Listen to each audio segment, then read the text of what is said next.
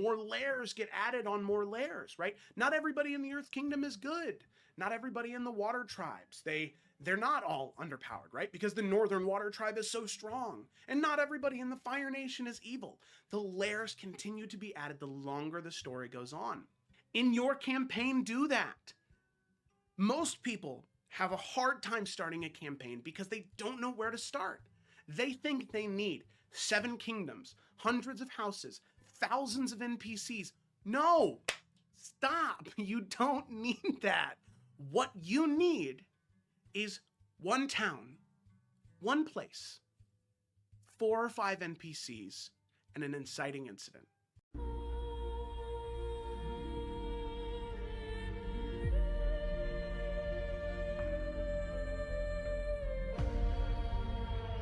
What a joke. I worked my ass off to get where I am. And you take these shortcuts and you think suddenly you're my peer? You do what I do because you're funny and you can make people laugh? I committed my life to this. Every day I wake up and I hope you're dead. Dead like if I can guarantee Henry would be okay. I'd hope you get an illness and then get hit by a car and die. In this video, we're going to talk about secondary objectives, a way to make your combat encounters spicy, delicious, fantastic. Secondary objectives enhance combat in D&D to an exponential degree. Let's go ahead and dive into number 10. Rescue missions. Task your players with rescuing an NPC or retrieving an item during combat. It will help add layers of urgency and potentially even a moral dilemma.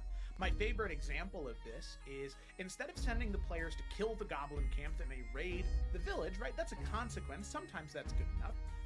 The goblins abducted the blacksmith.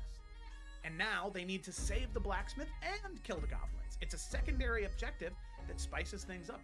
You people should be thanking Christ.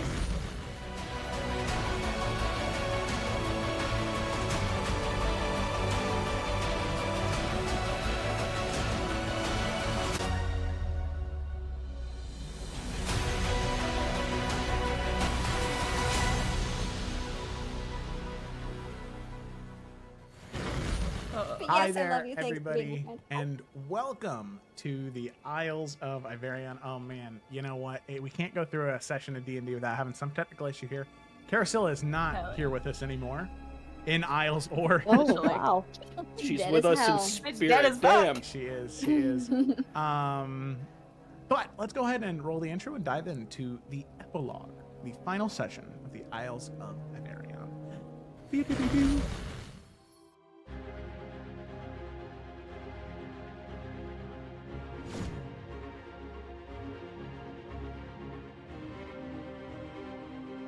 I don't care.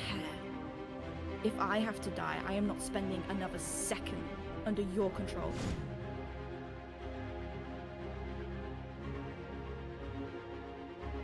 I don't believe that's you. I met the teacher at the mausoleum. You met a lie!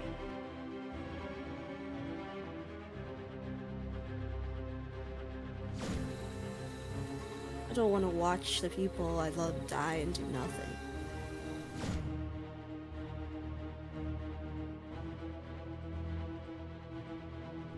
Because you can't tell me what my spirit tells me isn't true.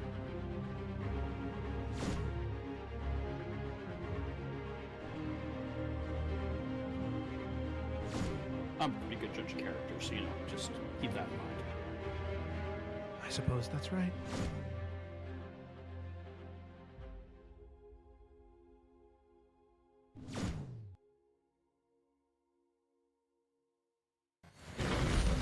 And we are back. So let's go ahead and dive right in. So as is tradition typically here on Roll with Advantage, it's the players who do the summary. This week is a little different. It's me, the DM, who will be doing the summary, but I'm going to keep it very brief because we have got a lot of stuff we want to get into before the end here. So picking up where we had left off, our group of adventurers, the Forerunners and the Wanderers, teamed up together to stop 2 indomitable forces, that of Malice Baynir and one desperate attempt to cling on to power, and Solvus Emerald, the simulacrum of the creator of all existence. Malice telling them that this will be her final moment where she will defeat them, destroy them, so she can claim hold of reality and make it in her image. She fell. She was slain, destroyed. All remnant of her that the Wanderers and the Forerunners were aware of, shattered to pieces with balefire. Emeril came to them and told them that they cannot go through with what they plan, for if they do, the world will eventually die, regardless of what they desire, regardless of what they want, it will eventually end. The cycle is what allows it to continue, and that cycle is worth the pain because it allows infinite possibilities. But both groups of heroes, they deny this logic. They would rather their world live out freely without interference from these outside forces, even if one day it may mean many, many, many years from now, it fades away. So they slay the simulacrum of the creator. And with that, they have a very difficult few moments in front of them. Now, Nalfian, you can feel the connection to Chronovasi and Ada, the threads of time. And you know that you can pretty much will your companions back there. The connection you have with Dunamancy makes that incredibly easy for you. But before you head there was a conversation you wanted to have with Carasilla, having recognized the dagger in her hand and what Malice had said previously about Heart of Souls and the information you've gathered during the downtime about your item. You can recognize the power and how it's tied to the place you're currently in, this broken soul near the Heart of Souls. So you pull Carasilla to the side, and the two of you have a very brief conversation, and it's not one that anybody else can hear. A private moment between the two of them. Now, my question to Kayla, is that something that you wanted to do out loud, or are you okay with it just being a private moment between the two right there? I'm okay with being a private moment in the two. All right. So with that, you and Carasilla come to an understanding, and you go your separate ways. Now, you do see moments before you leave, they do allow Sigrun to go free. She teleports away using the magic of the Bifrost. And Yorick, you pick up Kadin's sword, the blade of the creator, the Black Flame torch, the Torch of the Covenant, with the intention of depositing it in Hearthcrest when eventually you return. So you take that, they free Sigrun, and Nalfian, with that, you will your companions back. Is that right? Yep, that is. Okay. So with that, we return to Chronovas in Ada. No trace of the Wanderers. It is just 4 of you and your 2 echoes, Nalfian. As you stand at the precipice, you can see the threads of time. You can see some of them still brittle, some shreds of corruption still present, but you can see that focal point, that center of that ethereal clock made of thread and golden string, ready to be pierced by the rapier you have in your hand. So, Nalfian, before you approach to do what needs to be done, is anybody else doing anything? Or Nalfian, is there anything you wanted to do? Yeah, I got some. You can go for it. So Yorick, seeing that we're here and that he would move over to Nalfian, and he'd hold out his hand. I can take care of this from here. You see Nalfian, he cracks a very small smile. And he doesn't quite take his eyes off the threads right away.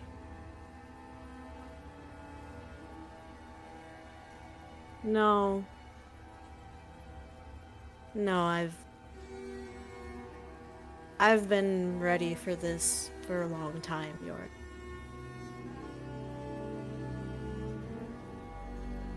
But thank you. There was a part of me that knew the moment I first met that one. And he points over to Echo now. There was a reason why he's still around. There's a reason why he made it to the end. And I knew I'd be here. And I'm gonna follow through. I always follow through.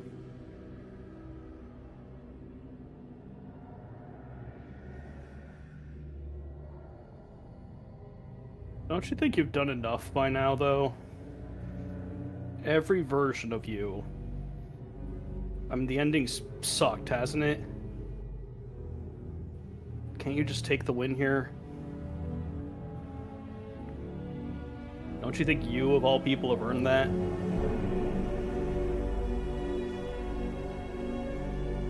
I have. But I haven't won just yet.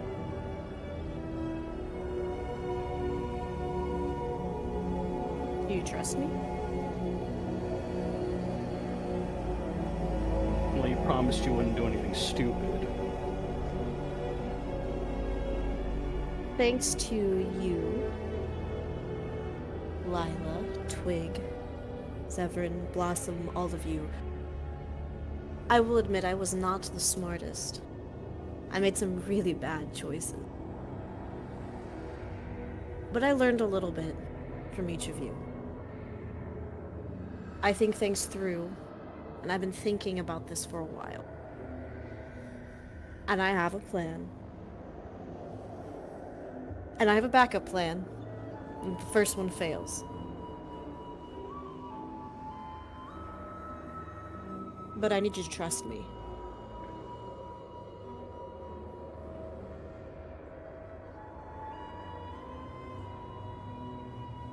And I mean, I assume no insight check needed. Nalf's not going to back down, right? Yorick and Nalf are bros. They know each other by now. 100%. He's not going anywhere. Except for forward. Oh. Fine.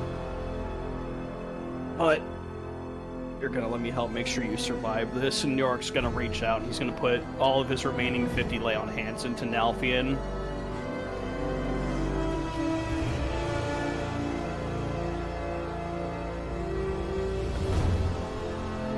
And he'll take a step back. Do what you gotta do. He's gonna nod towards Yorick, and then he's gonna turn and look at everyone else. And give everyone a smile. Twig will go up and give him a little hug, though, and just whisper to him that you're gonna come back, right? I'm gonna try very hard to come back.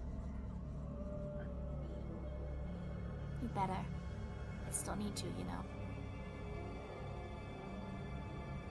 I love you very much, Twig.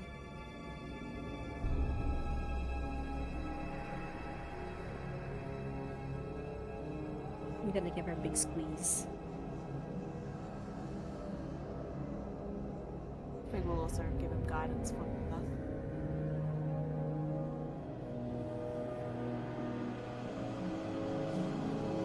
When he lets go of Twig, he's gonna give her a kiss on the top of her head, and he's gonna go over and give Lila a hug. Yeah, Lila's gonna give him a hug. And I don't know if she has any words to give him. Let's see. Is this okay, we're gonna try this.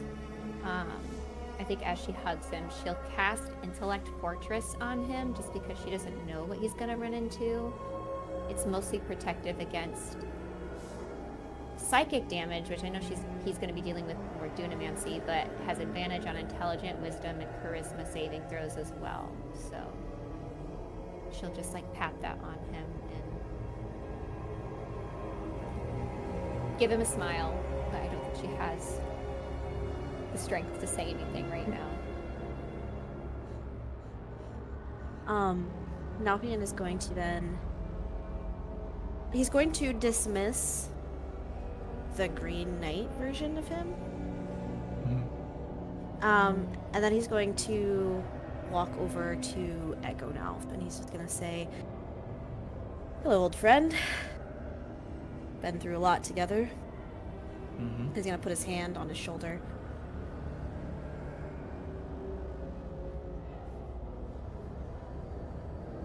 You've seen me at my absolute worst.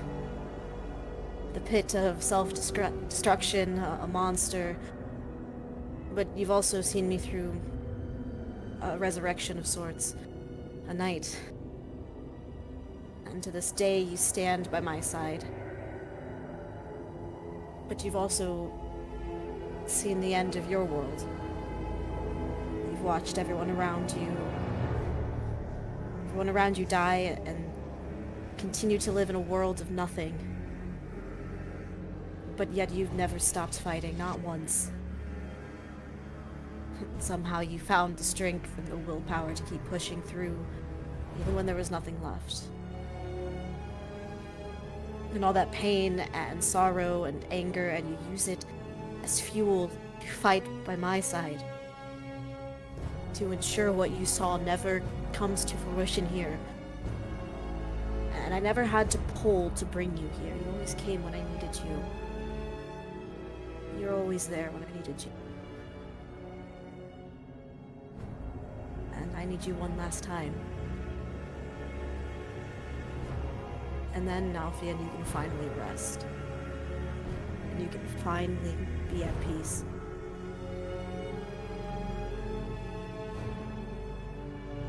You know, when I first met you, when I first met this version of me, I knew there was something special in you. Something that I wanted desperately for you to see too.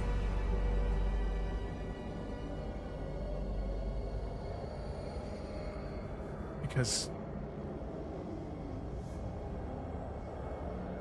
Nalfian, take it from an old man, all right? When you lack the strength on your own, hold out your hand and take it from an old man. And he'll reach out his hand to you.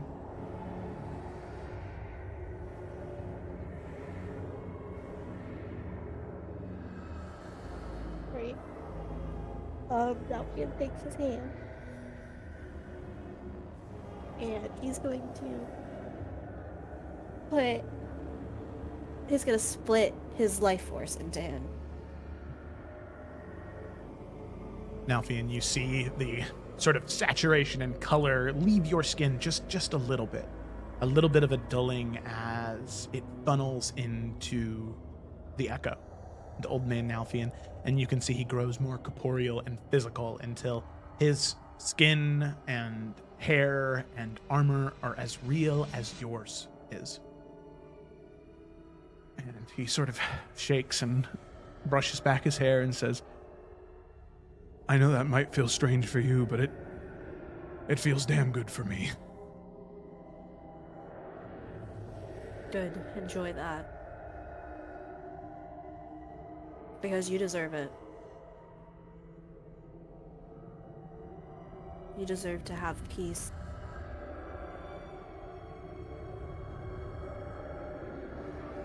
And not out loud, but like just enough so Echo now can hear him. He's going to tell him to swing the sword as hard as he can.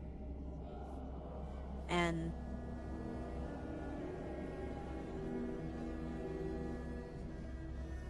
when he does, Nalfian will take care of it.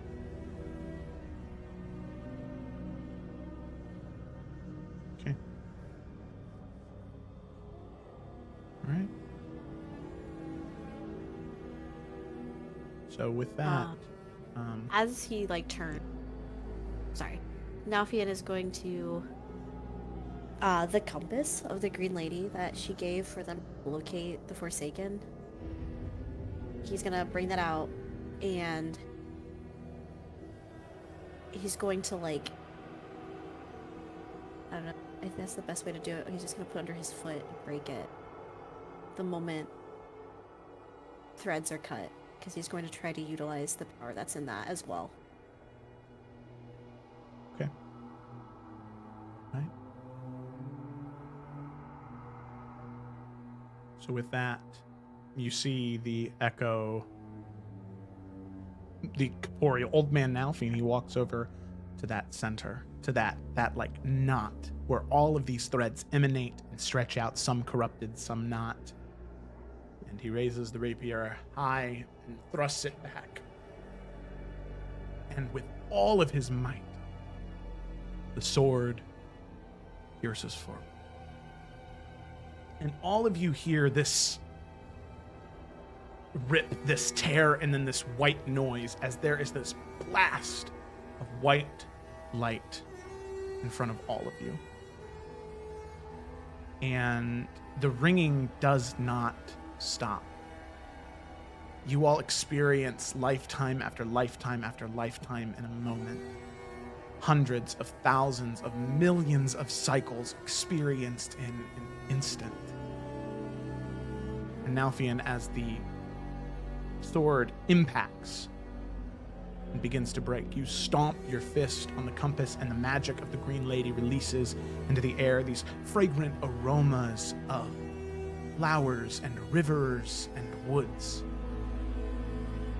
They perfume into the air, and they swirl like a vortex towards this center point where Echo now is. And for a moment, you feel your conscious and his tied together. You see what he sees. You experience what he experiences. You two are tied together, regardless of how separate you might be in this moment.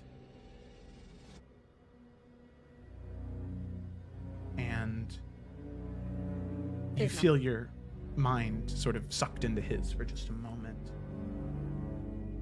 as you are within the finite point of the threads of time. Abstract golden hues of paint, purples and teals, and these silvery golden threads stretching all over and around you. You feel like you are experiencing every moment in time at a finite point. And you see these threads of black that cut through, these threads of corruption. And you can feel something that once was here, an echo of the Creator, but no longer. As you see this woman of thread move towards you, Nalfian.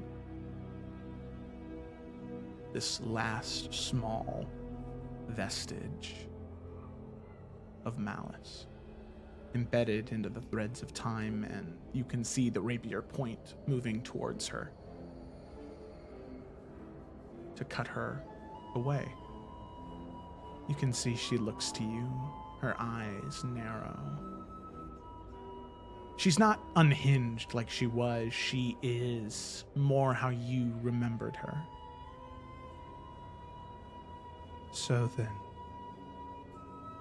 you've actually done it, have you?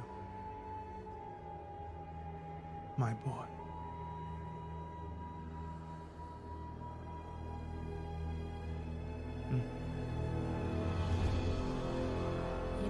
In a strange way, you gave me the life I always wanted. So I guess I should thank you. But I won't. You know, Nalfian, As much as I despised you for everything you were, I realize now that there was a great deal you and I shared in common. Tenacity, passion. If you were a daughter, I could say I was proud of you, but sadly, I can only recognize it in you.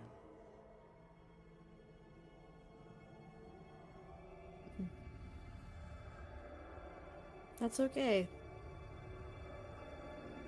I never needed anything from you. Ever. Ever.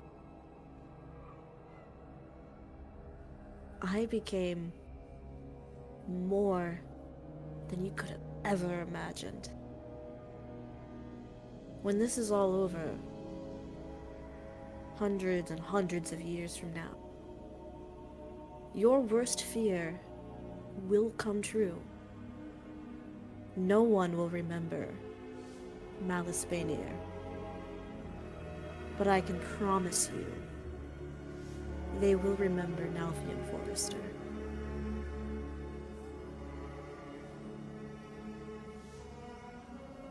You can see her eyebrows furrow, and she prepares to speak more, but the question is, Nalfian, do you let her? Nope, she said enough. All right. And with that, the rapier pierces the heart of this final vestige of Malice Bainier. As it does, you hear this shriek, this scream that emanates, and for Yorick, Twig, and Lila, and even you, Nalfian, standing on the outside of this being pulled away, you can see these wisps, these echoes of Bansheen emerging, attempting to strike Old Man Nalfian down. Immediately, you all spring into action with the last amount of will and tenacity you have. So to each one of you, what do you do to protect Old Man Nalfian in this moment as he tears away the threads of time?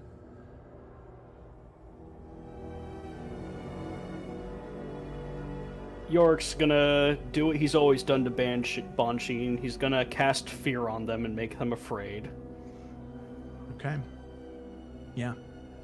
Any of them that get close enough to Old Man Nalfian, they are paralyzed in fear as the shadows stop moving. They freeze in place. And one by one, you can take them out at the heart of the void, protecting that immediate range around him.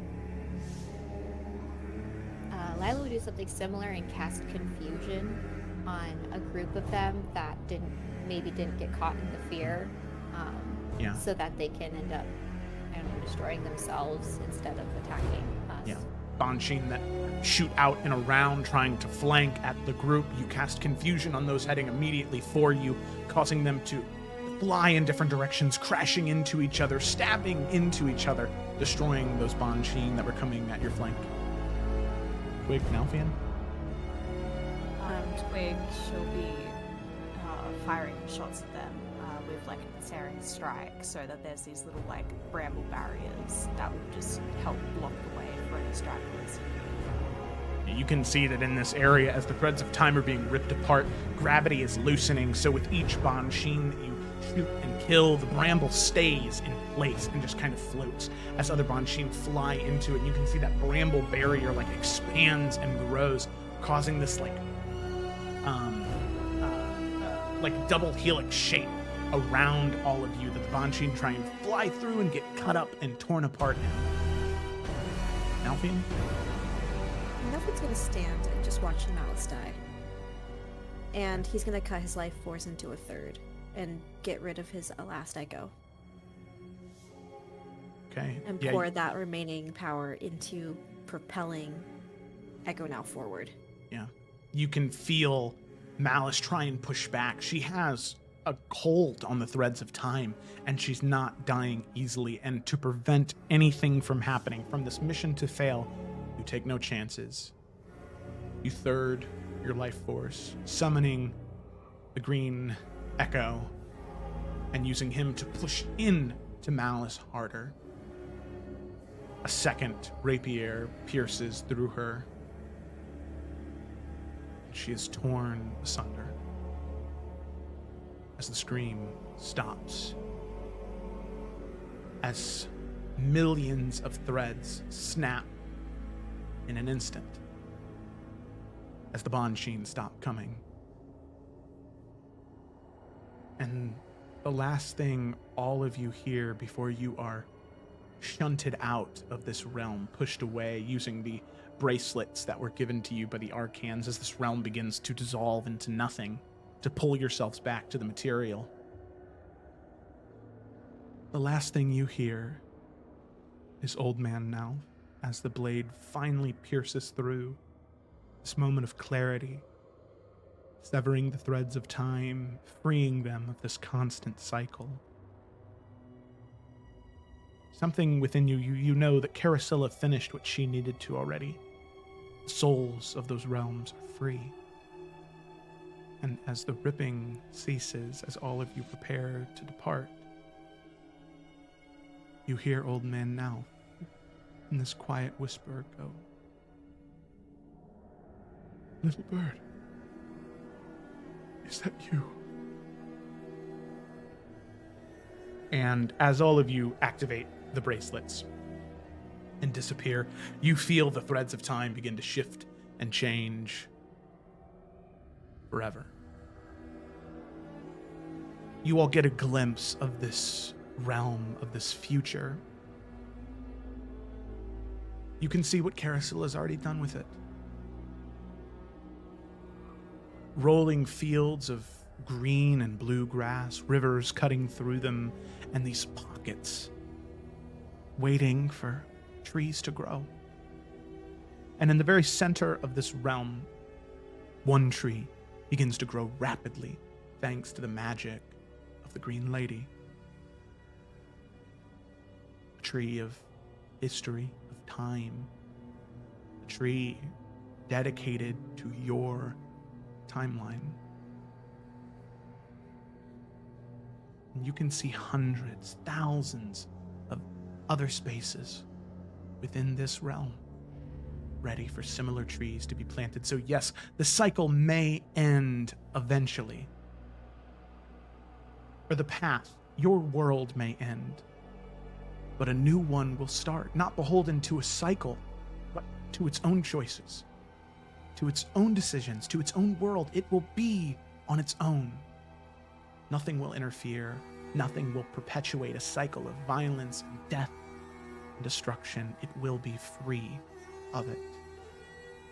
Just like each living person in this realm that you love so much that eventually passes away, so will your world. But millions of others will stand in this forest and they will tell their stories. And all of you here, there is a song on the wind. A song so simple, sung in a voice that, although not many of you have heard that frequently, you recognize it as Caracella's. She's a part of this realm. Guardian, not a guardian, a gardener, taking care of this forest. As all of you hear, "Oh, I am the last of the giants, so learn well the words of my song. For when I am gone, the singing will fade, and the silence shall last long and long." But that singing will not fade. A song that will last until the end of time. As all of you are pulled back into the realm of the material plane, back into Oak Cairn, you see that teleportation circle, that portal you had walked through, is broken, shattered into pieces. With the shattering of the threads of time, it shattered as well. But you can see blue skies. Clear white clouds, vortexes disappear in the distance. Peace. Finally, peace. All of you look around, and you're all here. Nalthian, however, is unconscious on the ground, but as you rush over to him, he has a heartbeat. He lived. He lived. Isla would like to cast every last spell slot she has of Cure Wounds into him. Nalthian, you jolt awake to life. Lila casting that healing magic within you. You know the only reason that in that shunting, in that great expulsion of energy, the only reason it didn't consume you wholly was because of Yorick's lay on hands just before. The splitting of your life force so thinly, that was the one thing that kept you hanging on. However, Nalthian, when you go to summon either one of your echoes, none come. For once in a very, very, very long time, Nalthian. It's just you. But it's not just you. As you look up to Twig, Yorick, and Lila, you see Zevran rush over. You see Danny and Tiberius. You see Ephron, Blossom, Brandon rush over. It's not just you. And since you made it to Sandpoint, it's never just been you.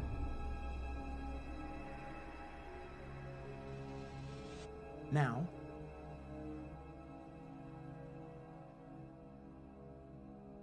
all of you take a day or two to rest and recuperate, but there are still places in the world that need help. So all of you do what you can in the next month or two, going from place to place to help and ensure that everyone is as safe as they possibly can be, that any last dark friends, shadow spawn, gods forbid, Bansheen that may be left are slain. But then the world takes a deep sigh of relief. That breath it took at the beginning of the final battle, it finally exhales and it breathes cleanly. As word spreads, all people from all walks of life, all corners of the world are invited to the city of Bromsgrove, the largest city in the world, the only city in the world that could host such a great body of people. With the world saved, with the people safe, all of you take a well-deserved break and maybe enjoy just a little bit of reverie at the people who celebrate you. As we move to Bromsgrove, as all of you exit the teleportation circle, the sound of music and people in the city of Bromsgrove. You can't whiplash me like that, dude. I know, I'm pretty sure in SC we took a break right several there. Days. All of you can still feel yourselves reeling from the final battle. Some injuries that'll never heal, some scars that will be reminders of the battles you fought. But for now, it's time to celebrate. Now, you can see that in Bromsgrove, the terraces are packed with people. I mean, it is like shoulder to shoulder, dense traffic. There are food stalls and market stands and games everywhere throughout the multi-tiered city on the port side. And you can see the crown above it all, Rear Tarmon, radiating like a beacon shrouding the entire city in golden light, this wonder of the world. And the beacon that is Nabir Tarman, it no longer stops people from entering. People can walk the steps freely to glance at that golden flame, to drink it up, and to feel bathed in that golden light. Now, it should also be noted that there are Kuatoa that are just like near the flame, just hanging out. Oh, I love that. They're just hanging out. Yep. Doing little Koto dances. Yep. I imagine it's like the dance when you help the myconoids in. Oh my god, yes. Yeah, where they start going like. Now. Music, so yeah, it's pretty boppy. So, there's a lot going on here, and there are a lot of people here. So if there are any NPCs that you want to talk to tonight, this is the list of people that are here, and this is not an exhaustive list. This is just the So I can look at it. Well, I just want to know, like, after you say it, like, I'm not gonna remember. No, I can post it. So it is Brandon for Din. Aventahala is here. Carl is here.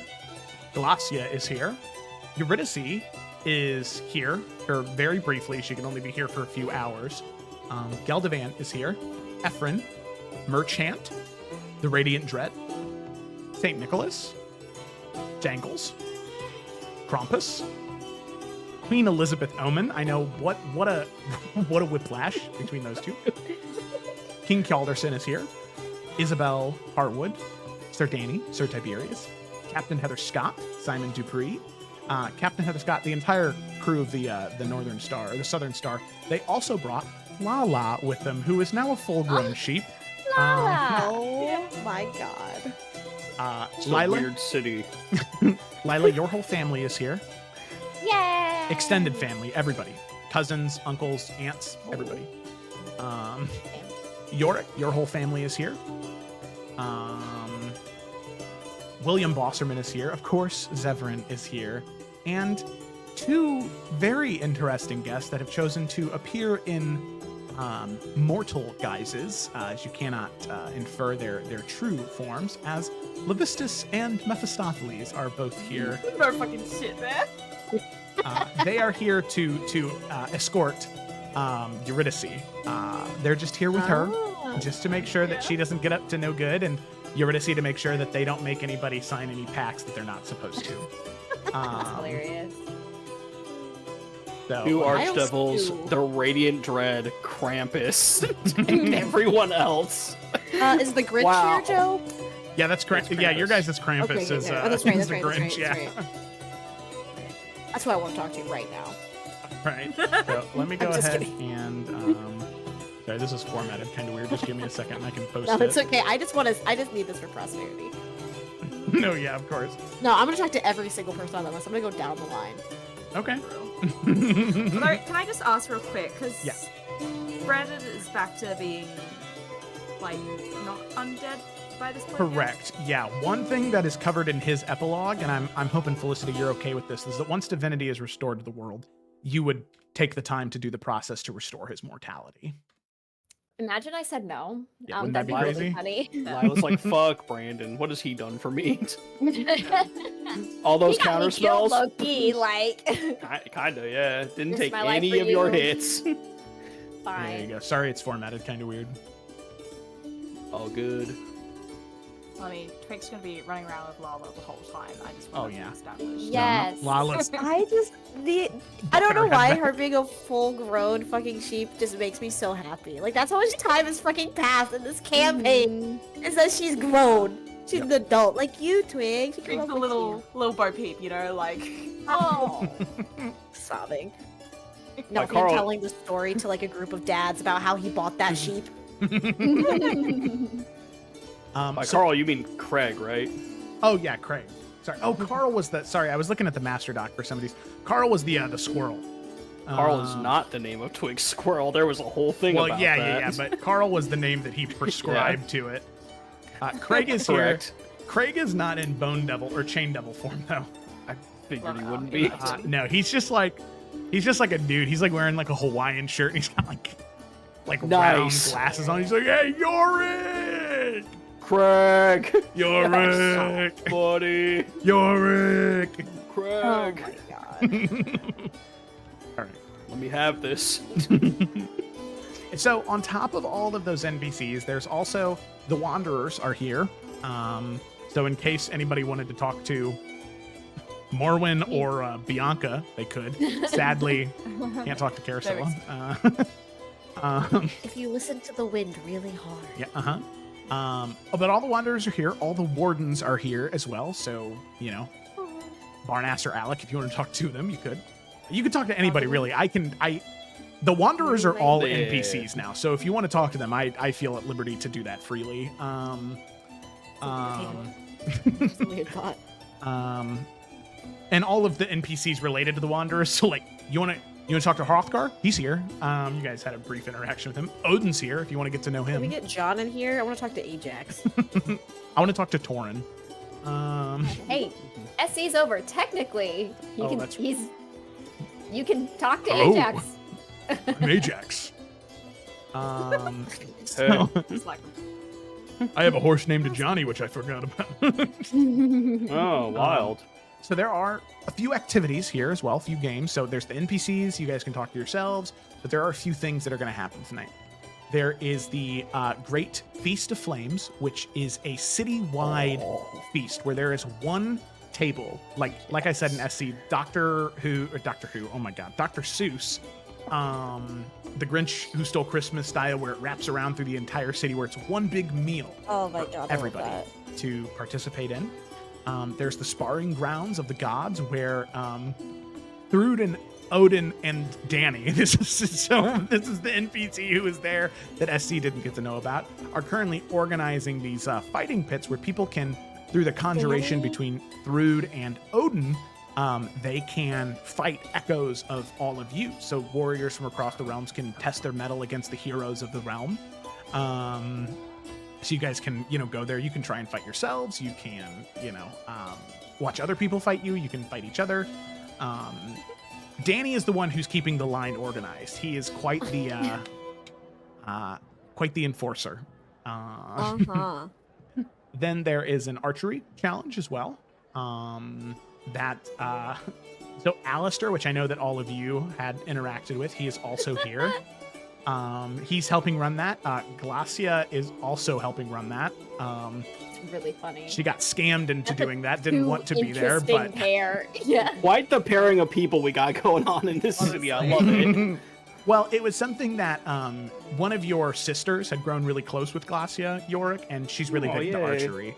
So she kind of convinced Glacia to help mediate it. And Glacia was like, "Yes, I will." I feel like Alistair's annoying the shit out of her, though. Oh, There's no way. 1000% he is. Yeah. He's Alistair, he's a bit of a horn dog. He's like, "Oh, your skin is beautiful." I know. I was like, I can't imagine he's flirting with her. Yeah. I forgot. Glacia's just saying, I've changed. I'm not gonna kill him. no, this one time you mentioned Girly Pop. York's just like, man, that dude's dead. Yeah, dead as hell. Dead as hell. In the spirit of the sort of maze puzzle that the stairs used to be in Nabir Tarman, there is a couple of mages. Zevran helped kind of set this up, as well as Keothi, where it's a big like maze puzzle escape room. There is a game by the port that's Kraken Toss, which is literally just the bottle game that they have at where you throw rings on bottles. That's all it is. Heather Scott is running that game. Okay. Feels right. There are so there will be the dinner will happen partway through the night, and then there will be some evening activities. There is a astrological boat race where the Arcans have taken the magic that is what elevated their spelljammers, and they've attached it to like rowboats. So people can sort of get in the rowboats and race through these sort of floating circles in the sky, very much like Harry Potter or Hogwarts Legacy broomstick riding challenge, where you have to like go through the hoops. Where let's see, Ephron and Mimir and Belvedere, who is an NPC in Salamander Coast, are judging that competition. And there are Love two more that. things. There is an enchanted puppet show that is currently being run by William Bosserman. He was conscripted to write 3 puppet shows to tell the story of the Wanderers, the Wardens, and the Forerunners. He really loved it. I'm sure he did. Yeah, he seemed like he loved it. And then the final event of the night is the Sky Lanterns of Remembrance. So everyone who is here, there are free supplies that are going to be given out at that point where you can make a lantern in remembrance of a specific person, of a group of people, or just to the people of the world in general. And everybody who is in the city will get one so they can throw them up into the sky and send all of these souls off in one final moment of respect and reverence.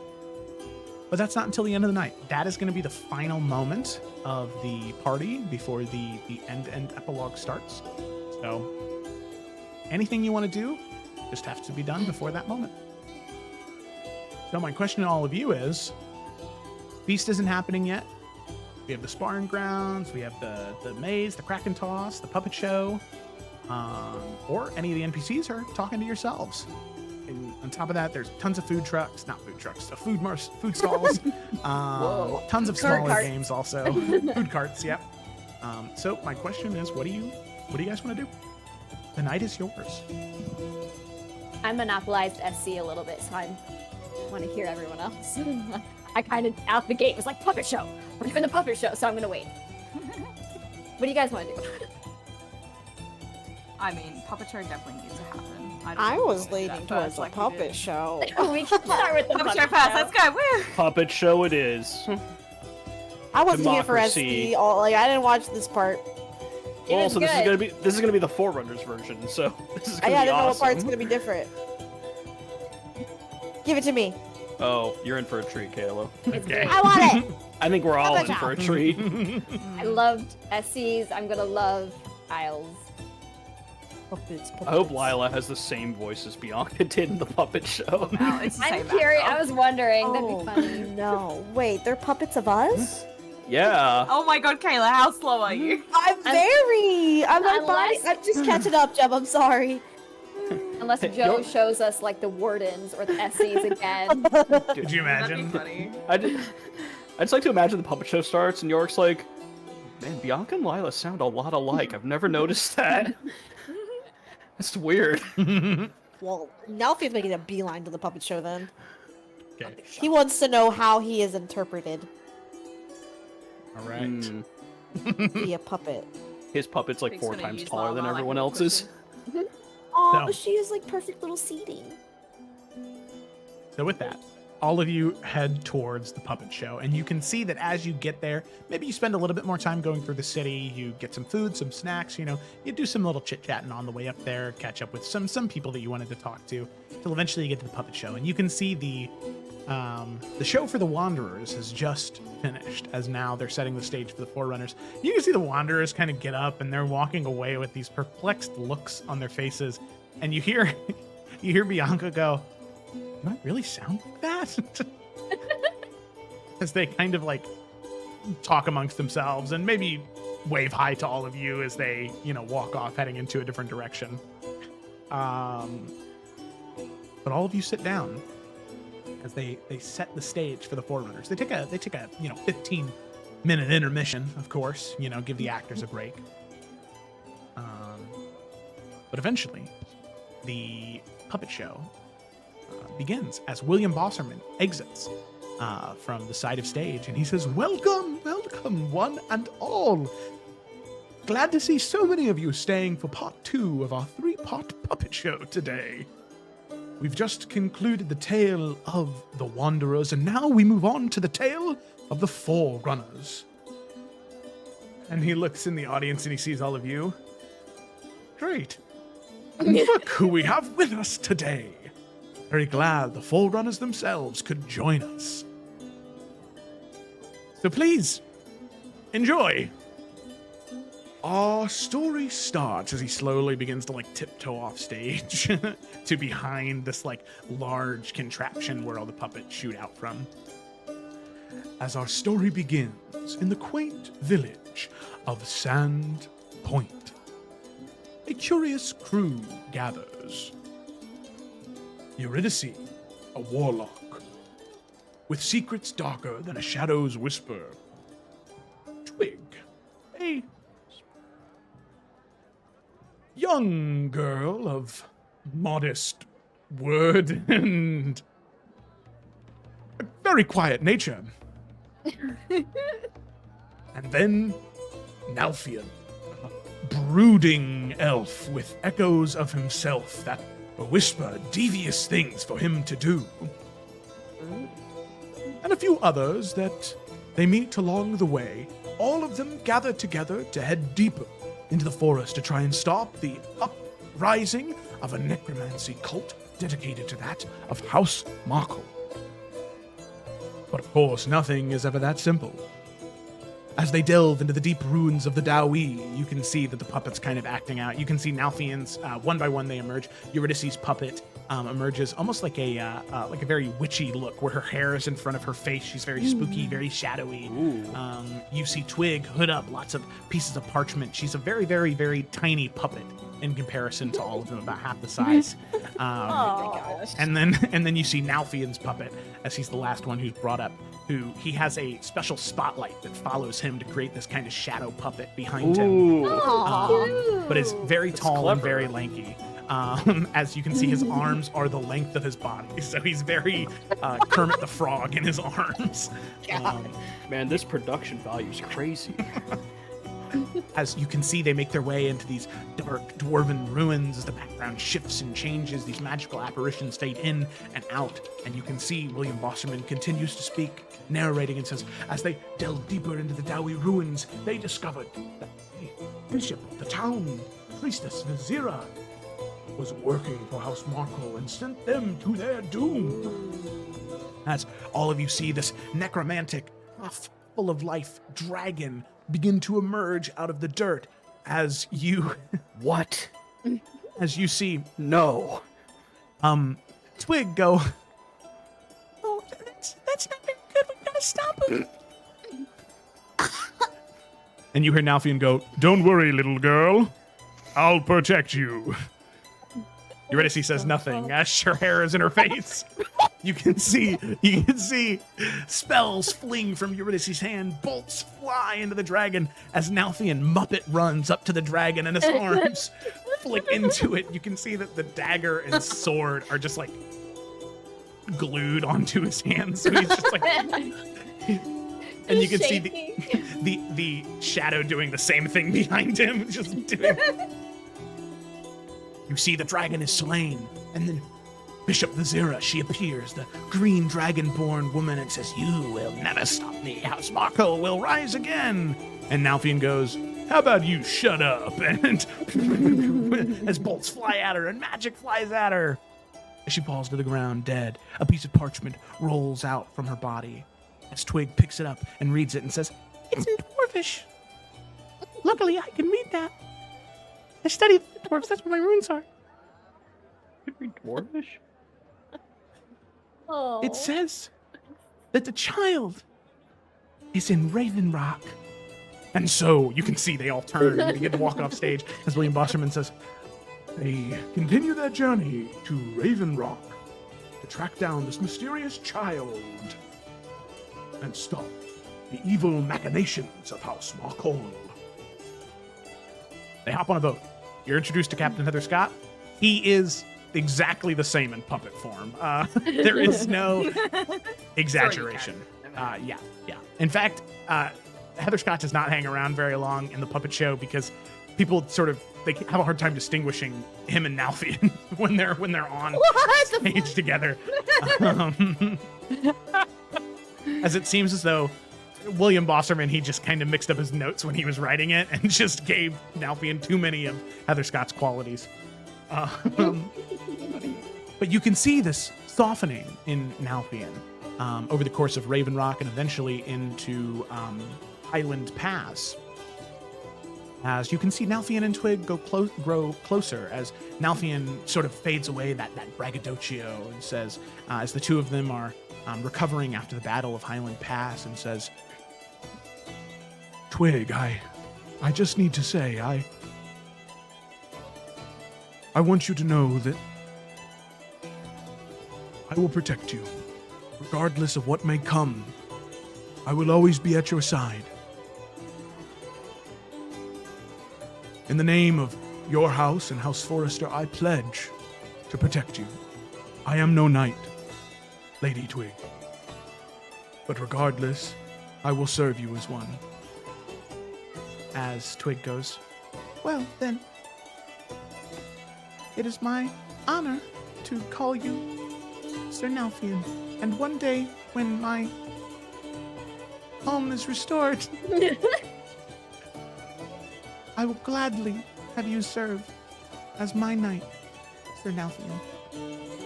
As Nalfian goes, oh, little bird, and the two of them hug. Oh. That's Nalfian's some arms. foreshadow right there. Nalfian's arms are way too long, so they wrap around Twig Like and twice. him. Yeah. Oh. It's a little horrifying. So the events transpire in Highland Pass. The party slims out a bit. Just for a few moments during the puppet show, there is this deep gnome with big glasses that emerge and goes, whoa! And then fades away. Whoa. Who the fuck? Clancy got Lila? What? you hear William Bosserman go. He thinks his microphone is muted and goes, the footnotes on Quilp were so small I didn't know what to do. Right. But eventually, they rejoin with Captain Heather Scott, and they begin to sail the seas again. And this time they stumble upon an ancient island once home to the Alpinian Empire. However, when they... No. That's not what happened. They emerge on the northern coast of the... Are you doing this off the cuff? Yeah. Oh my god. What? Let's go. It was a fun concept for me to do it off the cuff. I didn't... Oh my god, this is so great. Keep Joe going. was there for all the sessions. He should have all the information. That's fun. Sorry, I got my things mixed up. As you guys go to not the Altinian Empire Island, but the southern coast of the northern peninsula of Iverion. Let's draw that out for us. Sorry, Yeah. keep going. Oh, got it. Okay. Got it, I see yeah, it yeah. now, I Perfect, see it yeah. now. Exactly welcome. where we are. So you can see as the ship slowly comes up to the coast, you can see Captain Heather Scott says, "And that's as far as I'll take you. The rest of the way you have to go yourselves. But when you finish there, sail back to me, and I'll take you where you need to go." Nalfian goes, "Thanks, Captain Heather Scott." "You're welcome, Nalfian." Really needed to give those actors better notes. Yep, they all hop on the sailboat and they sail to the coast. And you can see a new character, a new companion join the cast. As you can see, locked in a cage, pink, the size of a giant cupcake. You can see Lila in a big poofy dress, long pink hair, and a bow slung around her back, as she's currently tied up by rope in a cage. That's the first time Eurydice's spoken. Goes, "Nalfian, I don't think you should go up there.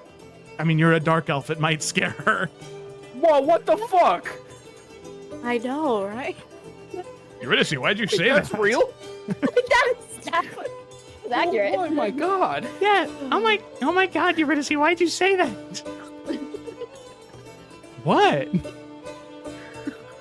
No, I'll go investigate. As Nalfian, his arms dragging on the ground. They get longer every scene. I imagine they get stretched out. Sneaks over. You can see he breaks open the lock, and you can see Lila's head turns, and it's like this giant, like fuzzy pink, like troll doll hair that's just like very below. But when she moves, it all like all shaped. And she goes, "Who are you?" "My name's Nalfian. I'm here to save you." "Nalfian, huh? The heroes of Highland Pass, are all of you here?" "Yes, we are. And we're here to save you." "Me? Save me?" "Yes, save you." "Gods be good." He stands up. The ropes fall off. so funny. This is so cringe. You know, I could have gotten out of this mess myself, but I'm happy you showed up. It made it a lot easier. Because, you see, one of the things I learned at the College of Hearthcrest was these ropes, with the right amount of friction, they just fall apart. Really? Okay. She reconvenes with the rest of the group. As as Lila begins to describe what she's doing here, I've learned through many studies with the college's ancient sections within the forbidden sections of the library in the College of Hearthcrest, I've discovered quite a few things that don't seem to add up. And I'd like to explain them all to you, if you don't mind. I'd love to hear them.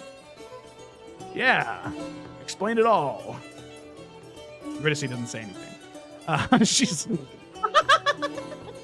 still hung up about the dark elf thing. So dumb. They go, and Lila continues to explain everything as they talk more and more and more about about everything. You can see some of the children in the audience. They're like, "Oh, Stop. I want to see Malfian flick his arms again." Me too. But eventually they head deeper into the Dowie ruins. They meet Puabi, a dwarvish woman. A Dowie woman, actually. Yeah. By the way, Puabi and Inlilbani, the king of the Dowie, they're here also. I forgot to put them on the list. Oh my gosh. Jesus Christ. So many NPCs. The puppet show continues as Lila is now a part of the group. Yahoo!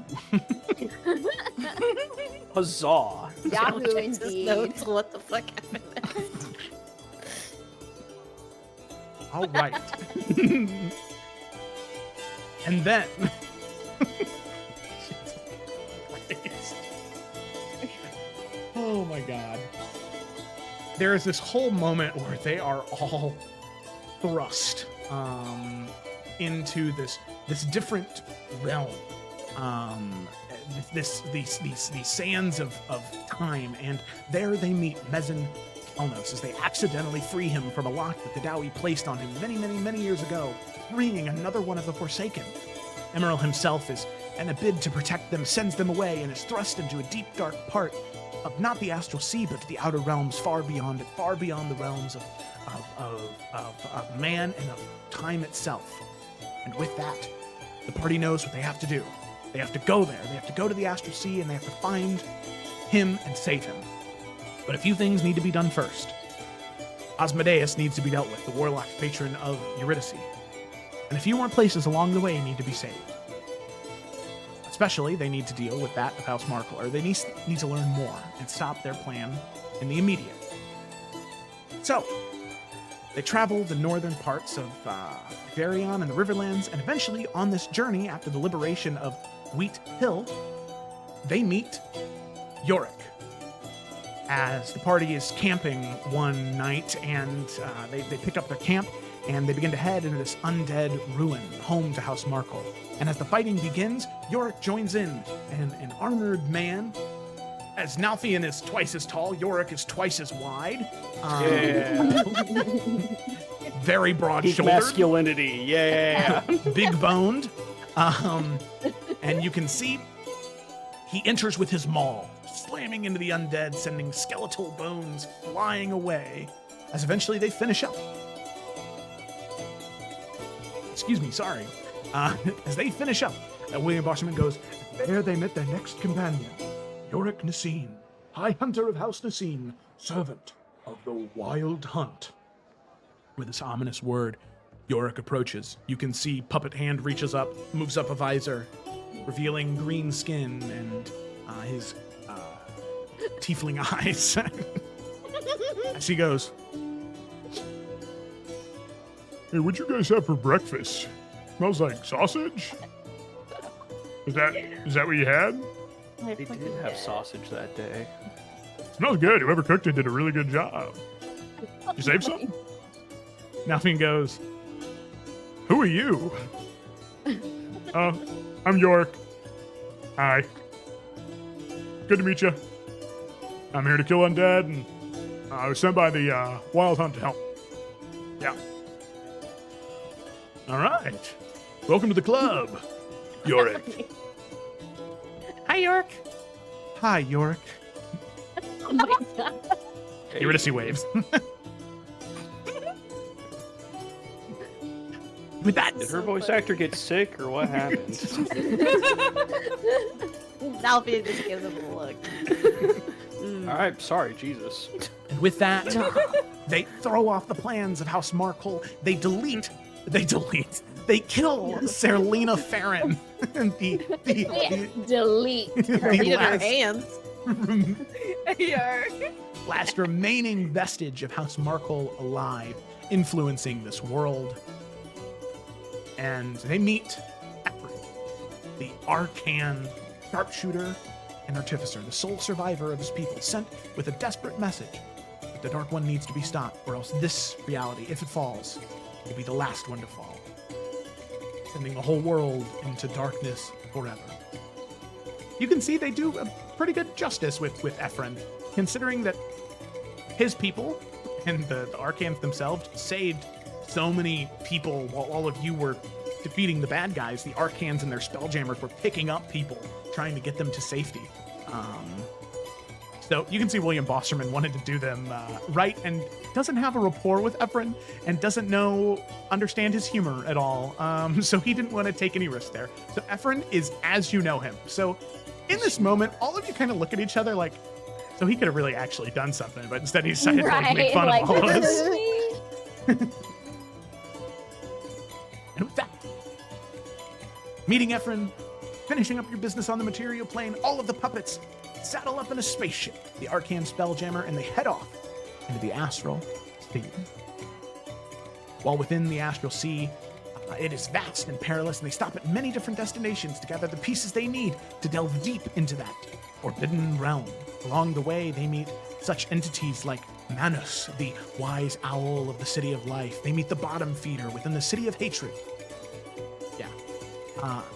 And they meet Saint Nicholas within the City of Yule. And the kids are like, Santa? It's like, they're so excited. And eventually, as the journey continues, you delve into that deep realm. Cassius Finch, former professor at the College of Hearthcrest, and Mezin Kelnos within that realm, as well as Emerald. You can see the party separated for just a moment. Yorick and Nalfian finding Emerald, saving him, escorting him to where they need to meet, and Twig and Eurydice and Lila with Cassius and Mezin Kelnos. You can see this intense debate happening between Lila and Cassius Finch as Cassius goes, "You do not understand, Lila. I must do this. It is what is necessary." As Lila goes, "No, Cassius. Please look within your heart, deep within it, and know that you don't have to." As in Mezin Kelnos steers, "No! Do not listen to her. We have a job to accomplish."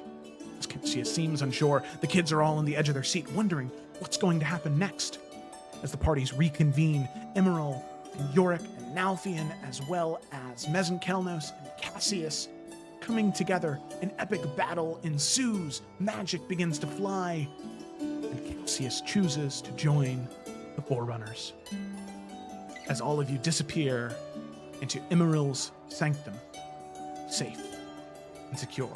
The children all blown away. One of the Forsaken, they actually did that? They actually went against the Dark One? They fought it, they went against the Shadow. The mind's blown. The kids just absolutely in awe in this moment. As William Bosserman narrates, "However, it was not all for celebration. For in that moment, Cassius giving everything he had, told them all of what he knew of the actions of House Markle, of the Dark One's plans. And without that dark magic to keep him together, he began to die, slowly perishing, and in one final act of kindness, Lila burned away the corruption with the spell Balefire, giving him freedom and peace, free of the Shadow's grasp." As you can see, this really beautiful moment of puppetry where Cassius's model in particular was made of like yarn, sort of crocheted together, whereas everyone else is more felt and pieces of crochet, but Cassius was all crochet. And as they begin to like pull the threads to unravel him, there's this very intricate, like magical powder that part of his yarn was made with. So when he begins to unravel and Lila casts Balefire, there's this sort of flash of light, and all of the yarn begins to burn up very quickly in this like bright golden flame, very fast, as he kind of dissolves into this like fine, glittery dust that sort of fades off. As you can see, kids start crying, just tears. Yeah, Lila's crying. She's like, oh my god, that's so beautiful. Like it wasn't her. So, with that, the Forerunners continue on their adventure. As the Astral Sea was not the last stop, Emerald makes a promise that he will do everything he can to ensure this world's survival. Whatever it must take. But there's something he must do first. He sends the Forerunners back to where they need to go, which is to reclaim Twig's homeland, that of Hazran's Hollow, beat Morchella, another one of the Forsaken, and gain the Green Lady's favor. But they do just that. As Nalfian fights through trial after trial, Twig navigates her way through political assassination attempts, and walking that political forum. Here now. Yeah, all right. Anyway. Both of them showing their power and strengths in different areas of this world. You can see Twig looking down one of her political adversaries, says, "No, I do not think I will drink that milk, sir. I believe you have done something unspeakable for it. You can see the politician sneer and say, "Well, fine then, have it your way, Lady Forrester. But remember this, one day, your downfall will come. I promise you that." And she just looks at him and says, "I think that you are a very, very, very sad man. But very well. You will do what you wish, and I will do what I wish. Farewell." As she turns away, proud. You can see no more hood on her shoulders, her hair proudly braided, as you can see Nalfian, the puppet in the background, go, "That's my daughter," as the puppet hand flings up and flings to the side. Nalfian winning the championship of the Green Lady. Granted the wish. And all of the Forerunners delve deep into Osrund's Hollow. Why is this so much longer? You know, I was thinking the same thing. I was like, I don't remember the SC one being this long. You guys did so much stuff. So, you cleanse Hazran's Hollow. Awesome. And then you have to delve into the Hells, because the Hells are unraveling, and if they get what they want, then Glacia will be able to take over the Hells, and she'll serve the Dark One, and then the Blood War will make its way to the material plane, but you stop it. Layer after layer after layer, you fight your way through, and you can see at the very end of it all, after contracts have been signed, deals have been made, as you enter into that breaking of the world, you can see this emotional confrontation between Yorick and Glacia. As Yorick goes, "Glacia, you don't have to do this. I swear, there's a way out. Think about it. All the beautiful things you've never seen in the world. The meals you've never tasted. There's so much to be had. Just think for a moment. I know you didn't know her well, but your mother, she would want you to be happy. I promise you that." As Glacia, he looks back and forth between this dark emerald, this creator, and to you, not to you, Yorick, and to the puppet Yorick, sorry. And says, "Very well. I see what you say. But I do not think I can earn forgiveness so easily. Forgiveness, Glacia. It's a lot like making bread. You must knead it. You must beat away at it, time after time. to get the consistency you want. Be that loaf of bread, Glacia. Be the sourdough. Be the oat. You can do it, Glacia. I believe in you. He nods. And with that, you can see Glacia teleports all of them around. They attack the creator, and the creator is slain. All of the kids rejoice. But then William Bosserman says, but the battle was not over. And he begins to describe the end of the world, something that all of these kids just lived through. As you can see, all of them scared, afraid, but they see all the victorious deeds all of you accomplished in that time. Saving city after city after city, moving mountains and shaping stars. Save them. And as the final battle is fought, as Malgorath and Valrus are slain, as Malice Baynir is destroyed, and the realms are protected. As the puppets come out, shunted from that temporal realm, they look to each other, and all of them embrace in a tight hug, as William Bosserman says, from that day, the Forerunners were known as one of the greatest groups of heroes to have ever walked these realms. They will always be cherished friends to me.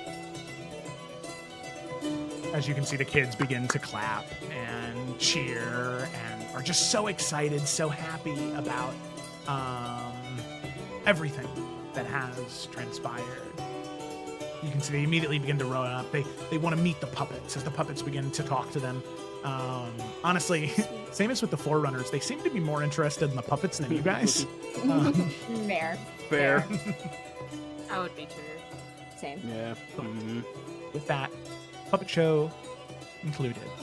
You can see William Bosserman makes his way up towards all of you and says, hello, I honestly, it was a children's show. I wasn't expecting all of you to come. I guess I understand why, but I hope you were all right with It was sweet.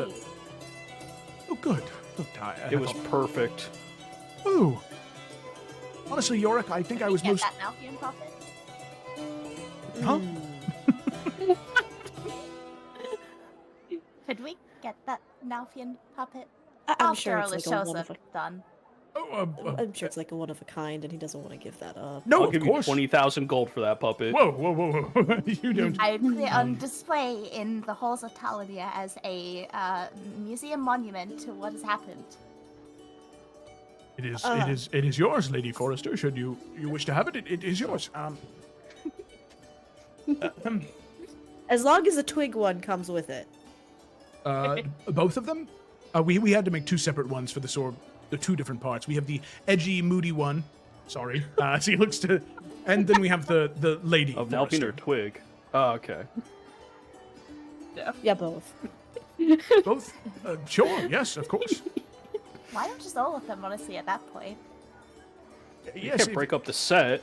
No. Yes, you'll please do have them. What inspired you with the Lila one? Just curious. She's literally like probably in some sort of grand dress, and she's like wondering. Looking like a cupcake right now. You can see Probably. You can see William Bosserman goes. Nothing really. I think artistic interpretation. No. The mind of an artist is a beautiful thing, I've learned. Thank you. But I do I do have one more thing for each of you though. I honestly I didn't think that all of you would come to a puppet show. I hope that it doesn't sully this gift, but I wanted to give you something more meaningful. I in my free time, although as most of you know, I spend much of my time writing plays and some musicals. I do from time to time like to practice just basic poetry writing, sonnets, as it were. And I wrote one for each of you. I plan to write a collection of sonnets and publish them in a book about the world and the heroes of it. So hopefully one day it may be read by future. individuals that will inspire them. And I would love to give those to you. These would be your copies. You can keep them, do whatever with them you like. And if you ever need more, please,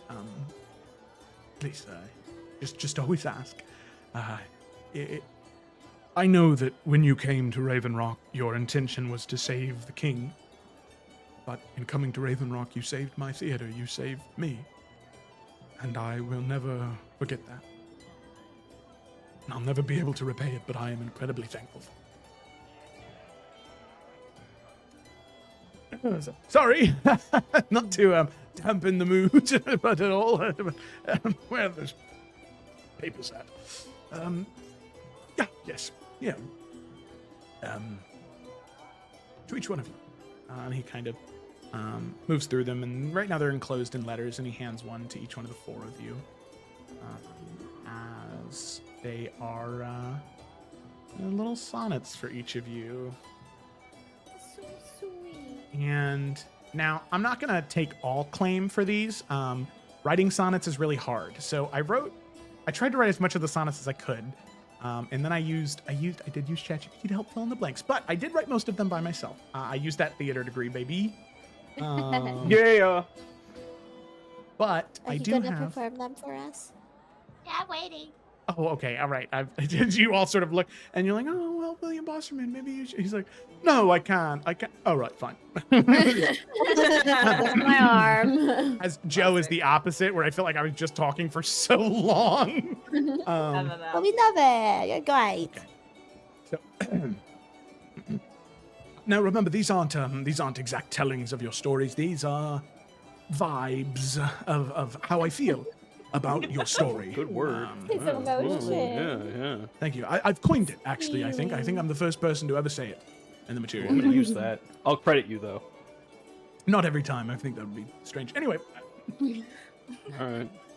sonnet Weirdo. number 27.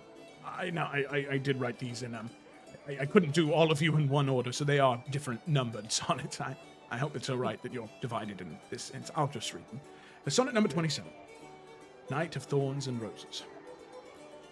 When ruin strikes and leaves the world undone, the walls we built fall silent, cold and bare, and night may falter, shadowed from the sun, and thorns take root in fields once bright and fair.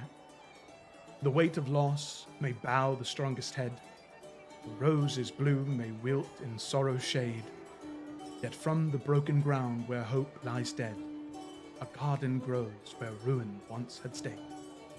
Brick upon brick, with trembling hands we raise a fortress forged from patience, love, and will. The whispered stars and constellations blaze, the soul ascends, where time itself stands still. For even in the ashes, purpose waits, and thorn roses climb to the highest gates. You, now. Thank you. That was fantastic. Damn, that was good. Hopefully you like yours as much as his, Yorick. Sonnet number 33. The Courageous Heart. True courage blooms not in the fearless soul, but in the trembling heart that still stands tall. When shadows rise to take their bitter toll, it's love, not steel, that answers fear's sharp call. The trembling hands that shields of friends in need, the voice that soothes when hope is all but gone, the healer's touch that mends a wound to bleed, these are the acts that make a soul live on.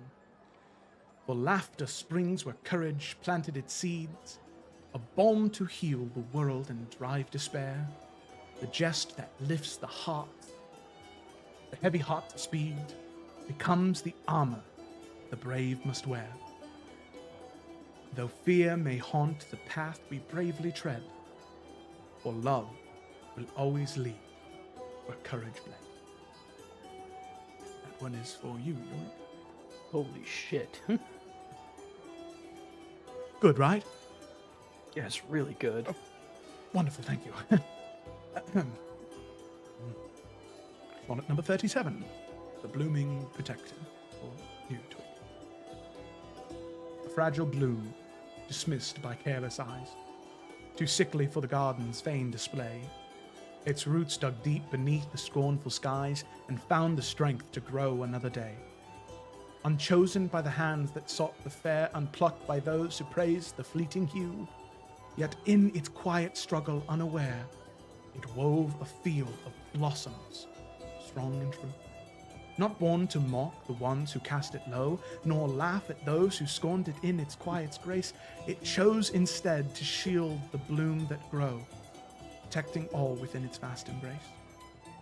The flower none would cherish stands alone, that makes the garden flourish on its own. For you, Lady Forrester. It's beautiful. I'm honored.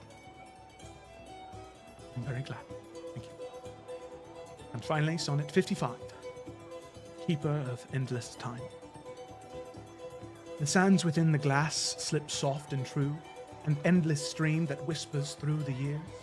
Each grain a memory, both bright and blue, a treasure mixed with laughter, love, and tears. No basin fills, no measure meets its end, for time unyielding grows the pile below. Each grain a tale, each story does transcend, an ever-growing legacy to show. Yet, endless time cannot fill the heart, for moments sweet and fleeting are the prize. To love, to hold, to cherish, then depart. The truth no endless hourglass denies. Perhaps one day the glass will cease to flow, not out of loss, but simply time to grow. Sorry. Yeah, I had heard that you intend to depart to the astral, and I'm well aware of the rules of that realm. Enjoy that time, Lila, truly, but maybe one day you'll decide it is time to return, and well, I think that's all right. Not to tell you what to do, of course. I think that it's your life. You do what you wish, but I don't know. I've been reflecting on mortality a lot lately. I understand why. Yes, well, please, do not let me hold you up any longer. I'm sure there's much else you wish to do, and the night is only so long. To the Forerunners, I bid you a very, very, very fond farewell. And I know that our paths will cross many, many more times, but for now, goodbye. And know that the gift you have given me I will cherish for the rest of my days. And no other story will be quite so grand. As he takes a small bow and walks away. I like that guy. Me too. Yo, can we get those sent to us by Yeah, chance at some yes, point? please. Just, that'd be super no, cool. I was posting them in the chat here. I feel Cool. gooey Oh, on the so gooey. inside. Always on the inside. Oh fuck! I just pasted a second time when I meant to bold something. Jesus Christ. Womp womp. Okay, there you go. All right, Thanks for that. sonnets. All right. So with that, I'm done talking to you guys for the rest of the night. It is entirely up to you. Whatever you want to, whatever you want to do. Talk to each other. I want to talk to Gloss yet. No, I'm just Okay. kidding. Okay, sure. Just kidding. Yorick, yes, please. What? Okay, cool. No, Yep, no, see you. no. I will say one thing that was not on the list, but has been funded by Twig. And Jimmy, you heard about this in Salamina Chris. There is a Kingdoms and Castles arena that is within the within Brahmsgrove, and it is decorated with the banners of House Forrester, funded entirely by House Forrester. Just in case Twig felt like she wanted to play a game of Kingdoms and Castles while she was here. So, with that, what do you guys want to do? I did want to do the boat races, but also Lila, I think at one point wants to talk to Ephraim. It doesn't need to be a long conversation, but I think those are my main things. Oh, and obviously she's hanging out with like Zevran and her family. Oh yeah. Zevran's been around you guys for the entire time, just hanging around, happy to be here. Yeah. Okay. Well, yeah. Oh, sorry, go ahead. Oh, I was just gonna say we could go to Ephraim real quick if nobody else had anything immediately. You can do effort real quick. Okay. Yeah, you can see Lila as you eventually do find him. He is currently walking around the city, getting some of this material plain food with his wife and daughter. I was gonna say, is he with his family too? Yeah, as he sort of looks to you and smiles and waves. You can see a happy He's Arcan. Best friend, let's go. Finally. Space Is pirates. he wearing the scarf she gave him? He from is, Vintage? yes. He is. That's everything. That's what I As need. He looks to Yeah. you, Lila, and says, "Ah, Lila, it is very good to see you. I hope you're enjoying the festivities." I am. I hope you guys are as well. Hello, as she waves to his daughter. She's little, right? Not like a teenager. Yeah, That'd be yeah, she awkward if is. She went Yeah, like, she's hello to a little. 15-year-old. Yeah. Hi. What the fuck do you want? Imagine. No. She also waves hi because you're one of the people that made it so she could see her dad again. I love this. Lila will, like, assuming Zevran is with her, she'll, like, interlock her fingers with his and say, so are you guys planning on returning to the Astral Sea as well? Or what are your plans after this? Well, in truth, after speaking with the High Imperator and many other high members of the Council, we Arcans have decided to not return to the Astral. We will stay in the material. Some of us will stay in Oakcarn and find homes, provided the Lady Forester permits it.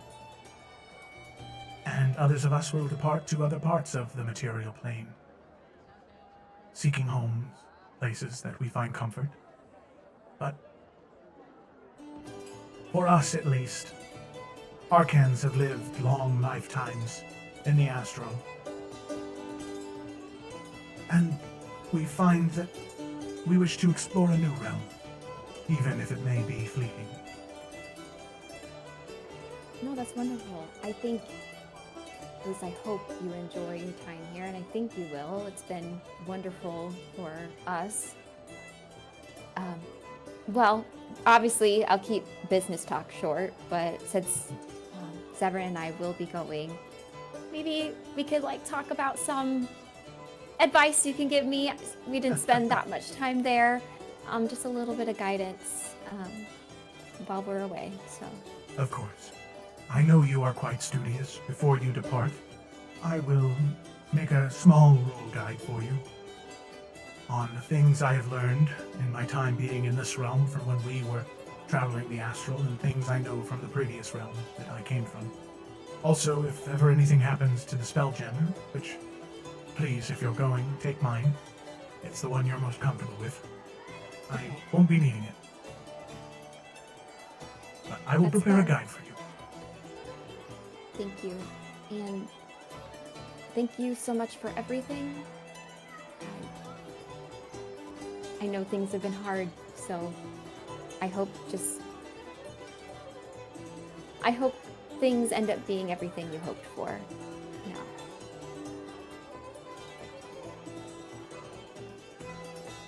Lila, I say this not to be macabre, but if I were to die tomorrow, I would die a very, very, very happy man because of what you all have done. I am very happy. And thank you. Oh, I know he's not a hugger, but she's a hugger, and she's just gonna hug him.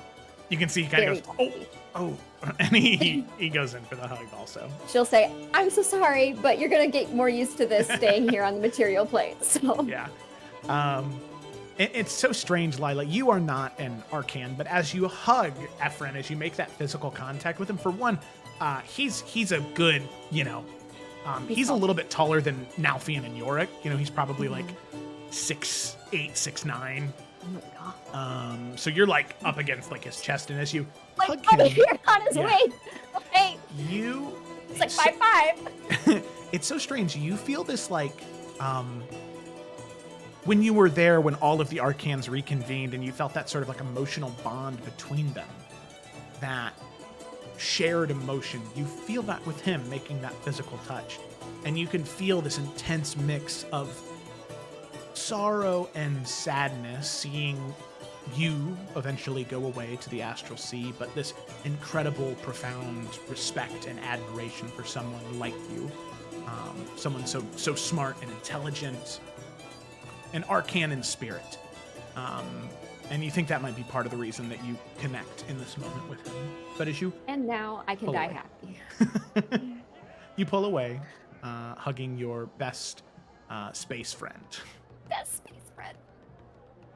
And then, yeah, she'll let him spend his time with his family because she knows he needs it. That's all I really needed. Just a little, like, cherry on top, Okay, sounds good.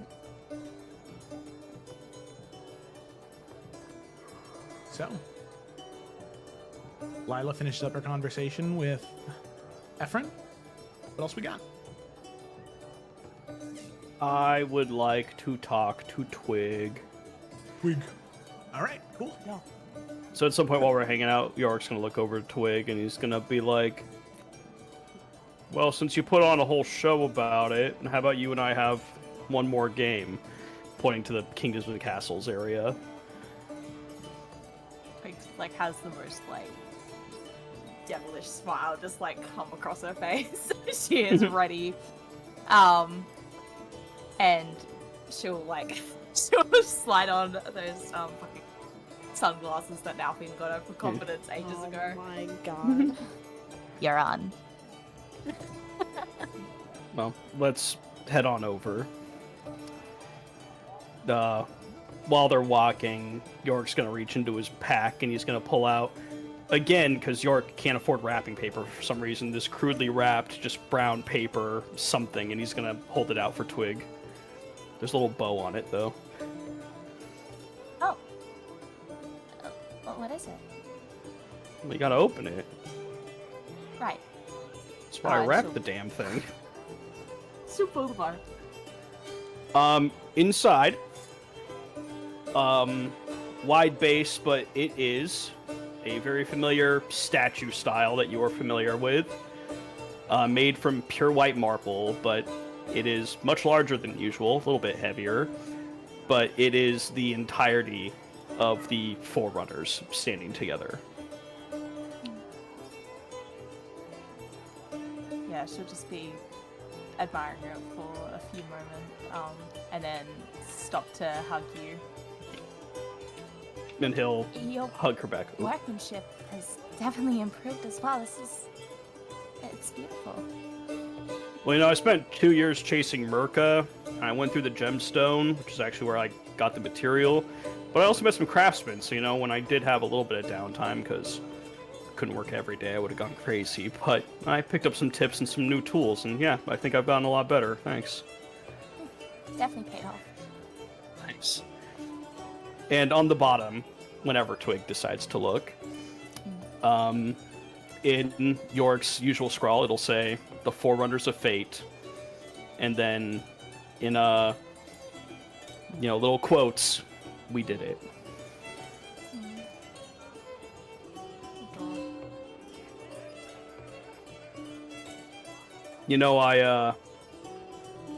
You probably haven't given it a second's worth of thought, but, I was wrong about you when we first met, like, really wrong. Wrong about what? I don't know, like, I showed up in the middle of the whole thing, you were closer to Lila and Alfian, and I knew you were trying to do this whole Forrester thing, but I think I was looking at you with, like, a very surface level look, and I was really worried that all I was seeing was, this kid who had learned about her name and was now trying to reclaim her land, because it was hers. And I was worried that even if what you wanted to do was good, I was worried you were doing it for, like, a wrong reason. And that's my fault, because I think a lot of what I was doing was the right thing for the wrong reason. So, I just wanted to say that I'm sorry that, I was really hard on you when we first met. And it was just because I was scared that, I don't know, if I didn't say something, and if bad things happened, then that was kind of my fault, I hope that makes sense. I don't think you need to apologize at all. I mean, I feel like that much has got to be clear at this point. I know, Appreciated having your input. And that's been true, I feel like, for since we met.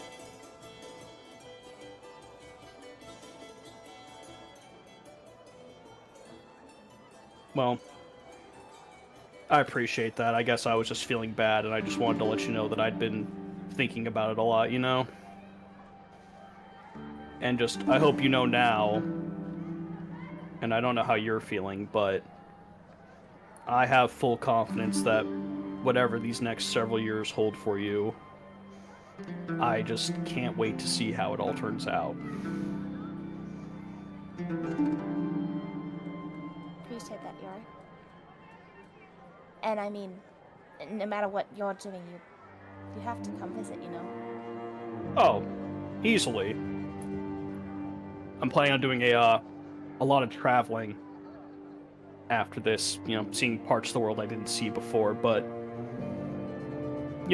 and he'll reach out and because she's still wearing his scarf, I imagine, even 2 years later.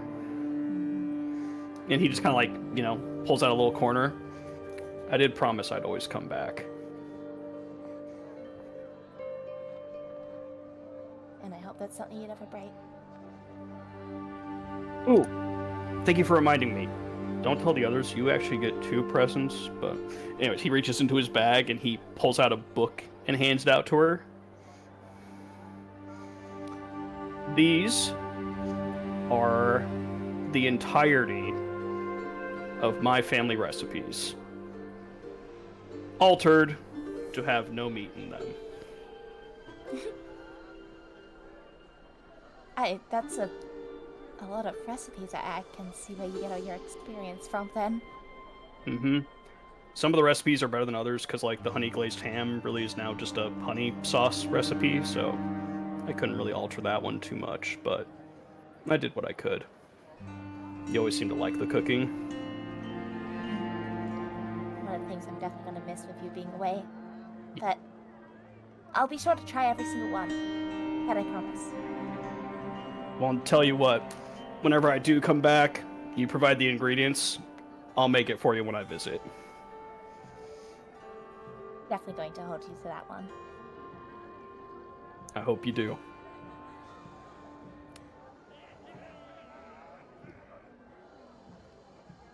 Just, thanks for helping me grow up through a lot of this, too. I did learn a lot from you.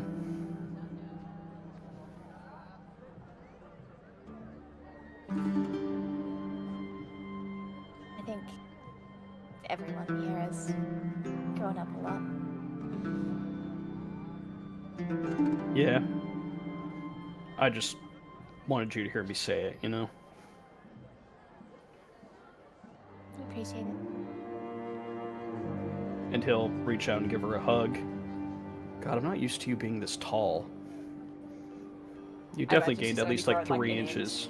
Yeah, but he's exaggerating. He's like, you're like 1.5 feet taller since I last saw you. Like, he only came up to like here, and like his hand's way too low. A little unfair, but anyways. I'm not off by much. Steel trap. Sure. Now, unless there was anything you wanted to discuss, I believe we have a match. Oh no, I've been waiting for this. And she's like already got her cards out and then she's like shuffling them as they're like getting to their little table. Well, Twig, I'm so glad to hear you say that because, as you know, as he sits across from her, I was traveling for 2 years. And I went to every card shop along the way. And he reaches into his bag and he pulls out this like black leather case. And the word High Hunter is like branded on the front of it for York's like personalized case. And I have a new deck. And as he opens it and shows Twig the cards, it is a Dawi deck.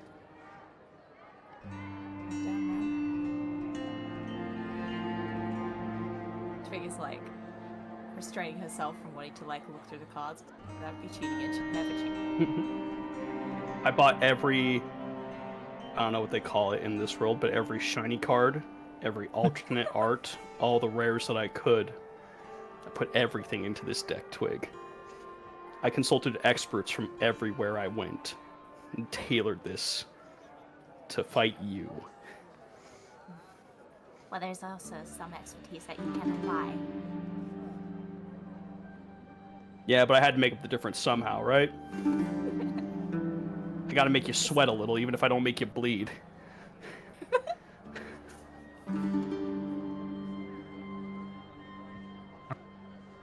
So and I'll just say, oh, go ahead. Yeah, I was just gonna say the two of you do play, and Twig, it is closer than you would like, but only one person here has an undefeated Kingdoms and Castles champion, and there are some things money can't buy. It's close. Money almost buys it, but Thomas Byanthes, and having taken over the printing and rulings for many of the Kingdoms and Castles cards, and plus the original inventor of Kingdoms and Castles, seemed to go out of their way to make sure that you couldn't buy victory. You couldn't pay to win in Kingdoms and Castles. Still had to use your noggin. So Twig, you still remain undefeated. Amen. But it was a fun match. It was. No, for real.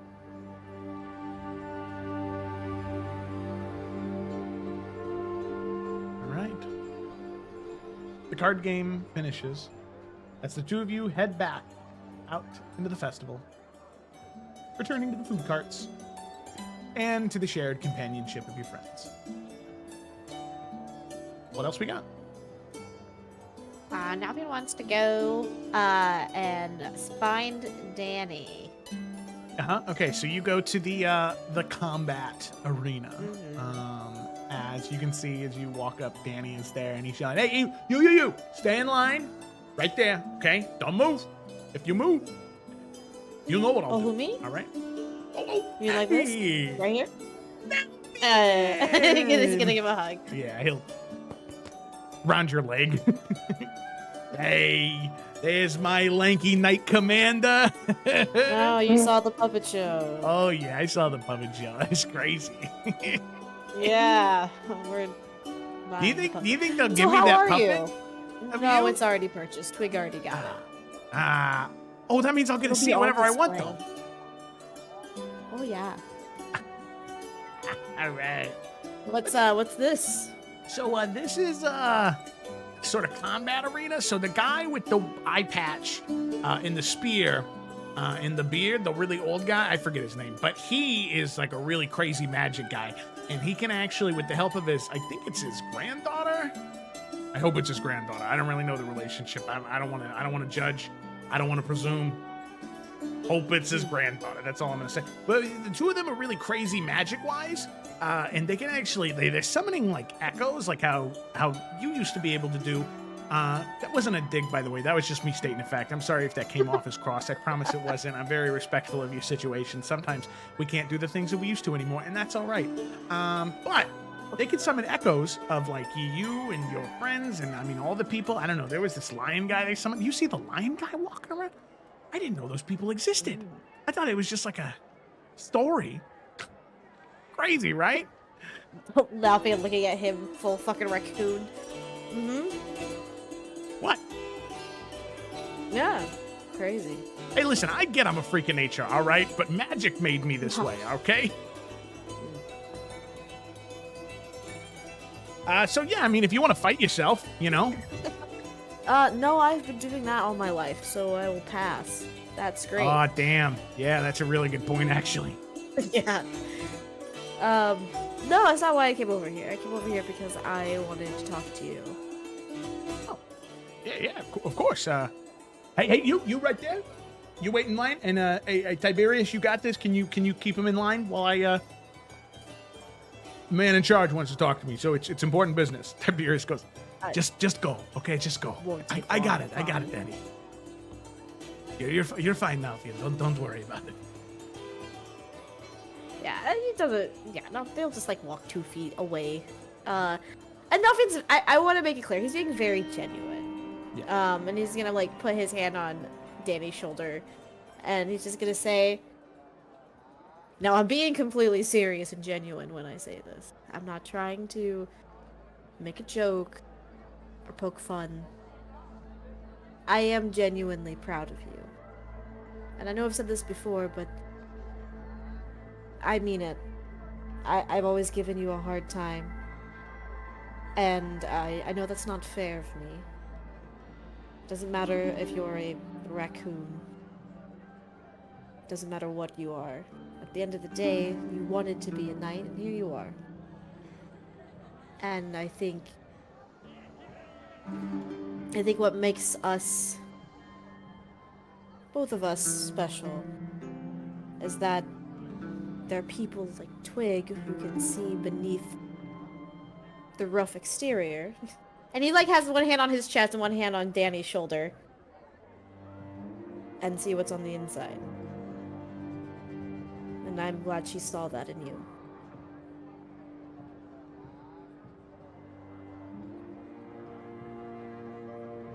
You know, Nalfian, genetically, raccoons can't cry.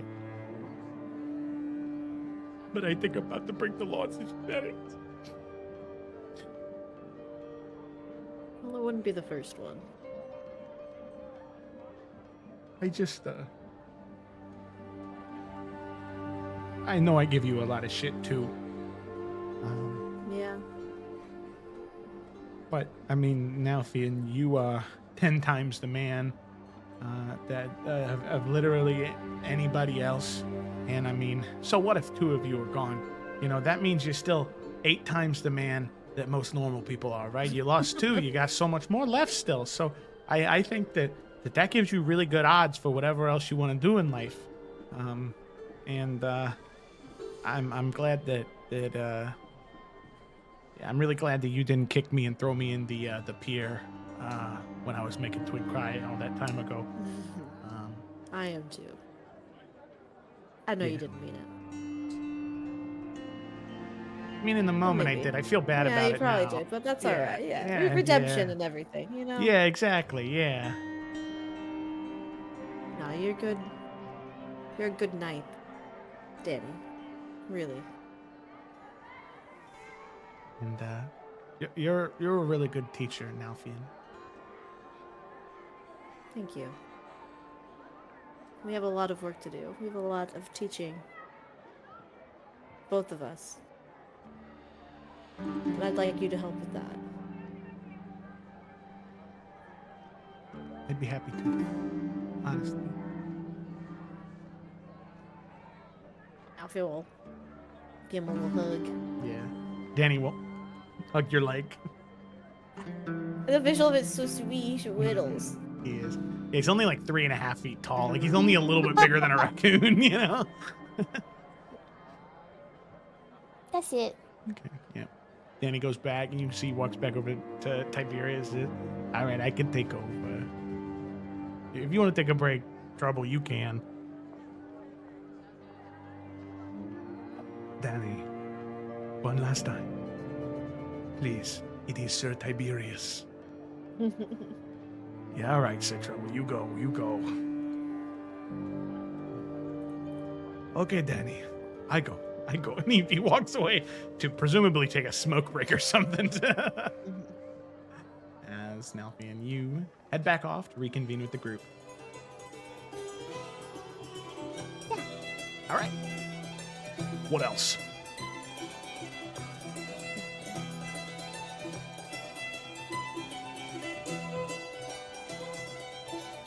I have another don't know thing, if and I don't Laura want to had keep going. something. Nope. Yeah. I got boat racing.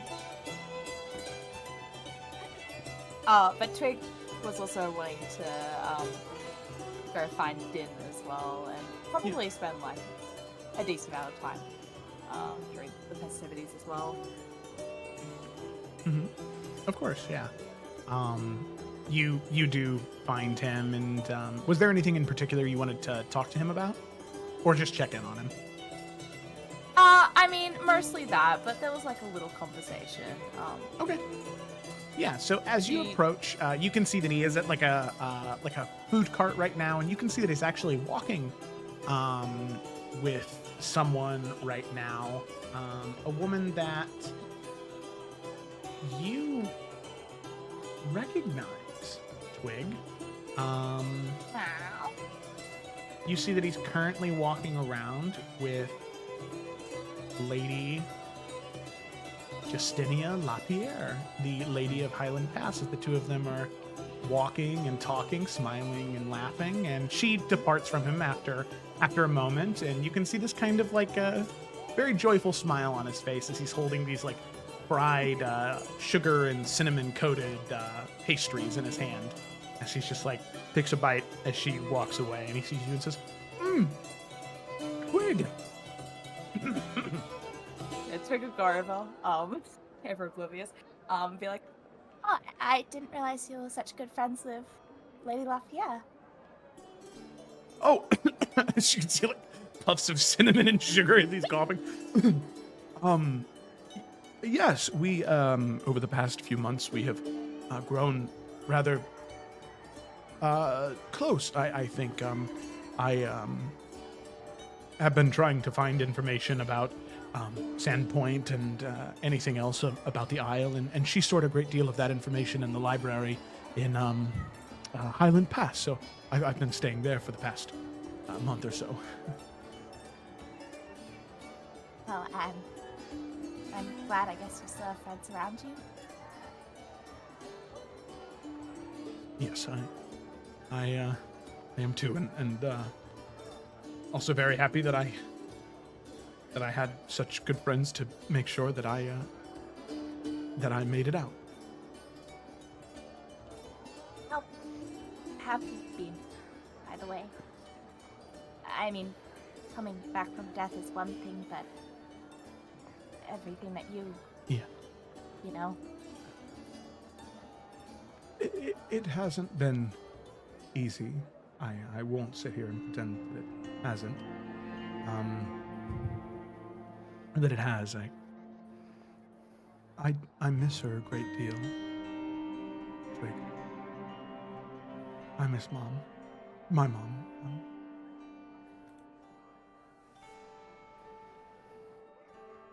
But the first few weeks were rough after coming back.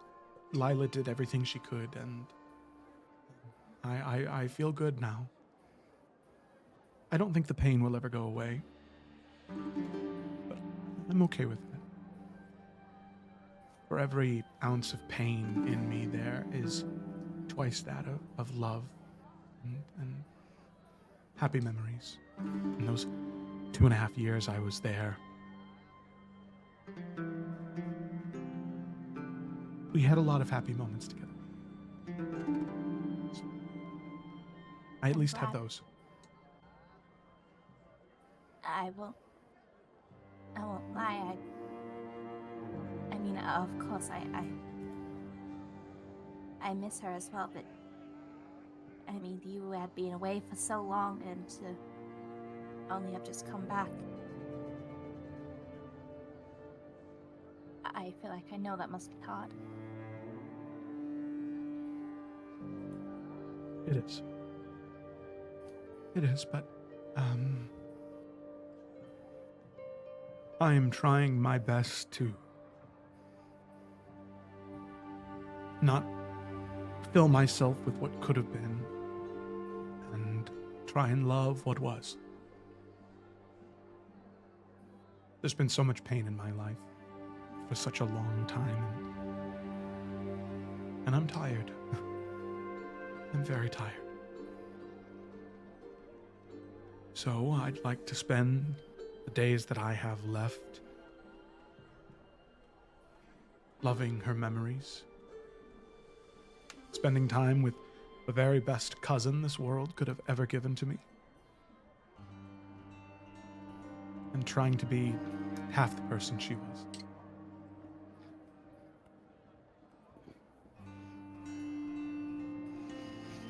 I'm glad to hear that you're doing well, all things considered.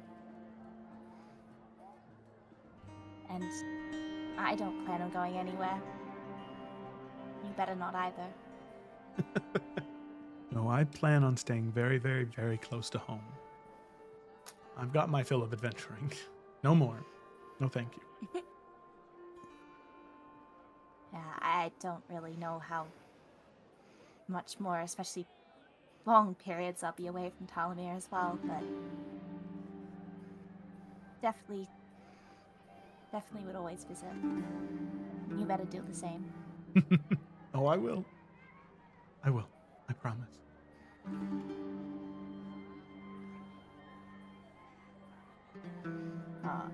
And she'll give him a hug, a long hug. Oh, Probably yeah. crying a bit, you know. Mm-hmm.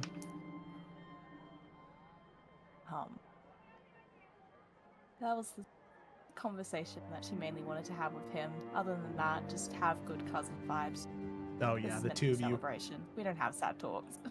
Yeah, the two of you share some of these pretty much churros that he has. You eat these way over dusted cinnamon and sugar, like the kind where it like dries your like mouth and throat out, and so you're like coughing the puffs. She gives some to Lala as well. Yeah, Lala freaks out, kicks up, freaking out. But she's fine. She's not gonna die. Can you imagine Twig doesn't see Lala for years?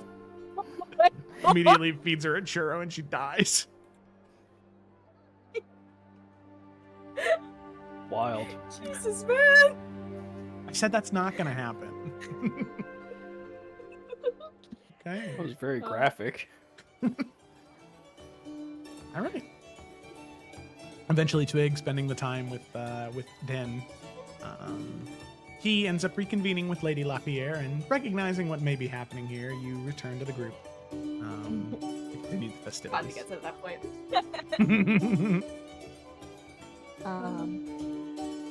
Well, when Twig comes back, Novin's gonna go up to her, and he is going to do a very overdramatic bow, and he's going to say, "May I have this dance, my lady?" Are we dancing? Well, we're gonna find a place to dance. Oh. I guess that makes sense. Of course, my fan night. And she'll do like a little bow and turn. Yes. I concur. He's gonna take her by the arm and find the dancing area. Oh, there's tons of them. Tons All of right, them, tons of them. let's do it. Yeah, you find... Imagine like with all these memories, it's like, you know, it's all this like cringy shit you do as a teen, and like Twig's only just realizing how cringy it is, and the concur is definitely one of those.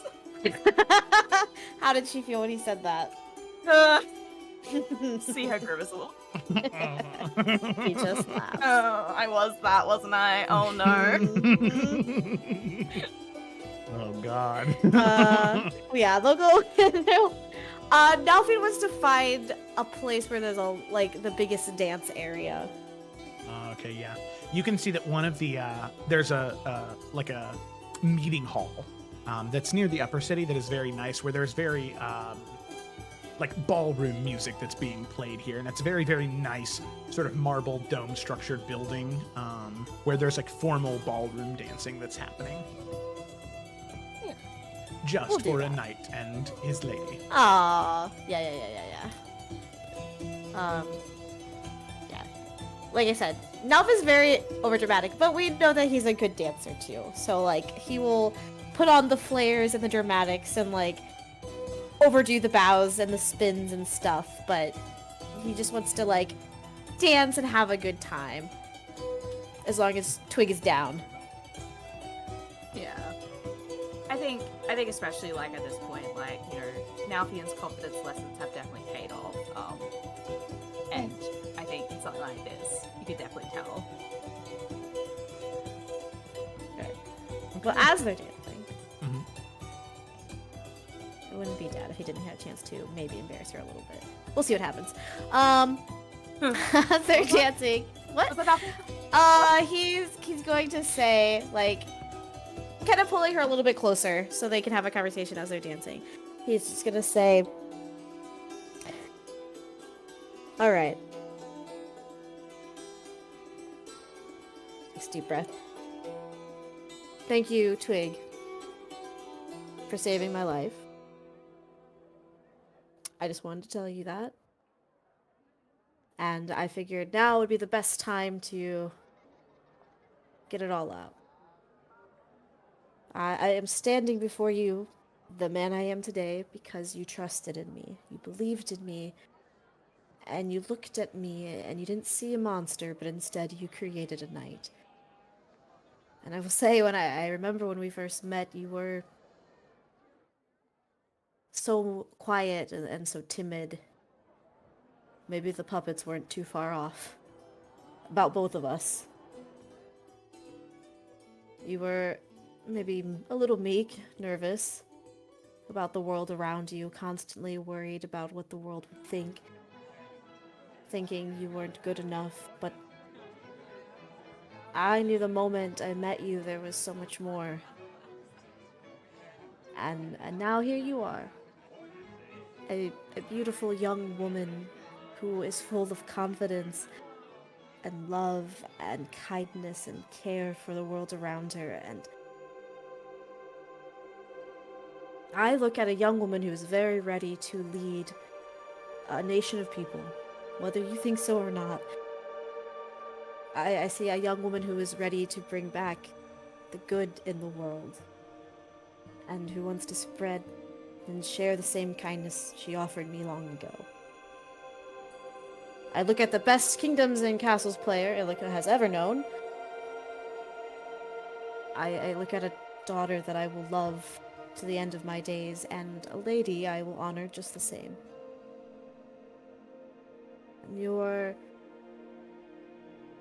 And this is the hard part that I didn't get much of a chance to, but this is the hard part of being a father, is that you're not such a little bird anymore.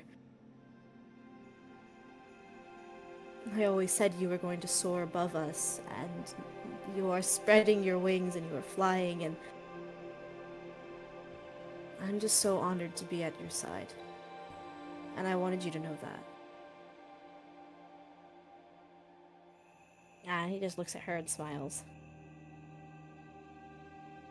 Yeah, she'll hug him. It's easiest when I have the greatest dad anyone could ask for.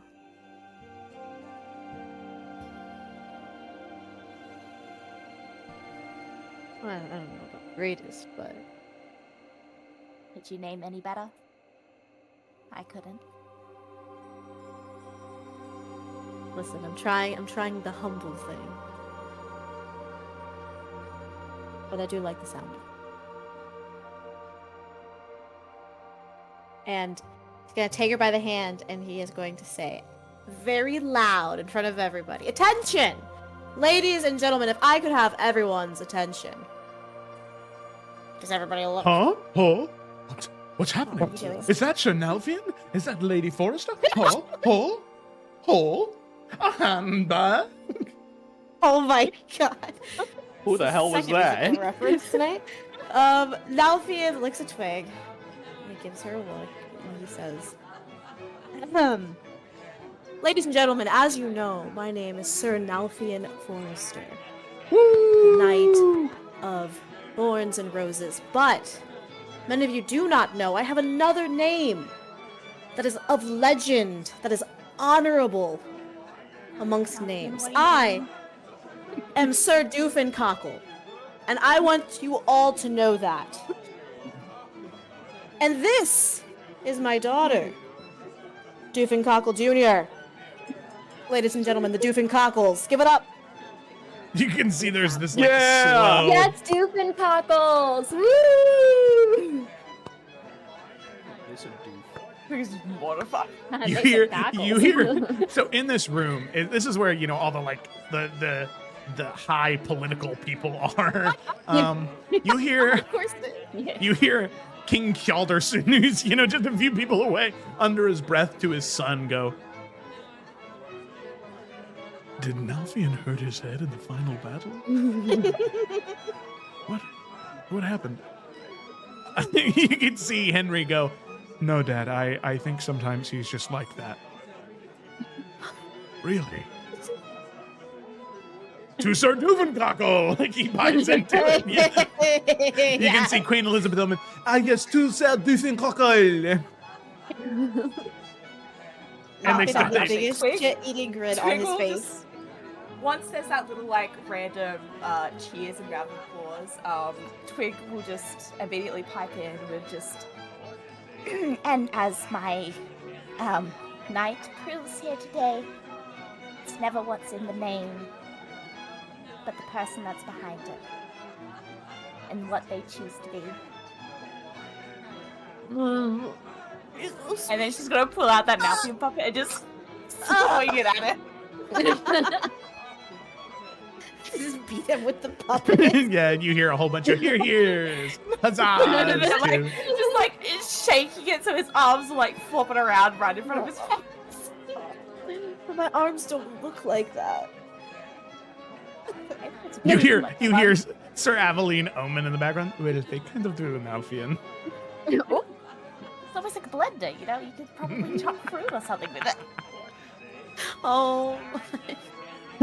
King Kjaldarsson goes, "What's a blender?" I thought. Don't worry about it, Dad. Thought I had this one. All right. It just gives Moving Twig a on. hug. They never expect the puppet. And a little kiss on the top of the head. Political sabotage, Nalfian. The puppets? That puppet will be the bane of the rest of Nalfian's life. Twig's gonna always carry that with her, just randomly, just like Just to whip it out. I love the image of Twig being like a 40-some-year-old woman and being like, "Oh yeah, Nalfian? Oh yeah?" I kind of want this. Do they sell these? Do they have a sell shop? these? The puppets? No, they're one of a kind. It's just bigly arms. gonna crochet one, man. Don't tempt me. That'd be cute. That's what I need. I need. After Twig has Ragdoll done Nalfian. embarrassing Nalfian, as he has embarrassed her fully, they'll just do a little dance again. Okay. And he just wants to spend time with her for a little bit. Of course. The two of you spend time together, and it's a good time. Time well spent. Dancing, enjoying the festivities, and enjoying the company of some of the high society that all of you had met along your journey. But with that, you return to the festival, and yeah, York. Two things. First one, we're not playing out. Just at some point, York and Nalfian dance again, like they did in the forest with the dwarves. And York's just tossing Nalfian even higher than before because he has 25 strength now. Nalfian's doing like 20 backflips in midair just to land on York's hand. I'm just saying they go at it one more time. Oh, yeah, it is a spectacle. Yeah. All right. Just had to get that out there. Nice callback. All right. Then at some point, Yorick is going to see if he can pull Lila away from Zevran and family, get a little bit of time to himself. Yeah, of course.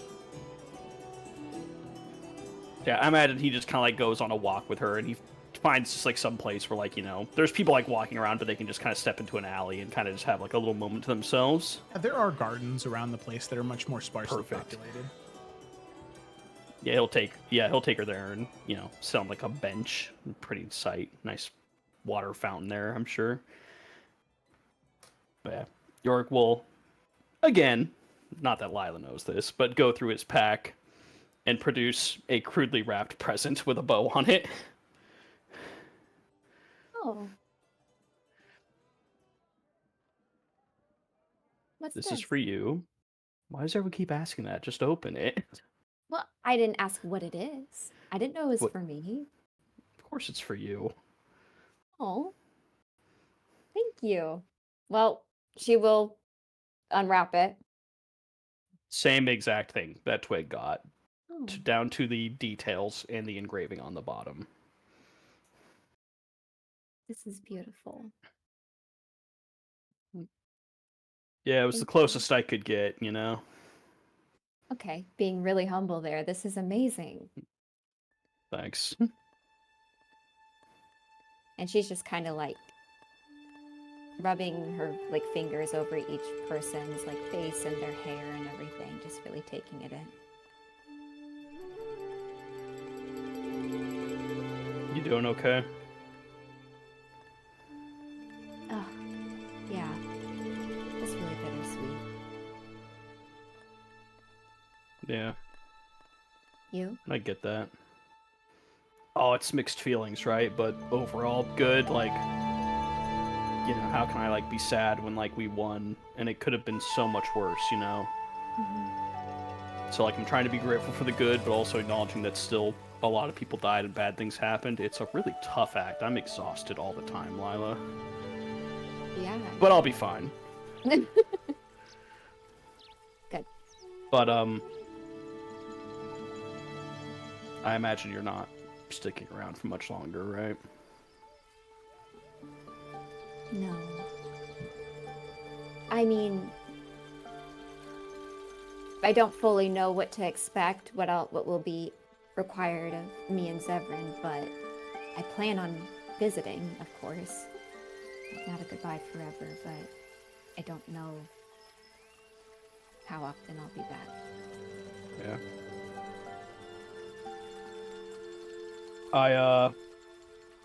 I guess I just had some last things I kind of needed to do with you, you know?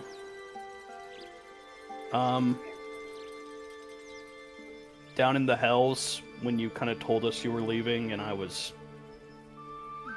to say shitty, that's being a little hard on myself, but, you know, I was really down for a bit. I lied to you when you talked to me. Which time? The first time you came to check on me. But, I told you that I was scared that you weren't gonna remember us. And that wasn't true. I mean, God, look at you. How could you, of all people, possibly do something like that? I was scared that I was gonna forget you. What makes you think you would forget me?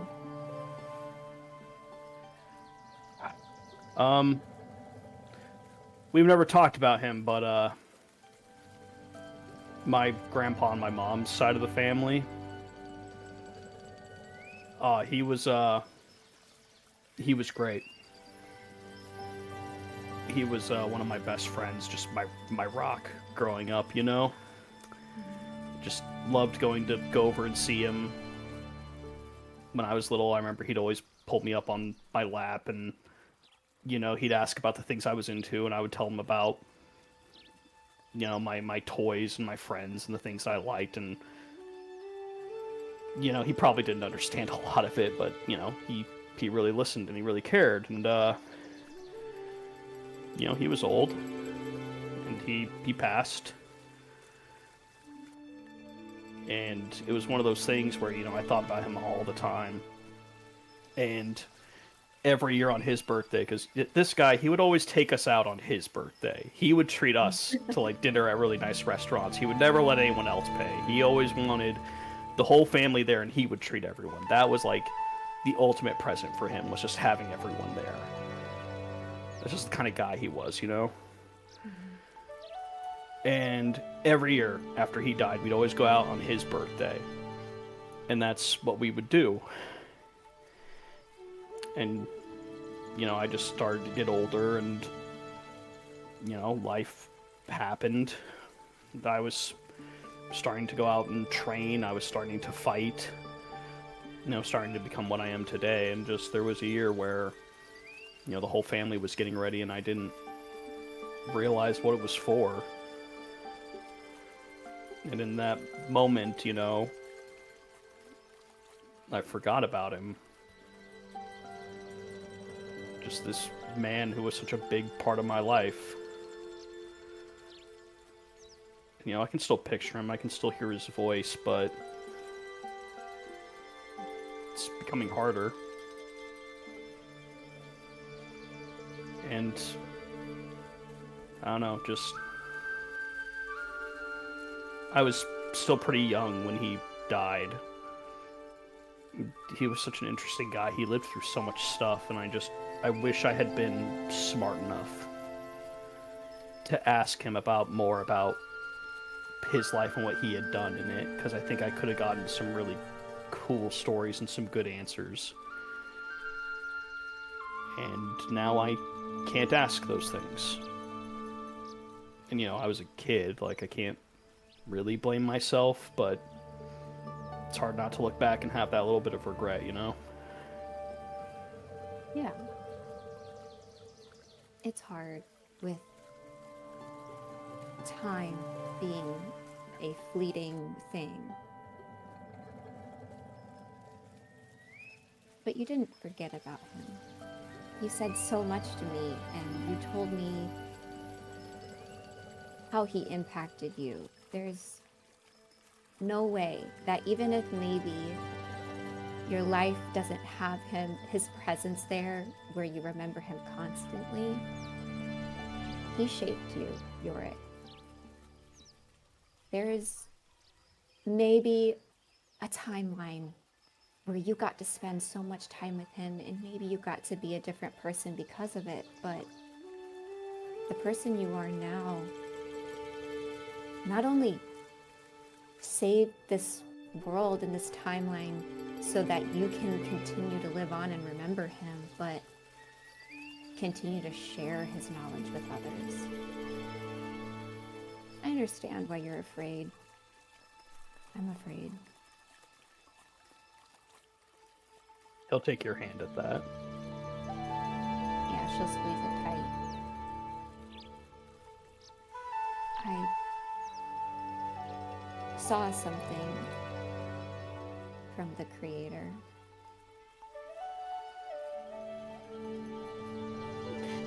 Hey, Timps.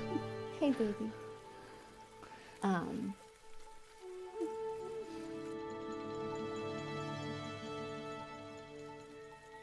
I understand him. I really didn't understand what he was fighting for until he showed it to me.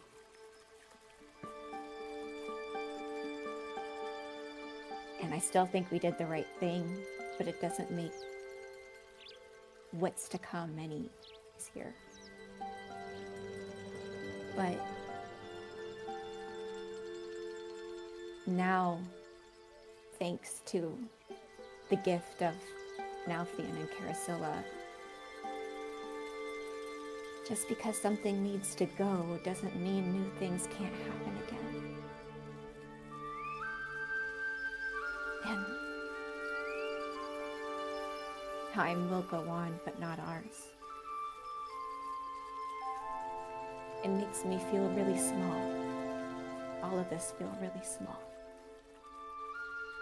But also so precious at the same time. This is just for us.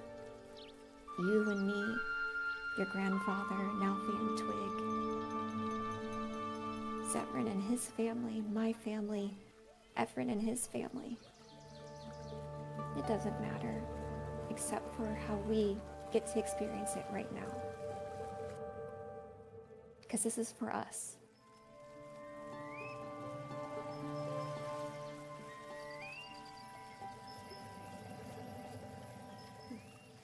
I don't know if he picked you at random or what his reasoning was, but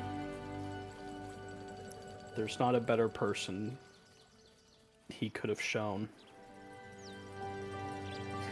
watching that puppet show. Beautiful as it was. There were a lot of happy endings in that story because of you and your influence.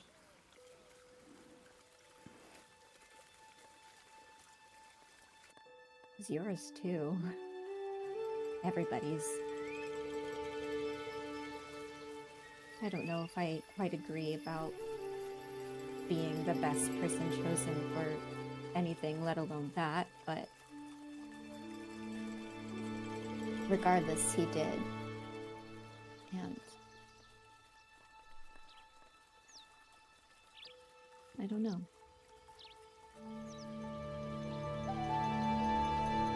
I don't know if I have any other words to say to that.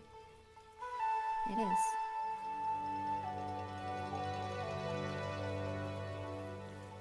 I don't think you need to say anything else. I think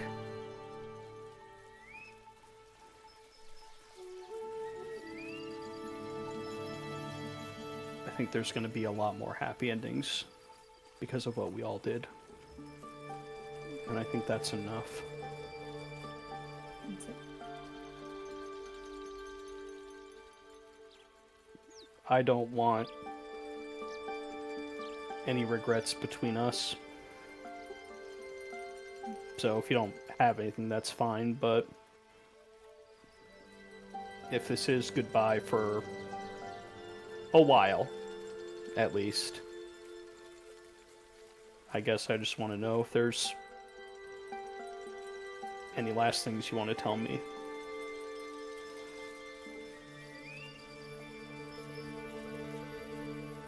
York,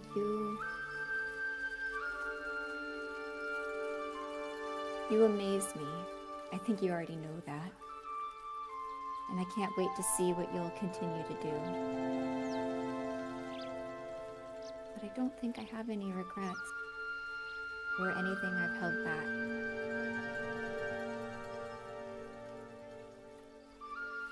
The only thing I wish for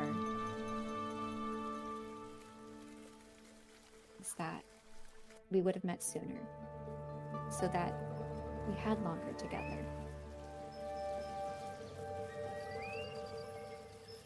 That would have been nice. I wasn't expecting anything, I just didn't want to regret not asking you. Do you?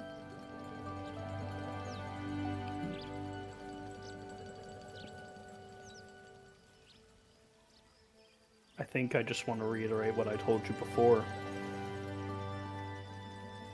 I'm very proud of the things that you've done. For the world, for all of us, for yourself, even. I'm happy you and Zevran are together and are going to be together. And you're gonna go out and you're gonna help so many people and you're gonna do all these wonderful things. But I am going to miss you terribly. And that's what I've come to realize.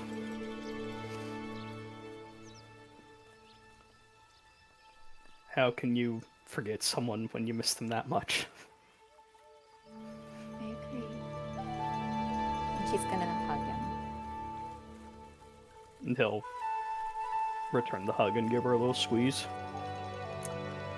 I promise we'll get back to having fun. There's just a few more things. And he'll go into his bag one more time. Okay. First, he's going to pull out this, I don't know what, like, the proper name of this thing is, but it's kind of like the shawl, kind of like half shoulder cape that kind of goes down. Mm-hmm. And it is in the same orange cloth that York's scarf, and now the scarf that Twig wears also has. And he will offer it. Oh, this is beautiful. Thanks, I was worried it wouldn't match with the colors you usually go with, but I went for like a more like silk route, so I thought, you know, it would go texturally together at least. No, it's perfect. And I can always, and she's gonna use her glamour weave and like just shift the colors. And it like all like just melds together. Not a problem, easy fix, of course. And she'll like wrap it around her. But just, you know, if whatever you're doing, if things get bad, you can always come back and ask for help. I know I can always come home. Then, last thing. I know you're going to miss us terribly. And there are going to be times where you might want to come back and maybe you just can't yet. So, and he will pull out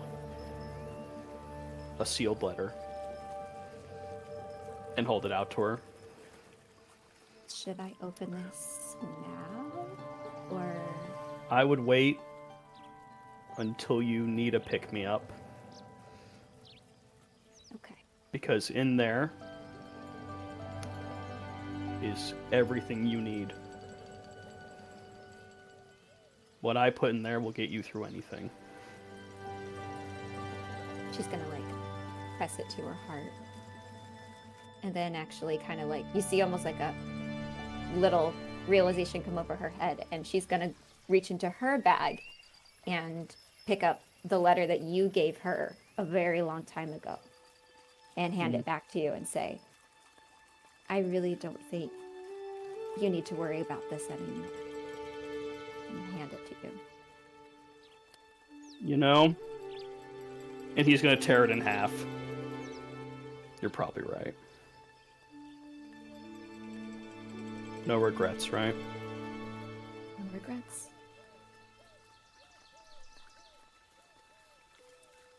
I better get you back to Zevran before he arcane blasts me or something. Nope. Ah. He would never. He hasn't used that ability in a while. He got some newer stuff. He expanded his, spell book, and now he's just over it, He's a badass is what he is. All right, so you guys rejoin the festival. To cut off I just had to that get a little bit of conversation. Zevran love in there, okay? Zevran love? Yeah, Zevran's a homie. All right. You return to the festival. Fireworks blasting off from all corners of Brahmsgrove as the night sky begins to fill. The sun begins to set, and dinner is had. As all throughout the city of Brahmsgrove, people take their seat, and they begin to eat. Now, all of you are sitting at this table together. So on one side of the table, in this first table, is all of you, the Forerunners. Across from you is the Wanderers. Then next to all of you are the Wardens. And then next to the Wanderers are the Silent Shields. The four groups responsible for really saving the world, taking those big steps, those insurmountable odds, and coming out on top. You can see there are certain seats that are not filled, that are intentionally left empty with small nameplates in remembrance of those people. You can see that across the table from you, Carasilla's seat is empty, with a small nameplate and a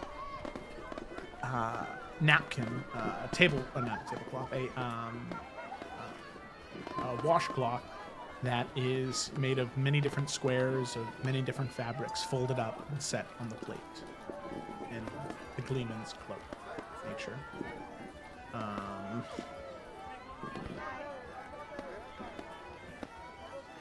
So all of you sit and eat and enjoy your time together. The food is delicious and truly worthy of saving the end of the world. It almost makes all the pain you endured worth it. As the fireworks still continue to blast off, the meals are brought all around, and it's delicious as you spend this time joking with the Wanderers and the Wardens and the Shields, reveling in your victory. But eventually, dinner comes to a close, and the evening fills the streets. As people flood the streets, as the table are cleared away, more fireworks begin to blast off, and more fun is had all throughout the night. At this point, the boat races have been modified, so they there are these dancing lights that glow all around the arena, making flying through them this sort of kaleidoscope light event of light sort of flashing in your face as you try and swerve through all of the different circles that are there. I know there's something that Lila wanted to do. I'm still here. Oh, Yes. nice. Okay. Basically, I just thought it'd be cute if Zevran and her got one of the boats. And are they in the boat, or are they just like, do they have a little thing where they, like a Oh no, you're in. What are those? You're okay, in. cute. So, Yeah. is it a race too? It is. So there are multiple people going at the same time. You're not necessarily racing the people going at the same time. Okay. But you're racing for best time. versus You guys, let's go. Okay, because yeah? I'm not gonna lie.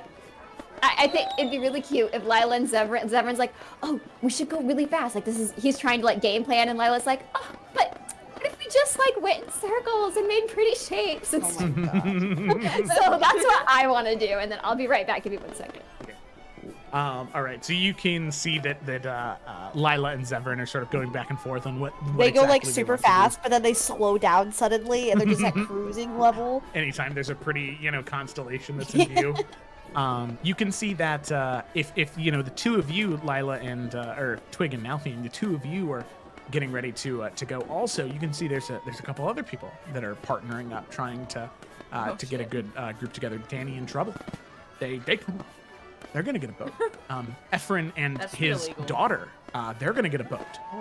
It is Arcane technology, so he is gonna try and secure the best time, so he can be the greatest papa around and win the championship. Twig, you driving? Not gonna see about ask Twig if you driving. Sure. All right. Who's never driven anything in her life? Now buckles up. You can see as people are sort of getting their partners together. You can see Yorick, as you're sort of looking around for who maybe to partner with, you can see Geldovan approaches and says, Yorick, do you want to join me? Oh, hell yeah. All right. We got this. All right. So you and Geldovan take a ship together. So there's like 10 groups of people, like 20 boats that are all lining up. As you can see, the Arcans that were in charge of the event. Currently, you're not doing what was intended, but you guys are the heroes, so you can kind of shake the rules how you want. And you can see the Arcans instructing you that, okay, we'll do it as a race. And then you all can take one lazy lap around also. So you get the best of both worlds. But one more dice roll for old time's sake. Eh? Yeah, sure. Why not? Yeah. Why not? Okie dokie. All right. So Okay, what are we rolling? I'll just have each of you roll a d20. Oh, okay. Good, Fair. okay, because I don't have my character sheet up. Fuck. Did mine not roll? Oh, there it is. Oh, mine was almost a 17. Get fucked! You raised in Williams. Carousella! All right. It was Carousella. Oh my god. First one, Danny in trouble. Oh. Oh, it's a fight. Okay, I see. Ephron and his daughter. Oh no. Get wrecked, kid. Damn. What other NPC duos? Fuck, it doesn't matter. Why am I even looking? Okay, so you can see as they're sort of going back and forth and back and forth, two victors are encroaching at the front line. You can see Zevran and Lila, you're kind of falling behind, but you're right There's a up pretty you're around star. third. Well, you're in third, you're just teetering there. Ephron and his daughter, they're definitely struggling. His daughter keeps wanting to mess with the controls, and Ephron's like, no, Same. you wait, stop. And they keep stopping and starting, and she's having a blast. Of course. Yeah. Yorick, you and Geldovan, the two people least qualified to mess around with Arcane technology. We just fucking around. Yeah, you're just pressing buttons, Doing tricks. Like, yeah. Doing alley-oops. But Twig, you're driving, and you're quite the smart cookie, but somehow, some way, Danny and Trouble, whether through blind luck or brute force, are neck and neck with you. as you can see, Danny, he's like, he recognizes it, and he like smacks Trouble. Or Tiberius is like, hey, look who's next to us! As Tiberius whips his head, we need to go faster, and starts pressing more buttons. One more d20 roll from you, Twig, and one more from Danny and Trouble. I'm not Kayla, kidding. you I'm should at do who. this Ooh. Okay, but Give here's it the to thing. you. Ooh. If we lose, Yeah. Delphi over here the fucking end of it. Yeah. Do it. Come on, do it. Aw. No! I'm sorry. I'm glad that Danny and Tiberius get a win here. That seems Me right. too. You can see they speed past as Oh, damn it. Danny goes to lean out the window, and he goes, yeah! Not the window, what am I doing? He goes to like Window. lean on the side of the boat, and he starts yelling. He's like, yeah, you lose! Suck on those nards, loser! And you can see in this cruel twist of fate, as he's leaning on the edge, sort of rocking into the side, yelling those obscenities, you can see Danny loses his balance, and he starts to like, he goes like he swings over the edge, and Tiberius has to like reach over and grab him, as the ship is not like this, it's like this as they coast in to the finish line. Oh my goodness. with Nalthian and Twig just right behind him. As you can see, the Arcam scientist looking just in horror as they say, I miss those idiots. I want to be very clear. This race was only halfway initiated by us. For unsportsmanlike conduct, you are eliminated, which means our victor is... and he gestures up towards Nalthian and Twig. There's Danny in trouble, being eliminated for being absolute buttheads. So, in spirit, you came in second still. You didn't win. But Yeah.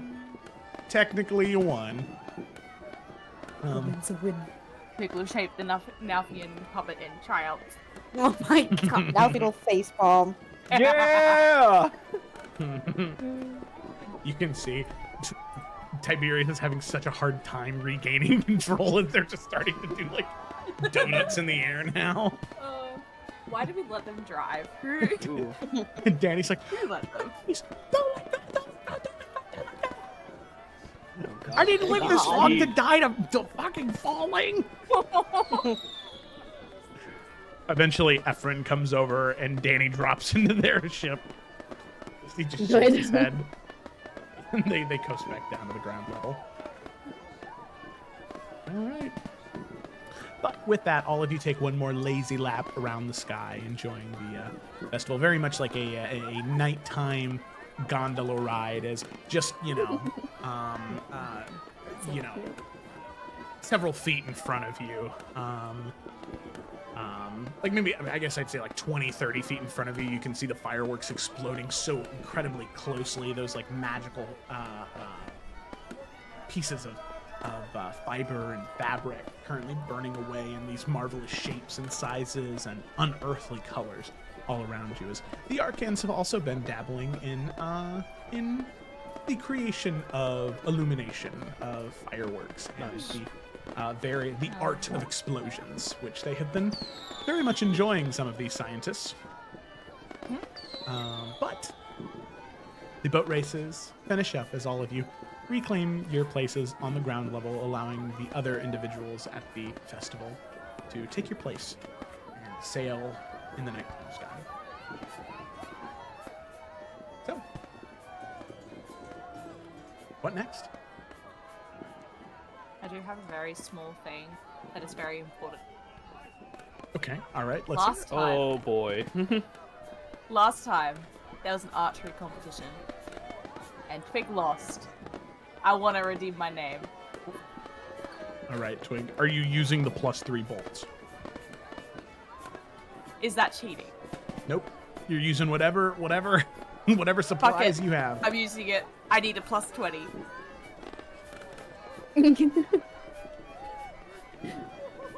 Twig, it's not a question of if you win. It's a question of how badly does Twig just destroy the competition. in this round. She is splitting the bolts that she uses, man. Killing She's a going god twice wasn't enough. It's this Yes. little dinky competition that Yes. matters. You don't understand. So yeah, York watching's like, why didn't she use those in the fight? What the fuck? Where was that? so Twig, you go through, and you can see in the first few rounds, quite a few heroes. They participate in it. Lila to a degree, Bianca also. Both of them being boyers, I think is what the term is for people who use bows. As they try their best, and they're pretty good. But there is no one on this plane of existence, nor in the rest of the realms, Twig, who can compare to your pinpoint accuracy. You would never do this, but Twig could, blindfolded, pierce the wing of a fly and pin them to a target 500 yards away. In this current moment, you are in tune, and it is a world-shattering record, as people are just in silence now, just watching in awe Twig target after target after target after target. And at a certain point, who's officiating this? Let me double check. Glossia. Yeah, Alistair and Glossia. Alistair and Glossia! Oh my god. God, I forgot about that. Alistair is like, I'm very sorry. Do you want to keep going? You don't need to. You've won. Just one more. One. All right. Glossia, sweetheart. One more. Never say those words again. Okay. Oh. Still have a bit of fire in you. Very good. You can see the flame sort of cresting around her eyes. Duly noted.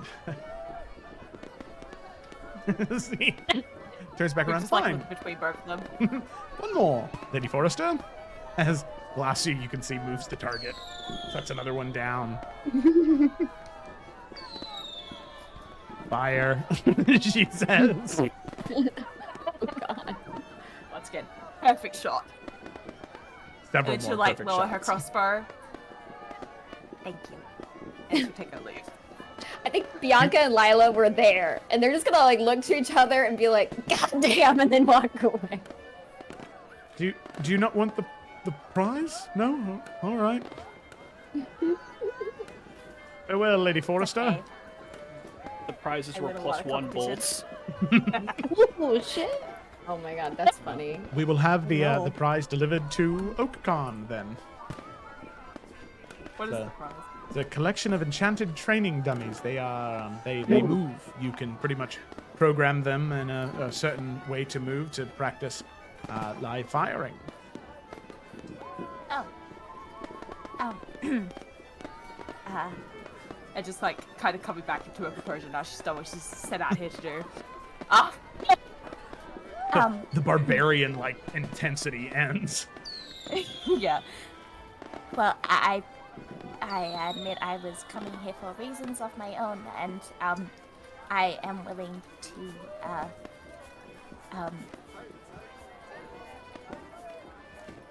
don't even know what the fucking word is that I'm looking for. Is it like rescind or something? I can't fucking know. and I am willing to withdraw myself from the competition, as it were, from this. Very well, of course. That is quite all right. Still the victor in spirit, though. Congratulations to Lady Forrester. There's a round of applause that happens, which I believe means that the prize will go to the second place. The young lady from House Nassim. Congratulations, as Yorick, your sister, coming in second. Yeah! Woohoo! She's very excited. She runs over to Yorick first and says, "Oh, did you see? Did you see? Did you see?" Yeah, you were nailing it, like you always do. Thanks. And then she runs over to Glossia. "Did you see? Did you see?" Yes, I saw a young one. Very impressive. Thanks, Glacia. She runs back over to Yorick.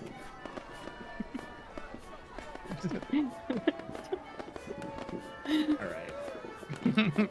2 years on the material plane has been a lot for her. She's grown a lot. It feels like it's taken a toll on her as well. It has. Yeah.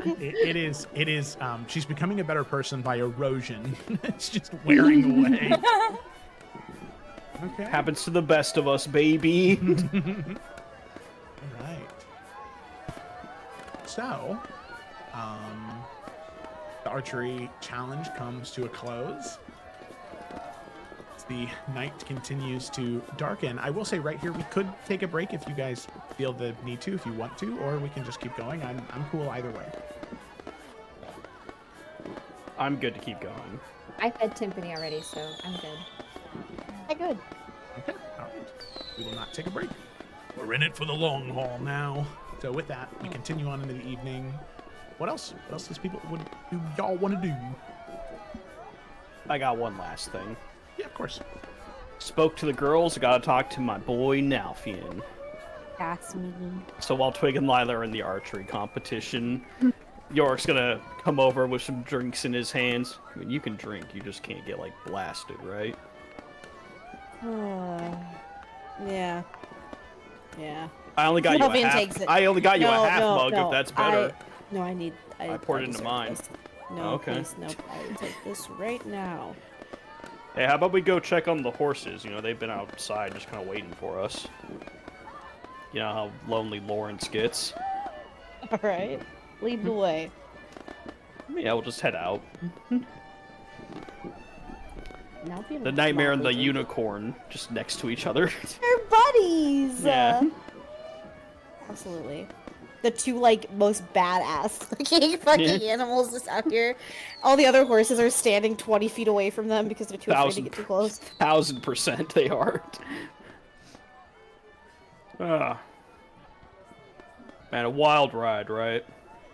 As we're just Yes. kind of hanging out in this stable drinking. Yeah, very much so. How do you feel, though?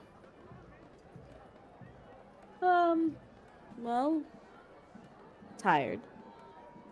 Very, very tired. I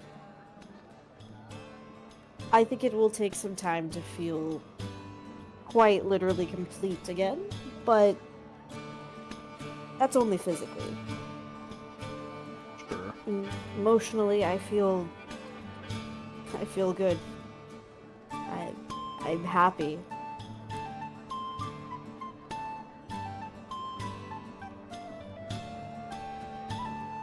What, not the answer you're expecting? Nah, no, I mean, it's the one I was hoping for. I just gotta ask, you know? Yeah. And it's just... You and I have always kind of gotten each other, I feel like, you know? Yeah. Like from that first day when you threatened to kill me, you know, I was like, this guy gets it. What else is family for? Really? True. Yeah, my sisters threaten me all the time, trust me. They seem really nice and sweet, but when they get mad, ooh. Yeah, sisters, am I right? Sure. I didn't like that comparison. No offense. No, it's okay. Seriously, Yorick, I've never actually had someone to be an actual brother to me. Until now. And having someone who I know constantly would have my back without trying to put a knife in it, it's not just comforting, it's... I don't even know if there's a word for it. Nice. It's just nice. Yeah. Nice. So thank you. I appreciate it. Really. Yeah, man. It's been nice. It's been really nice. But How are you feeling? Oh, I'm good. You know, I mean, we won. You know, there was a chance that none of this happened. but it didn't, you know, because of the choices we all made, which is good. Right. It just feels a little surreal too, you know? It's almost like we saved the world, but now what, you know? Yeah. Well, now we get to do all the things that we said we were going to do once we saved the world. Yeah. And so we have to commit now. Hey, listen, I think I know the answer, but I just gotta hear you say it, you know? Alright. I mean, the world has been saved. Because of all of us, but because a lot of what you did too. You know, even before I was around. But I mean... Look, Knight of Thorns, I was all for that. I got that started. I'm glad it finally caught on. The roses part was a nice addition. You know, but, you know, the whole self-sacrificing hero thing. Your Twigs Knight, of course you're gonna fight. Of course you're gonna be in danger. Of course you're always gonna defend her, but... I mean, that part of always being willing to fall on your sword. You're good now, right?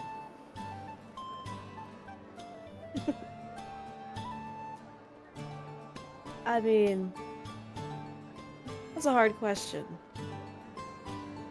If tomorrow, let's say for some reason, another emerald just magically appeared, threatened to end the universe, and it took one person to cut it down in tandem with another adventurer from far off, and somehow together we weave together a new reality, and it requires us to give over our lives to do it, yeah, I'd do it. In a heartbeat. Can't you just let someone else have a turn? What's the fun in that? I don't know. I just think every version of you across every timeline that we've heard about, they've all just lost too much time. And I think it's just time you got to enjoy the time you have left. I didn't want to tell you this, but your hair's getting a little white. Whoa. He runs a hand through his hair. I'm sorry. I just, as your friend, I had to tell you, okay? No, I appreciate it. No, York, I know what you're getting at, and I understand. And yes, it is a cliche, of course, it's what the knights do, right? So they say. But to me, it's more than just an accolade, it's more than just something nice to be said. To me, morally in here, bringing about the happiness of others, knowing that people around me are safe and content and can do whatever they want because they don't have to worry about a creature looking around the corner or a shadow going to consume them. They can just live their lives. That brings me happiness. That fills my cup, and it keeps it full. And now that I've done that, now that we've done that, I can enjoy my time. I can be a fucking knight and train other knights. I can watch Twig be the best lady she can possibly be. I can go to bed and look up at the stars at night and know that Lila is looking over me. And I can turn to my right, and I know that I have the best brother anyone could ask for at my side if I should ever need him. But I also know if a time comes where I need to, like you said, fall on the blade, to make sure that those things are still in place, I will. In a heartbeat. And I'm okay with that.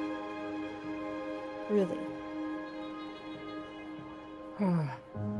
Yorick downs the rest of his drink. You know what? You're gonna make me say it. Do it. You are a stubborn bastard, Nalfian Forester. Music. But- Music to my ears.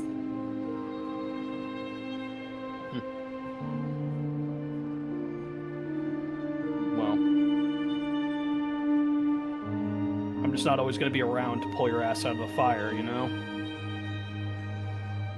So, Yeah? when you Why do you face say these that? enemies, I got plans, Nalfian. Yeah? Tell me Yeah. about them. No, I'm going to let someone more eloquent tell you that later.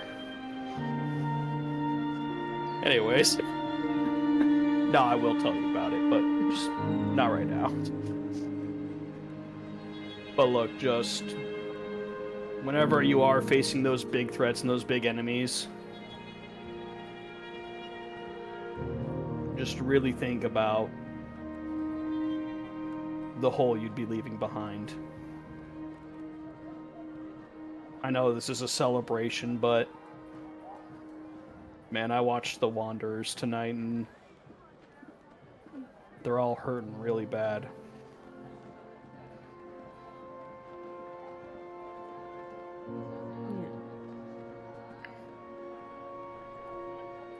Yeah. I know.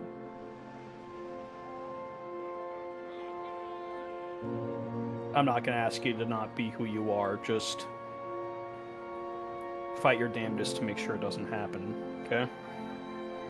And I'll do the same. Seems Yeah. fair, doesn't it? I think so. No stupid actions, right? Yeah, well, life-threatening stupid actions. Right. You and I are still going to do dumb shit. We just can't change who we are completely. You will have my word that I will stay clear from life-threatening dumb shit. Yeah? Good enough for me. Alright, well, present time.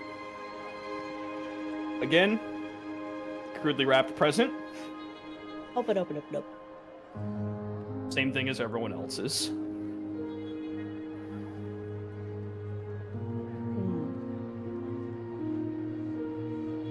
Pretty good. Yeah, what can I say? Following Mirka was not as exciting as it sounded. There was a lot of downtime between finding clues and looking at where he was. Thank you, Hubert. You're welcome. And one last thing. I know green's like your whole thing because you're a forester, so I promise not to distract too much. But from out of his jacket pocket, York is going to produce a very lovely orange pocket square. Ooh, fancy. Yeah, he'll take it. I don't know if there's like a super strict dress code, but I think Twig will make an exception for this. Oh yeah, we'll make it work. This is also nice. Thank you. I didn't know we were doing gifts. I would have got you something. No, just you saying you're gonna be okay is all I wanted. You have my word. Unfortunately, you all cannot get rid of me. No matter how hard you try, I just can't. I mean, if I tried Unravel. really hard, I could get rid of you. Listen. No stupid things, right? No Yeah. life-threatening actions. No, yeah, for sure. I'm just saying in this hypothetical world. You know they're doing fights over there, right? Where you can just clone an echo and you can just figure it out. Are you saying you want to give them a real show now, Fian? I'm saying That I would draw a have crowd. not much of my life force left, and I will not be fighting right now. Oh, I see. That's convenient. Uh-huh. Nalfian drinks the rest of his drink. I appreciate you, York. And I love you. And you're a great guy. And I'm very happy that you have been in my life. I love you too, man. And I'm happy that you're gonna stay a part of mine. But for real, when we get back to Oakharn, we gotta settle it once and for all, don't you think? Just one friendly competition amongst friends. Brothers, even. I'll think about it. I mean, saying no sounds like a surrender to me, but you take all the time you need to think about it. Alright, you have a deal. York will clap Nalfian on the back, and if Nalfian has nothing to say, York is good. Yeah, that's good. Okay. Sounds good. Two of you leave the stables behind, leaving the nightmare and the not unicorn, but unicorn with wings. Yeah. I forget what the word Unicorn is. wings, yeah. Pegasus? Oh, Unicorn. Twilight a Sparkle. pegacorn. A pegacorn. Well, I don't like that. I can't believe I got you to say that. Oh my god. We hate that. Got show. him. A Unisys. Unisys. Alicorn, y'all. Alicorn. Alicorn, thank you. All the Alicorn, corn. Twilight Sparkles. Nalfian's got all the corn. Sure does. And York has all the nightmares. Yeah, wait. So, you all return Hey, to the I festival. want to talk to Nalf and Twig separately. They won't be long. Okay. But just Yes, come talk to me. Right. But talk to whoever me wants first. to go first, I don't care. Let's go to Twig first. Okay, cool. Yeah, somewhere in the party, at some point, Lila will just like sit down next to Twig and say, I hope you've been enjoying everything so far. I hope everything feels good. Honestly, nice not having something looming so much. I mean, I feel like even when we've had moments where we haven't had something or someone to go deal with, yeah, there was still the crack in the sky. There was still knowing that it was going to happen in future, but I don't know. Now there's just time, I guess. Just time to do with what we want. And I want you to know, and she's gonna like put her hands on Twig's hands, that even though the time I get to spend with all of you isn't as much as maybe I would like, I feel like I've said this without saying it before, but you, I see like how I see Belle. A really big priority in my life, and I need you to know this. I'm gonna be back to see you as often as I can, because I cannot wait to see the woman, the lady that you not only are, but will continue to be and grow into. And Twig, I'm so proud of you for who you already are and the mark you will make on this world.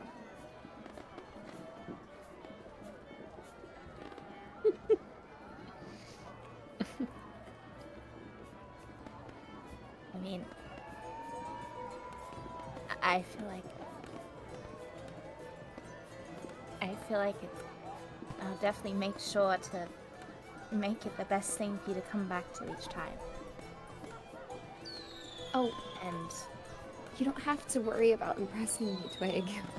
I want you to be happy. And I have no doubt in whatever you do, it'll be great. But be whatever you want. I don't mean it so much in that way, but I mean,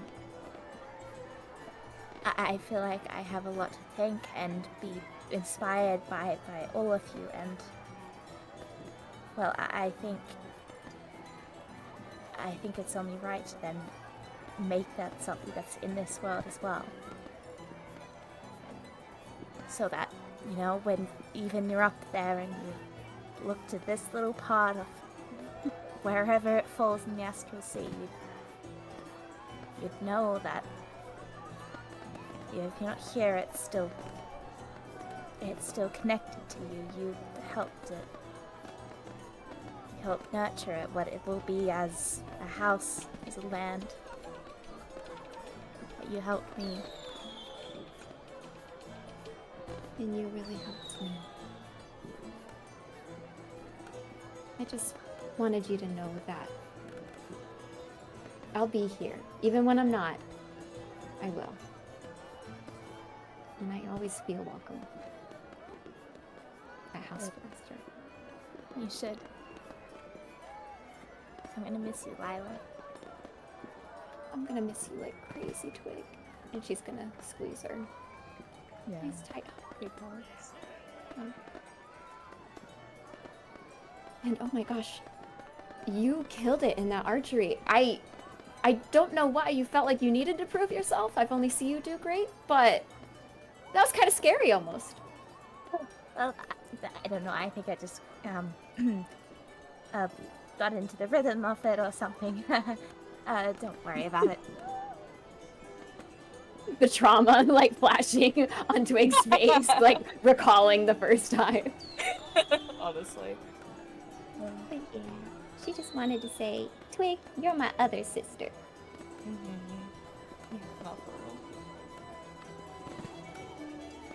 But yeah, that was the little thing I had for Twig. So I don't know if anyone else wants anything, but then I wanted a little thing with Malfian too. I'm good. Come chat with me. All right. So yeah, similarly, somewhere at the party, at some point, Lila will stop by to Nalfian. And I think she'll start off by saying, how's it feeling with everything being good for the most part? It feels very good. For the most part. How are you feeling? Are you excited? Are you nervous? A little bit of both. A little bit of both. And a little melancholy. Like, this is wonderful, all of this, and I don't know. I would love to have a bit more of it, but... Oh. I like to think see you later instead of a goodbye, right? Oh, absolutely. You guys can't get rid of me that easily. Nor do we want to. I'm gonna miss you a lot. I'm gonna miss you too. And thank you. You know, I mean, Lila, you are one hell of a woman, you know? You're one of the smartest people, if not the smartest people I've ever met. The works. The smartest person I've ever met. And if anyone's gonna bring back divinity and light in this world, it's gonna be you. Because you'll not only have the mind for it, but you have the heart for it. I mean, you know the stars better than anyone else. And you're gonna be amongst them, guiding people to their path. I mean, if it wasn't for you, I wouldn't know I could be here. Or could be up there, you know? Thank you. Thank you. I mean, that's what I wanted to reassure you of. I don't know exactly what everything's gonna be like, but there will be a place for you up there. I feel like I can more confidently say that rather than our last conversation. Not only because I'll be up there, but you have more than earned it. I think all of us have at this point. But I'll be sure there's a space for you. I promise. Thank you, Lila. As long as you keep a space for yourself, too, you know. Well, yeah. We're all gonna have a little party up there for the rest of eternity. Absolutely. However long that is, but... And I want to let you know how proud I am of you. And I know you carried a lot with you through this journey. We all did, but... I don't know. It was hard to see that other version of you go that we all knew so well as well. And yeah. I don't know. I've been thinking about you, him, you a little bit today. Just wishing he could celebrate too. I do too. But I think he kind of represents what we wanted from the world, right? We say goodbye to the pain and the suffering, even though we loved parts of it. Maybe we loved all of it, but it hurt. And the time for it to end came about, but it's going to give birth to something new in a weird way. And in a weird way, we created a different type of cycle, I suppose, and one that's not going to just repeat itself. It's not a cycle. Yeah. To me, it's perfect. The perfect answer. You guys did a great job. I don't know what inspired you guys to do that route, but I feel so confident that it's gonna lead to some wonderful things. You can see he kind of looks in the direction of Twig. Well, I know where I got my inspiration from. And I wish I got an opportunity to know Carousel more than what I did, but... Me too. I think together it was something that will... It changes everything, but I think it is... I think it also is perfect. He's gonna bring her in for a hug. Yeah. Don't forget, Lila, you always have a home here. You and Zevran both. No, home is here. With you guys. It always will be. Don't forget, at some point you owe me a dance. Why not now? Maybe in a different lifetime. Give her an extra little squeeze. And keep Zevran out of trouble. I'm telling you. Always, that one. Oh, it's no good. I know, he's so mischievous. Always doing not the right thing. I'll give her one more squeeze. That's yeah, it. as they like pull away, I think she'll just kind of like hold his hand and then let it go.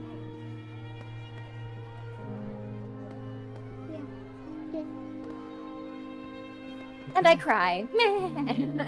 All right. Night is beginning to fully fall as the sunlight is fully gone from the horizon. Just this clear, dark blue sky that fills the nighttime air. Stars shine in the distance. The end of the evening is quickly approaching, and the festival of the departing of the lanterns, the lanterns of remembrance, will be happening very soon. If anybody has any final conversations with NPCs or party members, now is the time.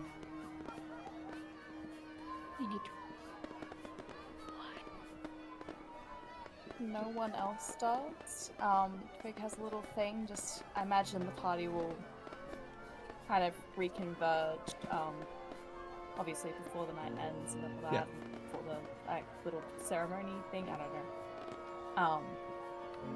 And just when they're all coming back together, I want Twig, with the help of Lala, Cal, I don't know, you make it up, but I want them together to be carrying each 2 glasses of just wine, one for each of the party, including Twig herself. And just when they do reconvene, so grown up, hold it up as a little toast To us. To everything we've done. to us.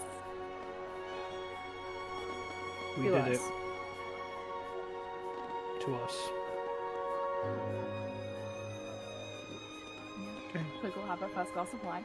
Oh, Probably hates It's it. so cute. Hates Sylvia It's drinks it, okay. eyeing Twigs. I want to see what is her reaction as she drinks it. she's trying to hide it. But I think Twig is not a very good actor, and you can tell she's like, oh shit, why do people like this shit? And she's just like, that's what all the adult people do, and like, you know, I'm not gonna be an adult if I don't drink it, and like they always have it at like festivals and like all of these formal events, so I gotta get used to it. So she's just swallowing it up. Oh, It's a very kiddies first alcohol thing. Love that's it. so cute. York will send her some Pitus later. It's fine. Oh my god.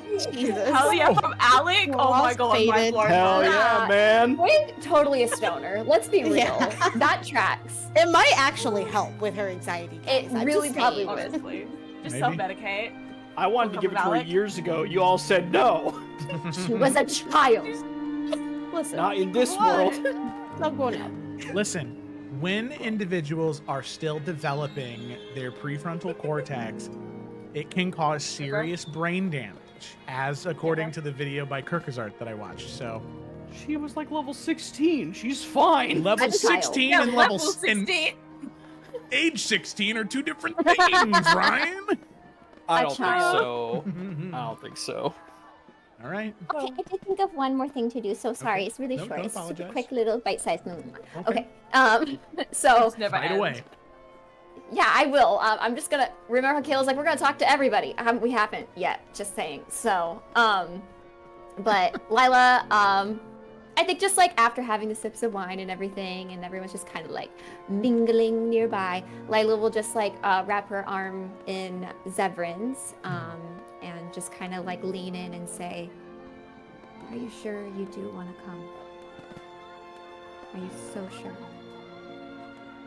I have never been more confident about anything in my life.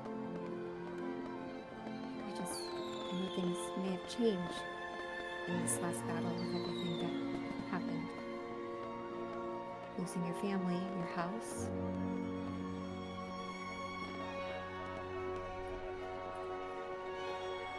Well, there's a part of me that's inclined to say that the only family I have anymore is you, but that's not true. I have Twig and Yorick and Nelphine, Blossom, Brandon,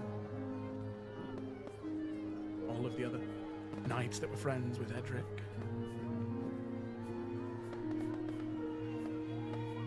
There are so many people I consider family now. But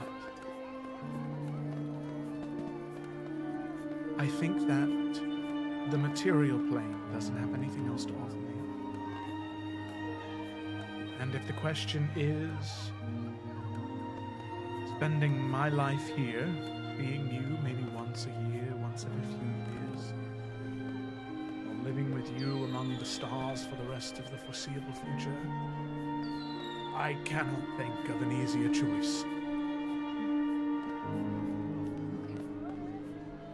I just needed to be sure. But I'm glad you said that because I didn't want you to not.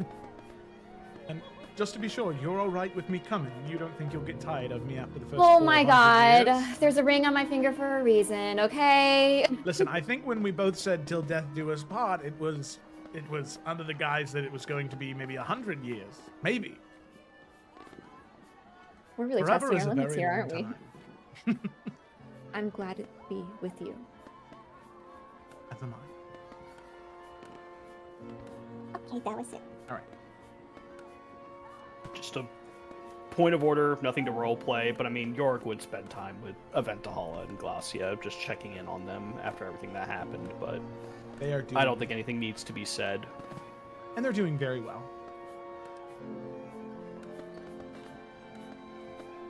How's That was Krampus all I doing? had. How's the Archridge doing? How is Krampus? Krampus, he's doing great. Him and Saint Nick are just bopping around Heck Brahmsgrove, yeah. having a great time, passing out presents to people. Oh, that's wonderful. It is Christmas in what? Let me check. what's the date right now? I think it's the beginning of fall, I believe. Where's journal notes? Here we go. Simple calendar. What is this one? The Resurrection here. So it is currently 1910. Good year. And So that was that. So it is currently 2 months from that one too. It is Hearthfire, so it's currently November, so it's a little chilly outside. It's right really close to Christmas time, actually. So is the Santa. Yeah. Oh, perfect. How's the Radiant Dread doing? He's doing about as good as a fallen angel could do in a city about radiance and light and divinity. He is. Are his wings just like doing jump ropes for like the kids? Yeah, they are. Oh yeah. my god. They are. He's just How's random town citizen number 4? Exactly. His back is a little sore from carrying this moment right now, but he's doing okay. I'm sorry. Is Merchant good? Hello. Very good to see all of you. Anyway, I've got some things I need to peddle, but I'm sure I'll be seeing you again in the very, very, very soon future. Toodaloo. Hopefully. Oh, do you still have that demon orb? Fuck. I always forget to ask him when I see him. You look back towards where he was. He's gone. Damn it. I'll see you at the next meeting. I mean, see you around. Click. That's it, Joe. Are you sure? No. Okay, wait. What about that? What? This is okay. Remember when we made friends with that fucking pirate of the Astral Sea? I can't remember his name. The vampire guy? Yeah, Baraxis. Yes. Oh, Is he here? If not, where is? He is not here. He is currently in the Astral Sea being a vampire. He's killing people. Beautiful. And Love to hear it. He's robbing them of their possessions and drinking their blood. Gonna get on that, Lila. Yeah. Also, sorry. This is now. I'm just curious. God. I'm so sorry. But don't how's apologize. Levistus and Mephistopheles and Eurydice? How are they? Yeah, so actually, you can see that as all of you are getting ready to approach the top, Eurydice only arrived maybe a few hours ago. It was right after dinner because she wanted to be here for the lantern of remembrance part of the festival, so she could be there to toss the lanterns up with the rest of you. And you can see that she approaches all of you and says hi and greets all of you. You can see there are 2 individuals flanking her, and you know these 2. You can see one wearing a light leather armor with bits of metal, a rapier at his side, this roguish smile on his face, and this clean white hair that is sort of split down the middle and shoulder length with this crystalline white smile you can easily recognize as Levistus, with a sort of mustache and goatee trimmed. And then Mephistopheles, you can recognize the clean purple suit, pale white skin, long black hair that's this sort of single loose ponytail that goes about down to the middle of his back. And this just sort of tuft of black hair on his chin that sort of curls around, very much like Jafar. He's got like that tuft of black hair. Beard is so twisted. And a cane that he's walking with. As you can see, Eurydice, dressed as she always has been. She says, I'm just so happy to see all of you again. It's been hard in the Hells, but it's been good. It's been good to get out today. I'm sorry we haven't had time to chat much, but I hope all of you are doing really well. I'm gonna try and get out as much as I can to see you and spend time with you. I know that a day may come when I don't have that opportunity, and so I want to cherish those moments now while I can.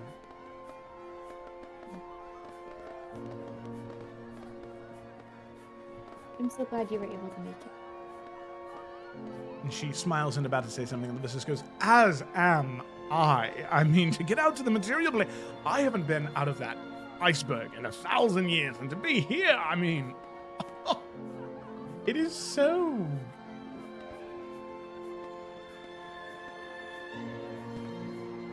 nice. I just love it. It's quite delightful.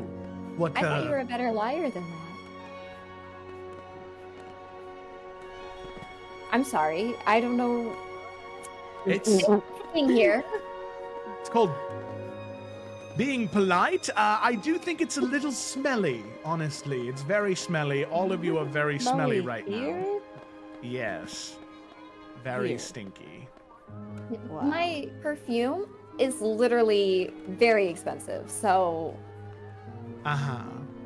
And it smells abhorrent, dear. I would not invest that much of your hard-earned coin in that, but not here to be rude or mean. That would be strange, wouldn't it? I'm so happy to be here. As am I, as Mephistopheles looks around, not happy to be here. I think that this is a great endeavor, a great use of our time. Fantastic, truthfully.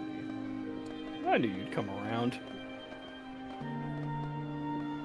I mean, I have to believe him, right? That's how his whole power works. that's true. Yeah, we believe him. So glad he's happy to be here. That's awesome. Yeah, exactly. As he sighs, leans on his cane. It must be hard that no one can like see through your bullshit, you know? Yeah, it is hard. Sarcasm is Rough just not a life. thing anymore. It's just you. No, Yeah. it can't be. Rough. No, yeah. What You would know, I the do first without 1,000 years it's sarcasm? funny, but after that it's just annoying. Yeah. But you read a seed, gives each one of you a hug and has these small, brief, small talk conversations with all of you. As one by one, the wardens, the wanderers, and then finally all of you begin to ascend the steps of Navir Tarman, as all of you will be sending out your lanterns from the top of the tower. The heroes of the age, given the highest honor. Last call. I'm just gonna reiterate what I put in chat. Yorick slips the ring of infernal bargaining to Eurydice, Okay, yeah, she'll thinking she might have more need of She- it than he does. slides it on. Very thankful no. for that. Now we'll just take Twig's hand as they go up the stairs together. Now, Guys. I want this to end, man. well, you're gonna have a little bit of extra time, because as all of you are ascending the steps throughout the night, you would have collected the materials to make your lantern with a person, group, or entity, or sort of collective of people that you'd be making the lantern for. Like I said, that could be an individual. It could just be the people of Illica if your person wouldn't dedicate it to a singular person. So, real quick, I'd like you to think about what you'd like that to be, because I really need to use the bathroom before we get into the epilogue. Fair. Ryan and Kayla, I'd like the two of you to think of two, since we have you here. I'd like you to think of a lantern for Farnas and Alec as well. Okay? Oh, wait, I'm gonna cry. Okay, Very that's cool. well. All right, I we'll will mute. be right back. Actually, I'm also gonna go pee and cry in the bathroom while I pee. I wasn't expecting him to ask about Alec, and then just immediately made me really sad. Okay, I'm gonna go pee cry. I hope they Do pee you- forever. And we just have to sit here forever. Tonight a little bit harder. Yeah. You know what the great thing is, though? What? Maybe you don't want to hear it right now. I'm sorry.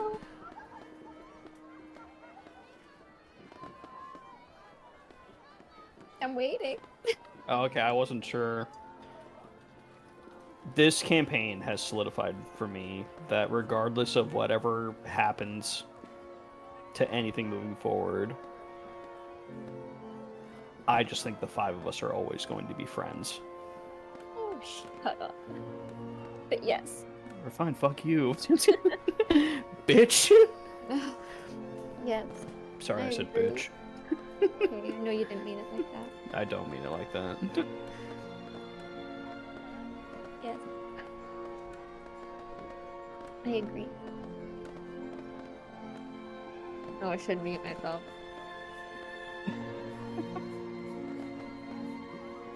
I wouldn't have cared. People get to blow their nose. I was a fucking mess on Tuesday.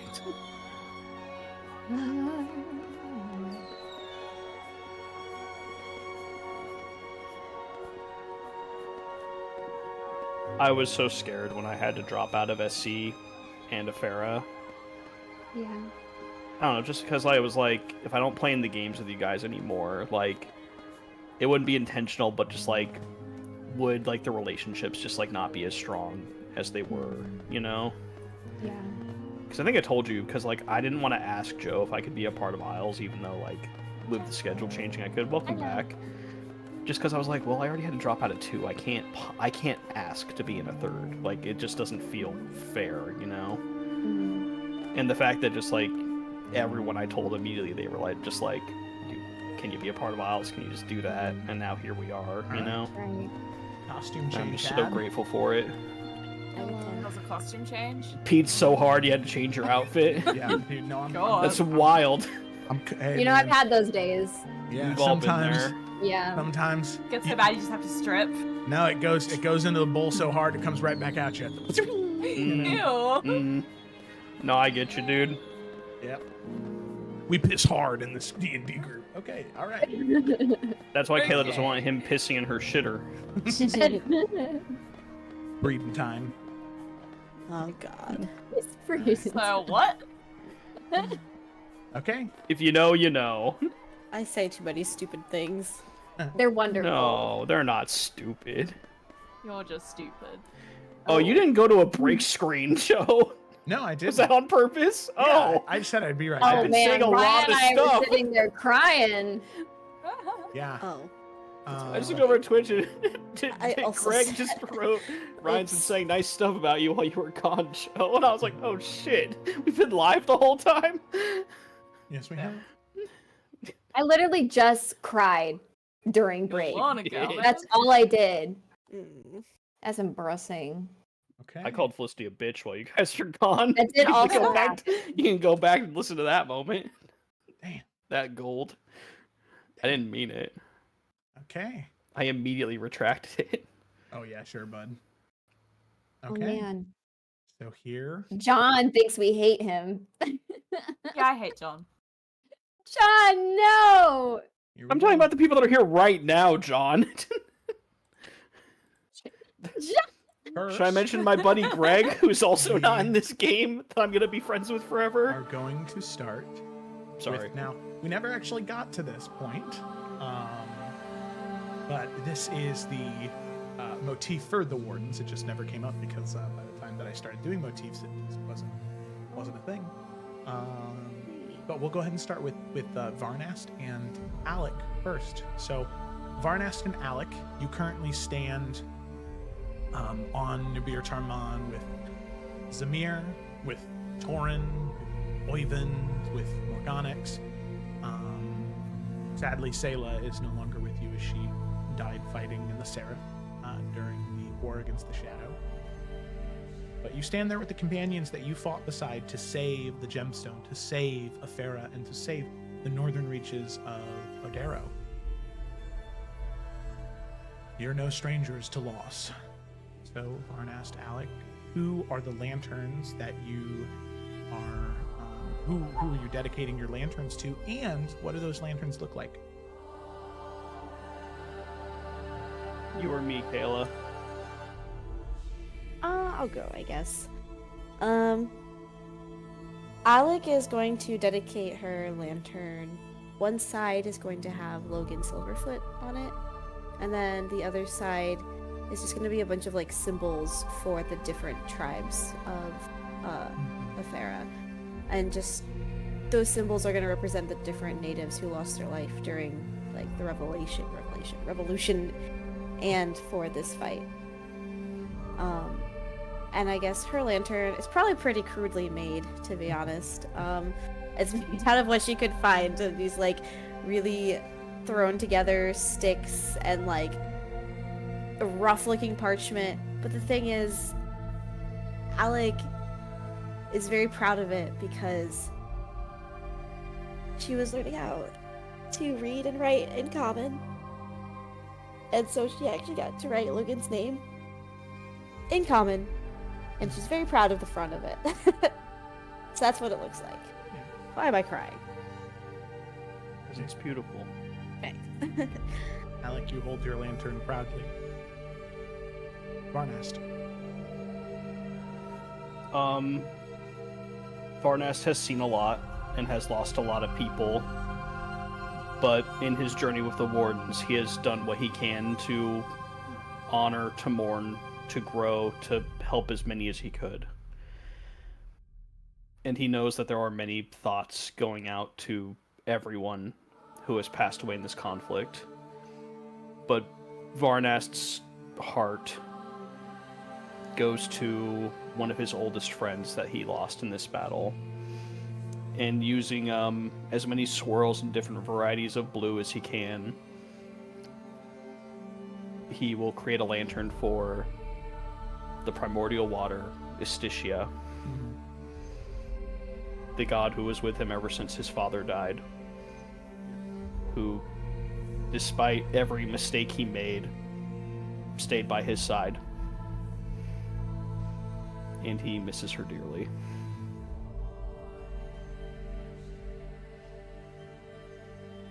So you hold that lantern in your hand, Varnast, ready for the moment where you need to give it away.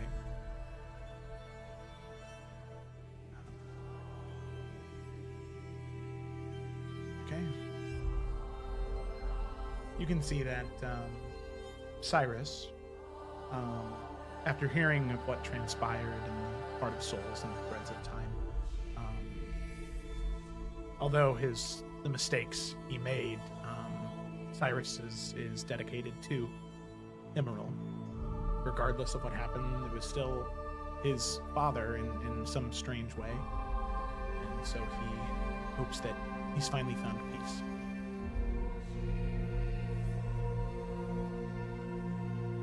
So, with that, the Wardens hold theirs, ready to throw them to the sky. In remembrance. With that, shift to the Isles crew.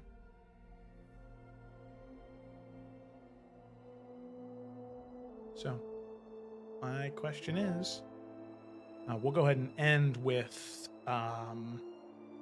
Ryan and then Kayla, just because they went first with the Warden. So, Felicity or Gemma, what do Lila and Twig, what do theirs look like? Could Zevran and Lila actually do two together? Sure. Or is that not okay? Okay. Because I think together they would definitely make one for Zevran's family, with the colors of House Tariel. And I think it would look really regal, like you were honoring like a royal family, basically.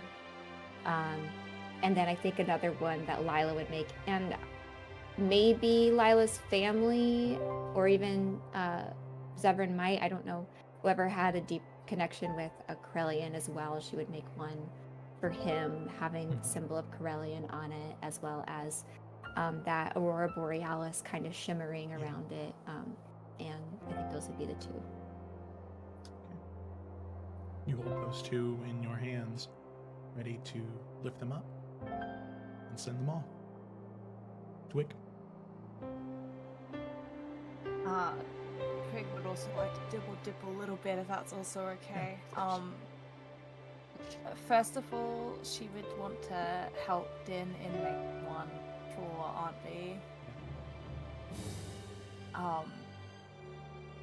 And then for herself, she would make one in basically the house, Forest's colors, and include like that like tree sigil or whatever that like demarks House Forester, and have it in part for all those that were obviously lost when Asentalo did fall to Mortella and all that. But then specifically have little roses, and initially she was going to try and draw them. Twig is not an artist though, she could not draw roses. So instead, I'd like the idea that because they're only flowers, they're only light, that she'd have these little roses just blossom from like the stick supports of the lantern. Yeah, of course. And just like have those little petals like rain down when the lantern's released. Yeah. Okay. All right. Yorick.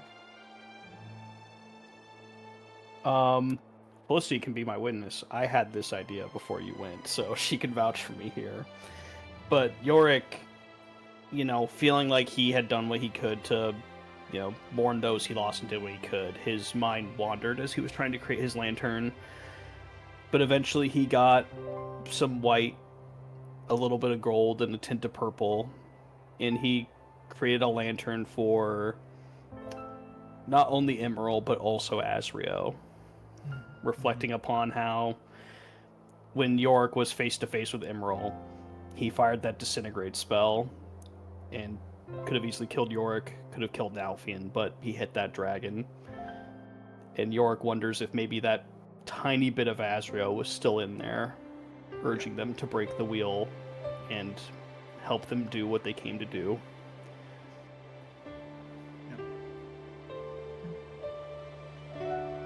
Hold it in your hands, ready to release. And last but not least, Alfian. One side is going to be Carisilla. He didn't know her well, but he knew enough to know that she was going to dedicate her life to this. And the other side is going to be Nalfian, Echo Nalf. Because it could have been him, and Nalfian understands what that means. And Echo Nalf was just a part of this as anybody else. So yeah. Okay. With that, all of you hold your lanterns together. You share one final look. And in that moment, unless there's anything else anybody wants to say,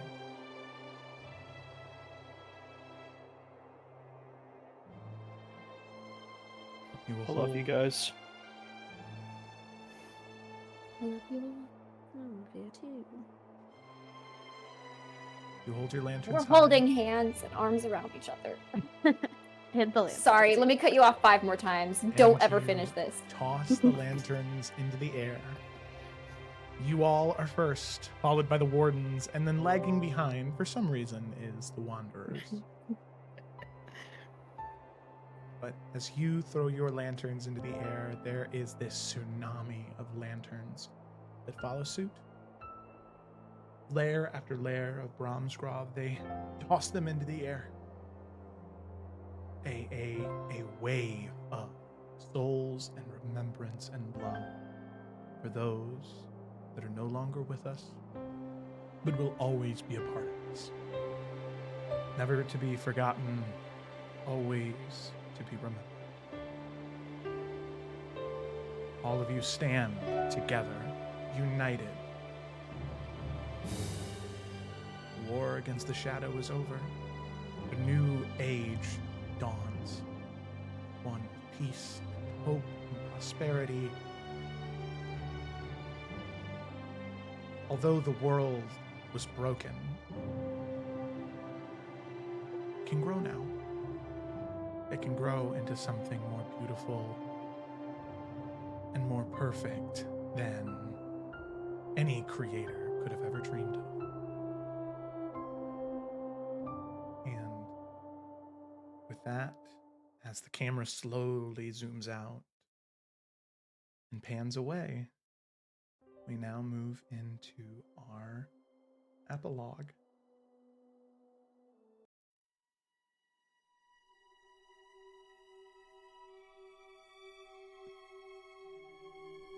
Okay. So first things first, we have some general NPC and world notes, and then we'll get into the characters. So, first things first, the companions. First up is Sir Danny Forrester. The once raccoon, now bipedal and much larger than the average, still carried his sass and sharp tongue well into his new form.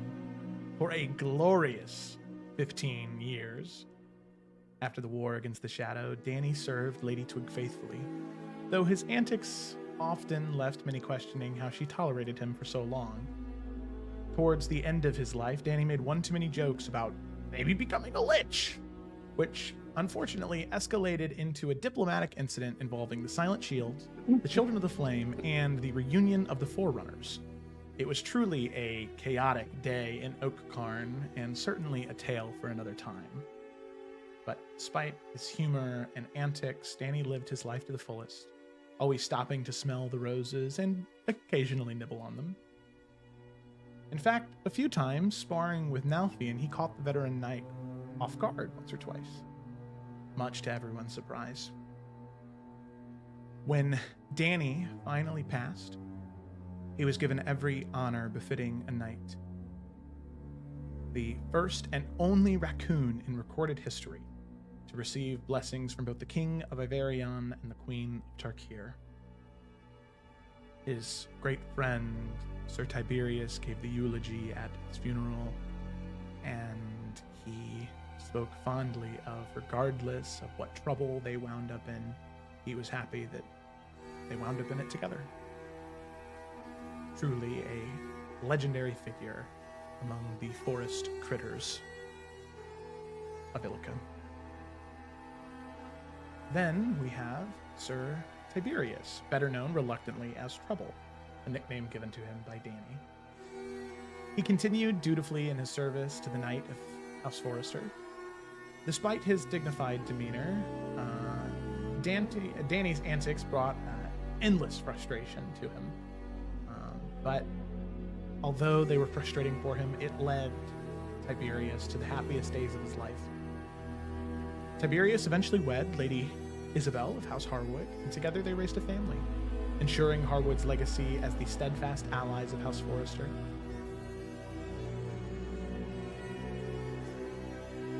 Tiberius would reign a steadfast guardian of House Forrester until the end of his days, forever grateful for the unlikely raccoon who changed his life. Alec Silverfoot continued her reign as chief of Afera, leading the united clans with wisdom, strength, and a deep love for the land. Under her guidance, Afera became a nation that lived in harmony with nature rather than fighting against it. Expansion came slowly and thoughtful, shaped by the land itself rather than forcing change upon it. Alec's heart found love with Thrud Thorsdottir, a fierce warrior from Jormungandry. Their bond was one of fire and devotion, and on one misty evening, their soul bond brought forth a son, one they named Logan. Alec's little Opayo. He grew to be the light of her life, destined to one day lead Afera as its future chief, but for now, Alec cherished the days spent with her family, leading her people with compassion and ensuring a future for generations to come. Varnast Halmarin. After the war, Varnast sought peace, retreating to a quiet life with his partner Sven. The two married and spent their days traveling between their various homes, one near Albior to remain close to family, another in Lislia to aid Bianca Damaris in the development of its democracy, one in the Gemstone Archipelago for its warmth, and one final home in Afera to work with the Wardens and maintain their shared connection to the land. In his later years, Varnast took on the role of mentor, guiding young warriors across the world with his wisdom and calm demeanor. Together, Sven and Varnast fostered children, creating a home filled with love and laughter. And while Varnast passed peacefully in his sleep, he left behind a legacy not just as a warrior, but as a father, a grandfather, and a teacher to men. Lord Brandon Bartold, thanks to Lila's intervention, his curse of undeath was lifted, and he returned to the land of the living.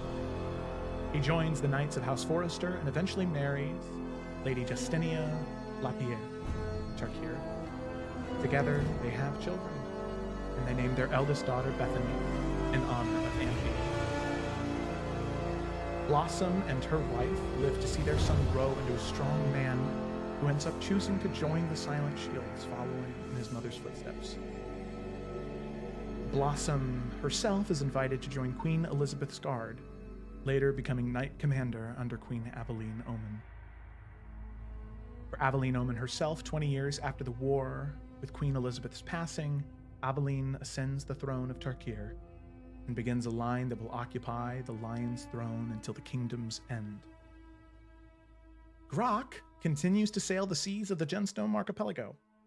He even defends ports against undead ships during the war against the Shadow. He becomes a legendary figure of the high seas, revered for his unmatched bravery and incredible proficiency wielding a cannon all by himself. In Highland Pass, Quilp dedicates himself to healing and rebuilding. His gentle presence becomes a source of comfort to the survivors, restoring peace to the twice ravaged city. Eurydice sacrifices her mortal life and chanted happiness to reign as the tyrant queen of the Nine Hells. In the early years, she maintains contact with the party, showing traces of her old self. However, as time passes, she withdraws, embroiled in the war within the Hells. She distances herself, believing it's unfair to ask her companions to continue to fight on her behalf. Instead, she forges her own path, protecting the material plane from the forces that would threaten. To the kingdoms and realms. Following the war, Iverion, Tarkir, and Macavia form a powerful coalition, openly trading resources, research, and supplies. While Iverion feels the economic impact of losing the Highlands, it finds balance through trade with the Riverlands. Tarkir flourishes under Aveline's rule, and Macavia grows strong with the steady leadership of House Nassim. Then the Great Shift happens. After Twig's passing, the world experiences a profound shift.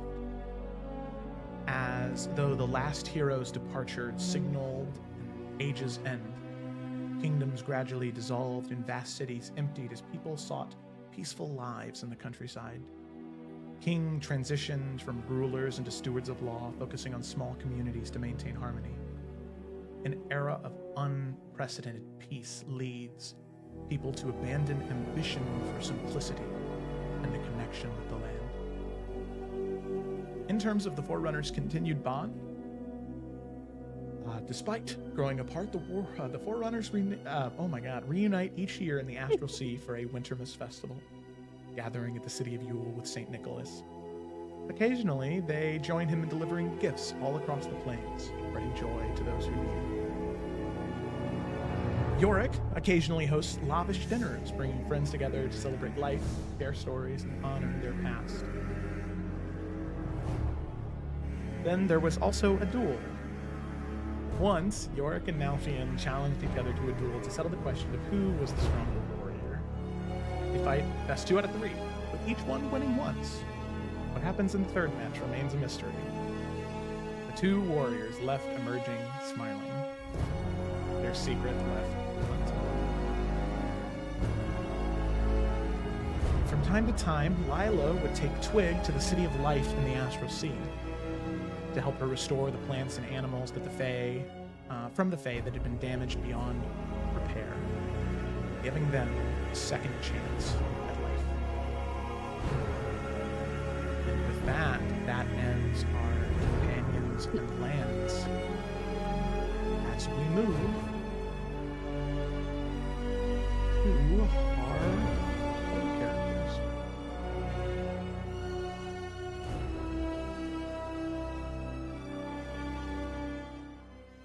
First up, Yorick.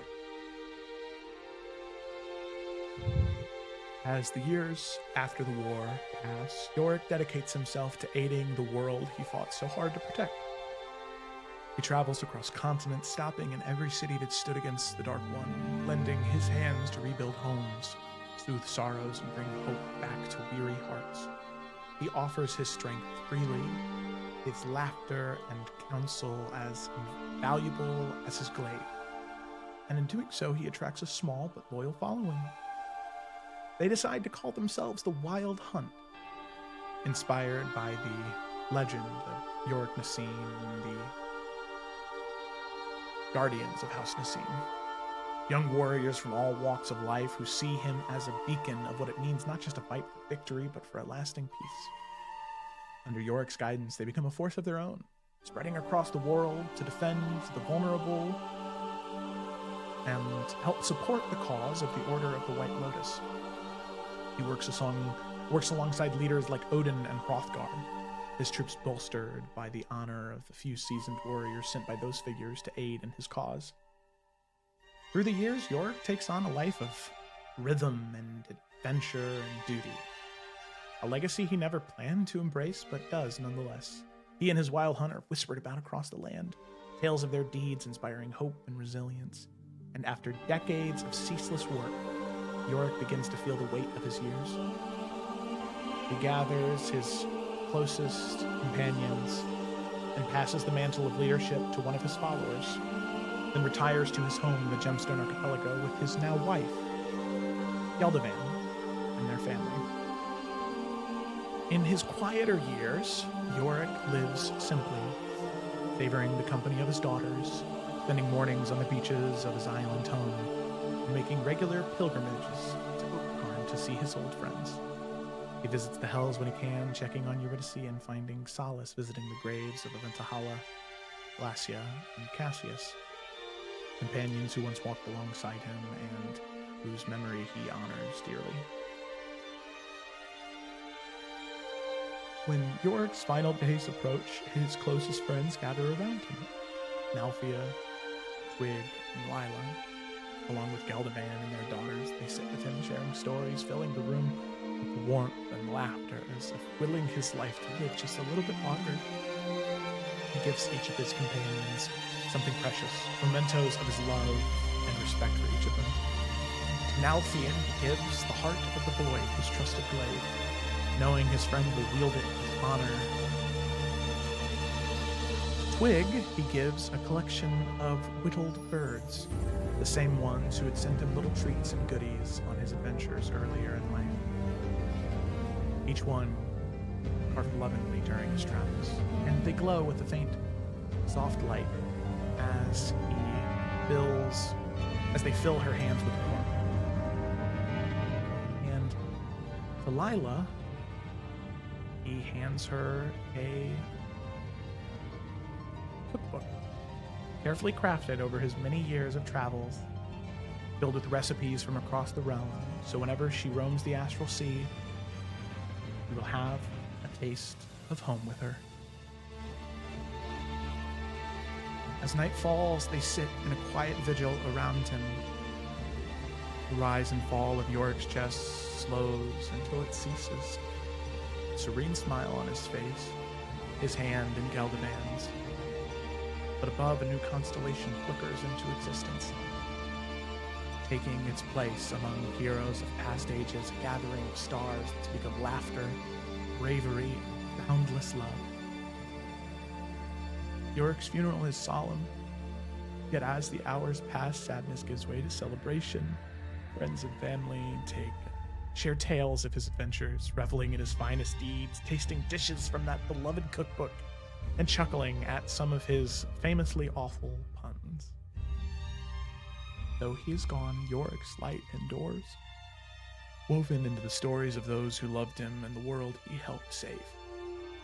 In some far realm beyond mortal eyes, Yorick finds himself in a grand hall bathed in warm, golden light, surrounded by the heroes of ages past, legends whose tales he'd heard whispers of by the fireside and across battlefields. They greet him heartily with laughter and clapped hands, welcoming him as one of their own. Plates of rich food and goblets of the finest strength-filled tables, and there is no end to the laughter, stories, and the camaraderie that fills these halls.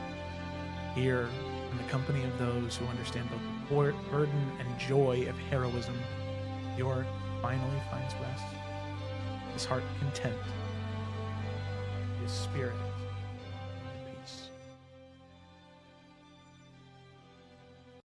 And now,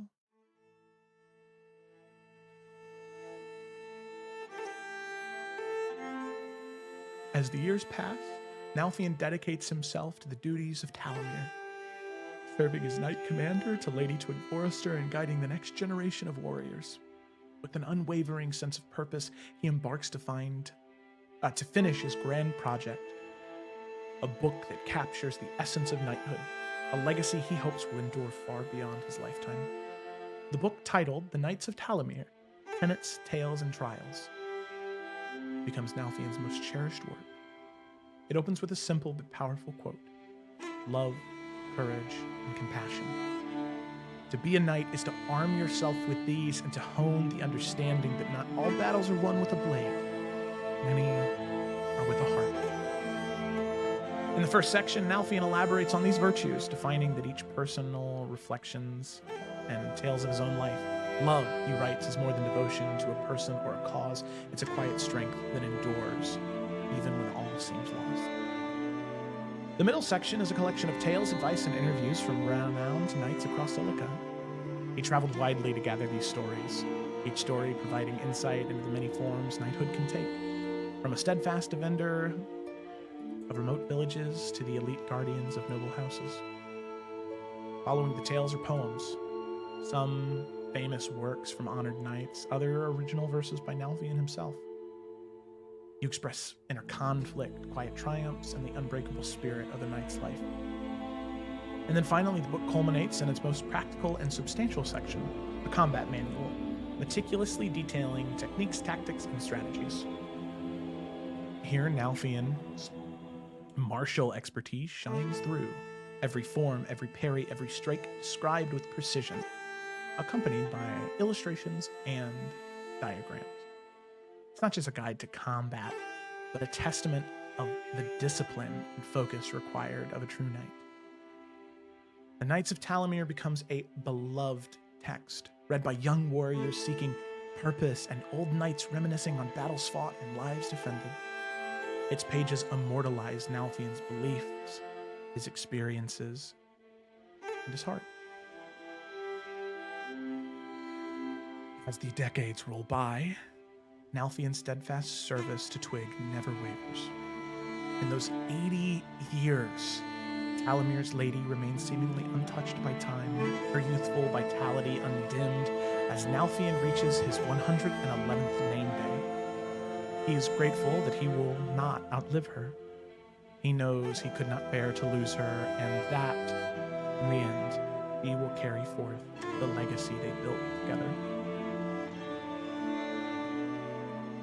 But on his 112th name day, Nalfian feels the weight of his years settling heavily upon him. His strength wanes, his breaths grow slower, and he knows it's time to pass on his duty. With a quiet resolve, he asks Twig to accompany him to Vitronet, the city of the Green Lady, where his final obligations lie. Lila and Zevran accompany them, along with two of their children, Cassia and Emric. The two children, very excited to see their Uncle Nalfian and Cousin Twig, they jest at Nalfian that he should return to the Astral Sea with them, as it might remove some of his wrinkles. Along the journey, they make their way through the serene woodlands. Nalfian shares stories from their younger years together, moments of valor, humor, and quiet camaraderie that had defined their lives, focusing a great deal on his brother-in-arms that has long since passed, Yorick. Twig listens intently, her smile soft and warm as he tells, perhaps for the 100th time, the same well-worn jokes, bringing laughter to her heart despite the sorrow that lies ahead. When they finally reach the quiet sanctuary of the Chapel of the Green Knight, Lila and Zevran and their two children remain outside the chapel, honoring the solemn nature of what is to come. Within, Nalfian finds Sir Dickon Edwards, the current Green Knight, and an old friend from their days of adventure waiting for them. Though only faint traces of his former self remain, a steady determination still shines in his eyes, tempered by the wisdom and weight of centuries of duty. As he removes his helm, settling it carefully upon the moss-covered tree stump, he regards Nalfian with a solemn smile. It is a heavy burden, but one worth bearing, Sir Dickon says quietly. In service to the land, we find purpose beyond ourselves. Are you ready, brother? Nalfian meets his gaze, his own voice unwavering, though softness touches his eyes. I am, old friend. I'm ready to serve. As you are. And with that, Sir Dickon lies down into the earth, allowing it to cradle him as roots and vines weave over him, pulling him into the soil's embrace for his final rest. The mantle of the Green Knight now passes to Nalfian. Twig helps Nalfian to his throne at the back of the chapel, her hand gentle and steady as she guides him. He looks up to her, his voice soft yet firm. Says, there was something my uncle told me before the rapier broke. He said he always believed there was something in me. Something good trying to break through. Deep down, he knew that he was the one to fight that good fight. It's not always easy, and I won't always be there to remind you. So even when it feels impossible, remember this. You can fight on, little bird. Yes, you can. and with those final words, he closes his eyes, slipping into a deep, eternal slumber as those vines creep around him, cradling him in nature's quiet strength. Twig kisses his brow, a silent farewell and then turns to leave the chapel. As she steps outside, she gazes up to the night sky, and there among the stars a new constellation forms. Night covered in thorns and roses shining down upon Illica. Twig smiled, her heart heavy yet filled with peace, knowing that her knight will always be there, steadfast and strong.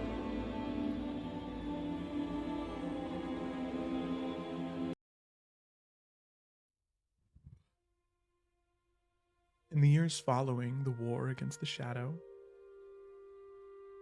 Twig settles into her role as Lady of House Talamir, the quiet determination of someone who has seen the worst and still chooses to nurture the best.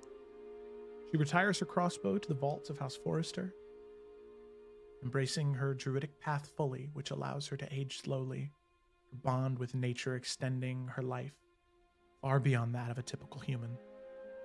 Alongside Willow, the daughter of Eluin, she dedicates herself to restoring the lands scarred by darkness, burying areas too corrupted to heal, and molding the earth to give new life to untainted lands. Twig works tirelessly to make sure Talamir is a sanctuary for displaced Fae, who now only have a small realm of magic left after much of the Feywild was destroyed. She rebuilds Talamir as a land aligned with the rhythms of nature itself, a place where magic and the old ways live on. Talamir doesn't seek to grow powerful or influential, instead becomes a refuge, a land of resilience, unmarred by political ambition. She never weds or has children of her own, yet she finds family in her friends and her people. As Lady of Talamir, Twig does host Kingdoms and Castles tournaments, remaining undefeated until she eventually retires, continuing to watch others find joy in a game that once gave her so much comfort. Even in retirement, she sponsors the tournament, ensuring that it lives on for generations. As her duty to Talamir draws to an end, Twig names Lady Bethany Bartold, daughter of her beloved cousin Lord Brandon Bartold, as her successor. At the coronation ceremony, Twig addresses the gathered people with a steady grace.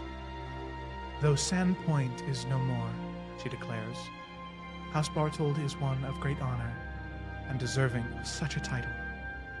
Lady Bethany Bartold, I name you heir.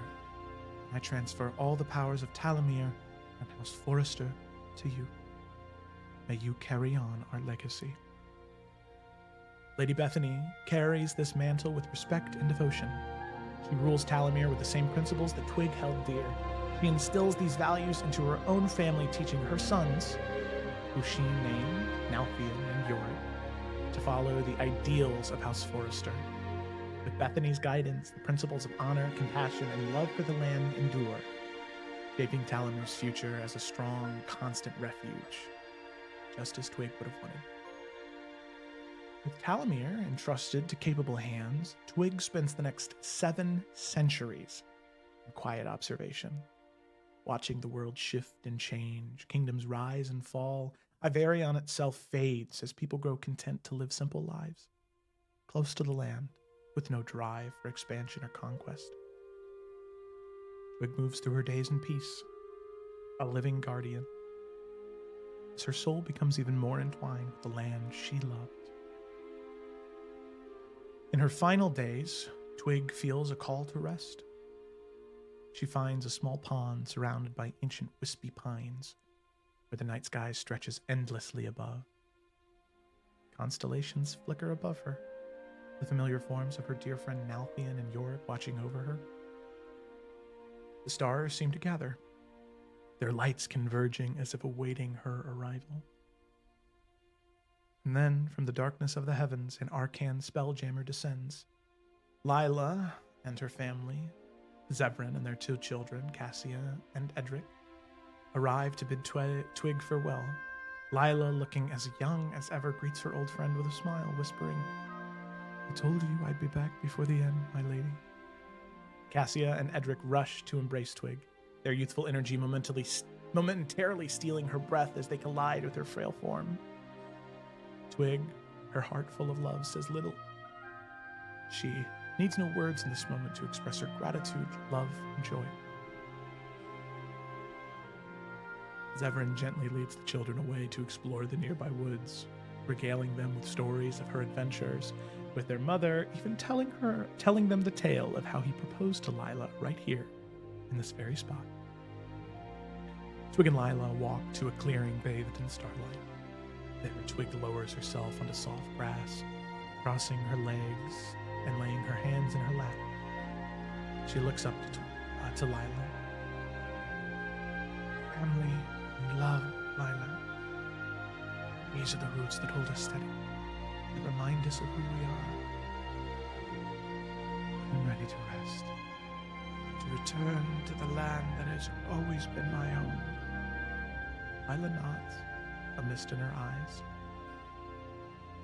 "I'll see you in the stars, Twig. You will always be there."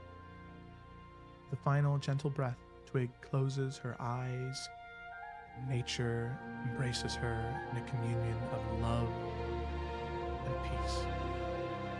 Her body melds seamlessly with the earth, bark, and leaves covering her as she transforms into this magnificent oak tree, larger than any Lila has ever seen, its branches reaching towards the heavens, its roots stretching deep into the soil. As Lila steps back, she sees a new constellation forming in the night sky. A woman draped in vines and leaves, her figure standing tall beside a knight clad in thorns and roses. Lady Twig Forrester, the eternal guardian of Talamir, is home at last, beside her knight once more.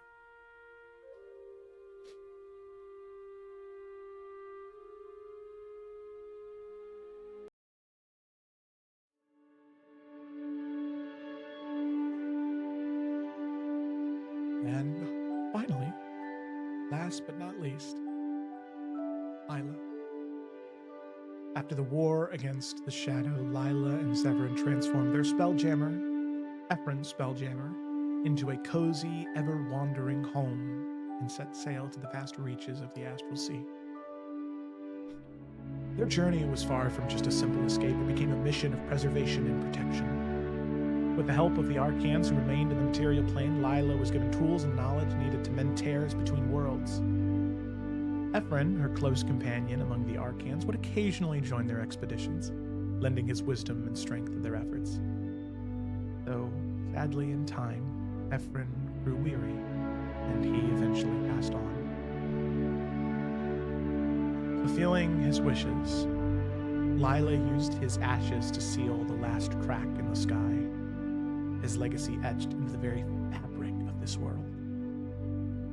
Ephron's mission was complete. He had succeeded in saving the timeline and securing a future for his people. With his passing and a combined effort of Lila and the Arcans, the rift between the material plane and the astral was fully sealed. no cosmic entity could cross between the wards Lila crafted without immense force, ensuring the sanctity of both realms. Understanding the importance of vigilance, Lila reached out to the Silent Shields, informing them of her protective wards. And with Zevran's expertise, she and him provided them with specially designed spelljammers, allowing the shields to travel freely across the realms to monitor the seals and ensure their strength. Their journey was not one of solitude for long, though. In time, Lila and Zevran welcomed 2 children, a daughter named Cassia and a son named Edric. Cassia named in honor of Cassius, a former Forsaken who had strayed into the darkness but found redemption, carried a legacy of resilience and hope. Cassius had been a professor whom, despite his fall, sought to right his wrongs and died redeemed. Edric, named for Zevran's late brother who had fallen in the war against the Shadow, bore a name of honor and bravery and sacrifice, a reminder of the family bonds that stretched across time and loss. As they grew, the siblings developed traits reflective of their parents. Cassia took after her father with a fierce intellect and a deep passion for learning, and a preference for the comfort of books and quiet contemplation. She was introspective, thoughtful, and endlessly curious about the inner workings of the world around her. Edric, on the other hand, was as vibrant as the stars themselves. He inherited his mother's boundless desire to explore, her love for bright colors of distant galaxies, and a fearless spirit. As he would often remind them with a mischievous grin, he was just as smart as Cassia, though. Together, the family traveled endlessly through the Astral Sea. Exploring its hidden wonders and ancient mysteries, they witnessed the far reaches of existence, the glittering, otherworldly cities, plains, to the quiet, forgotten corners where time seemed to stand still. Lila and Zevran made sure their children experienced the best this multiplanar reality had to offer, filling their lives with awe and adventure. As they journeyed, Lila imparted stories of the material world, lush forests, bustling cities, and friendships forged in battle. She taught them the value of life, the beauty of resilience, and the importance of protecting the worlds they encountered. Zevran, wise and steadfast, instilled in them lessons of adaptability and a balance between boldness and caution. Together, they created a life for Cassia and Edric that was rich in wonder and legacy. After many more years of travel and the passing of Twig, in the heart of the Astral Sea, city of corpses, Lila finds a fading presence, that of Corellian, god of magic and the Fae, now a mere echo of his former self. His form shimmers faintly, yet his gaze remains filled with the kindness and strength that once guided her.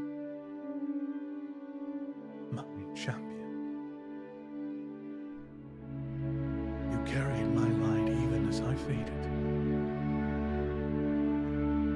You embodied my hopes, did what I loved most. Lila's voice trembles as she steps forward. I never wanted to be alone. I never wanted to lose you. We're never alone, Lila. We my tenets forward, not through temples, but through that light you have lived. He lifts his hands in a final blessing. A warmth flows between them as his touch connects her to his fading light. And above, the Astral Sea shimmers a constellation that takes shape. A warrior, fierce and eternal, her form traced among the stars. It is her image, yet it embodies the spirit of Corellian. As his voice begins to fade, barely a whisper, he says, "You are my legacy, my fierce heart. May your light guide those who follow." As he vanishes, Lila stands beneath her own constellation, a guardian among the stars. Years pass. Lila is unsure of how many, honestly. They blur together. Time is a loose line, bowing and flexing at strange times. But as they sail through the sea, a golden ethereal door appears one day, hovering amidst endless constellations. The door radiates with warmth, feels like an invitation and a farewell all at once. It beckons her forward. She turns to her family, her hand resting on the doorframe. "I'll be back," she promises. Severin gives her a nod of understanding, and her children look with quiet awe. She steps through the golden light, feeling herself drawn deeper, guided by a presence older and kinder than she's ever known. Inside, she finds a grand hall filled with the soft glow of heroes long past. Those who made unimaginable sacrifices and achieved great deeds to protect the plains. She sees Blossom, Lord Brandon Bartold, and Cassius. But where her gaze truly falls is upon the three familiar faces. Her breath catches and her eyes well with tears. Waiting with open arms, her friends she'd loved and lost so long ago, Alfian, Yorick, and Twig. Each marked by the passage of time but preserved in spirit. Without hesitation, she rushes to them, falling into their embrace. Nalfian grins with that familiar sly smile, his face lined with age, armor adorned with moss. "Oh, hey, it took you long enough," he mutters, the warmth in his voice betraying his teasing. Yorick chuckles, his eyes crinkling with joy. "Oh, after all this time, I've been meaning to ask you, did you have a favorite recipe from the book?" Before Lila can respond, Twig clears her throat, stepping forward with that steady presence she always carried in her lady years. "Both of you stop that," he scolds gently. Then her face softens as she steps close, wrapping Lila in a hug that feels like coming home. "Warms my heart to see you again, dear." The others join in. Lila closes her eyes, melting into their arms, the feeling of this reunion almost too much to bear. These were the people she'd never thought she'd hold again.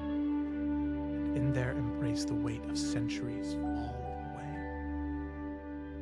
But sadly, my dear, it's not your path to join us. They're waiting for you. She nods towards the golden door behind Lila. "We'll be with you, Lila. I promise," Yorick says, squeezing her hand with a familiar, reassuring warmth. Nalfian, he speaks and says, "Same as I pronounced to all those nights for Twig, all those years ago, it stands true for you now. If the world's weight you bear alone, and wish to cast your anger stone, upon me, dear, let it fall. Oh well, we will bear it all." With a final embrace, she holds each one of them tightly, etching the memory into her heart.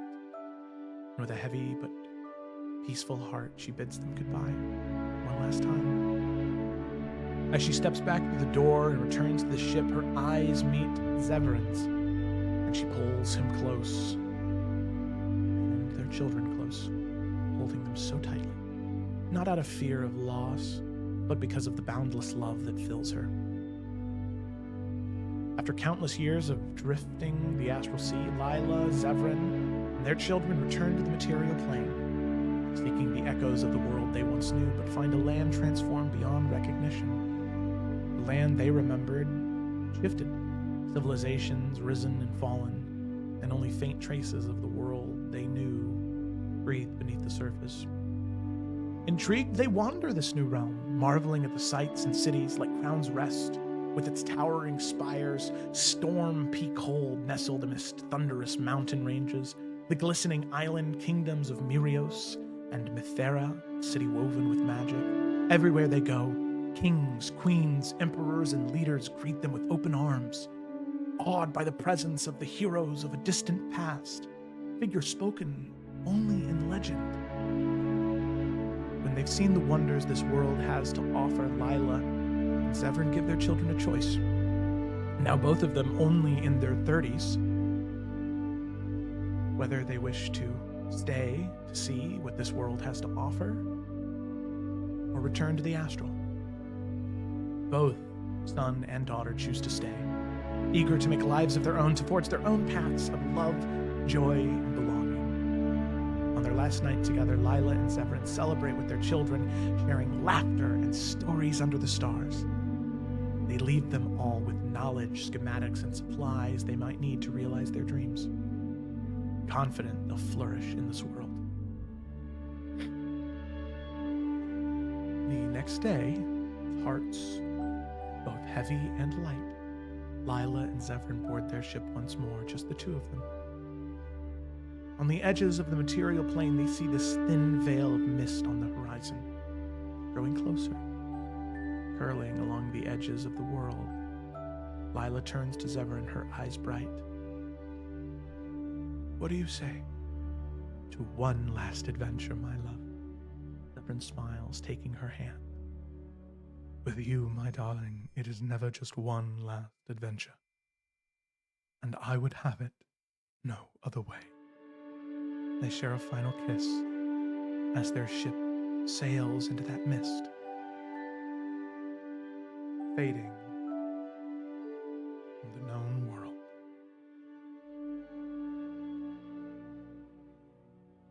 Thus, the last heroes of the Third Age depart, bringing a close to the tale of the war against the Shadow, the legacy of the Forerunners of Fate, and the greatest victory they or any heroes had ever known. A true victory for good in the battle against the Shadow, a story truly worthy of legend. The bards, they sing songs that will echo through the ages, tales of the greatest war, the breaking of the world and its remaking. Every verse, every line carries the weight of their sacrifice, their courage, and the beauty of their friendship. From the distant reaches of the astral sea to the quiet forests of Telemere, the story of the Forerunners finds its way to every corner, every plane, whispered by campfires and shouted in great halls.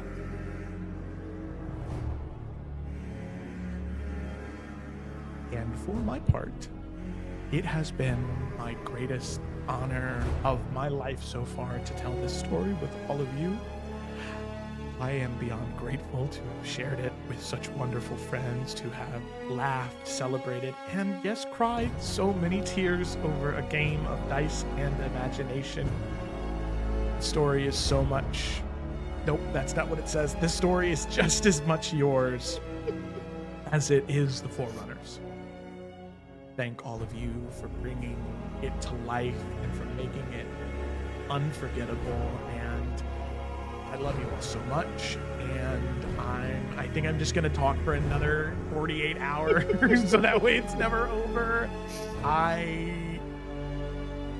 Nope. Thank you all so much.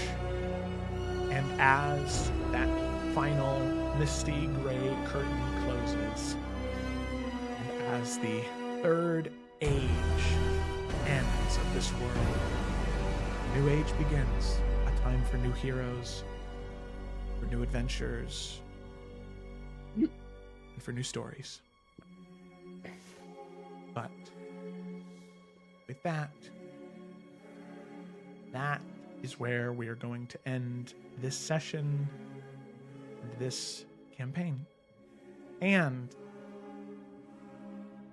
the story of the Third Age, Ilica, and the War Against the Shadow campaigns, they're done. That's it. Thank you all so much for watching. Thank you all so much for playing. And I don't know where I'd be in this life without all of you and this game and this story. So thank you.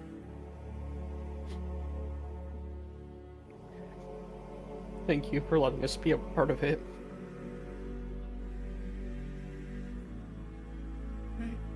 Well, I guess I will give everybody some privacy to cry off stream. So thank you all so much for watching. Yeah, that's it. And one last time, the Isles of Iverion. Thank you for watching, and we will see you next time. Near.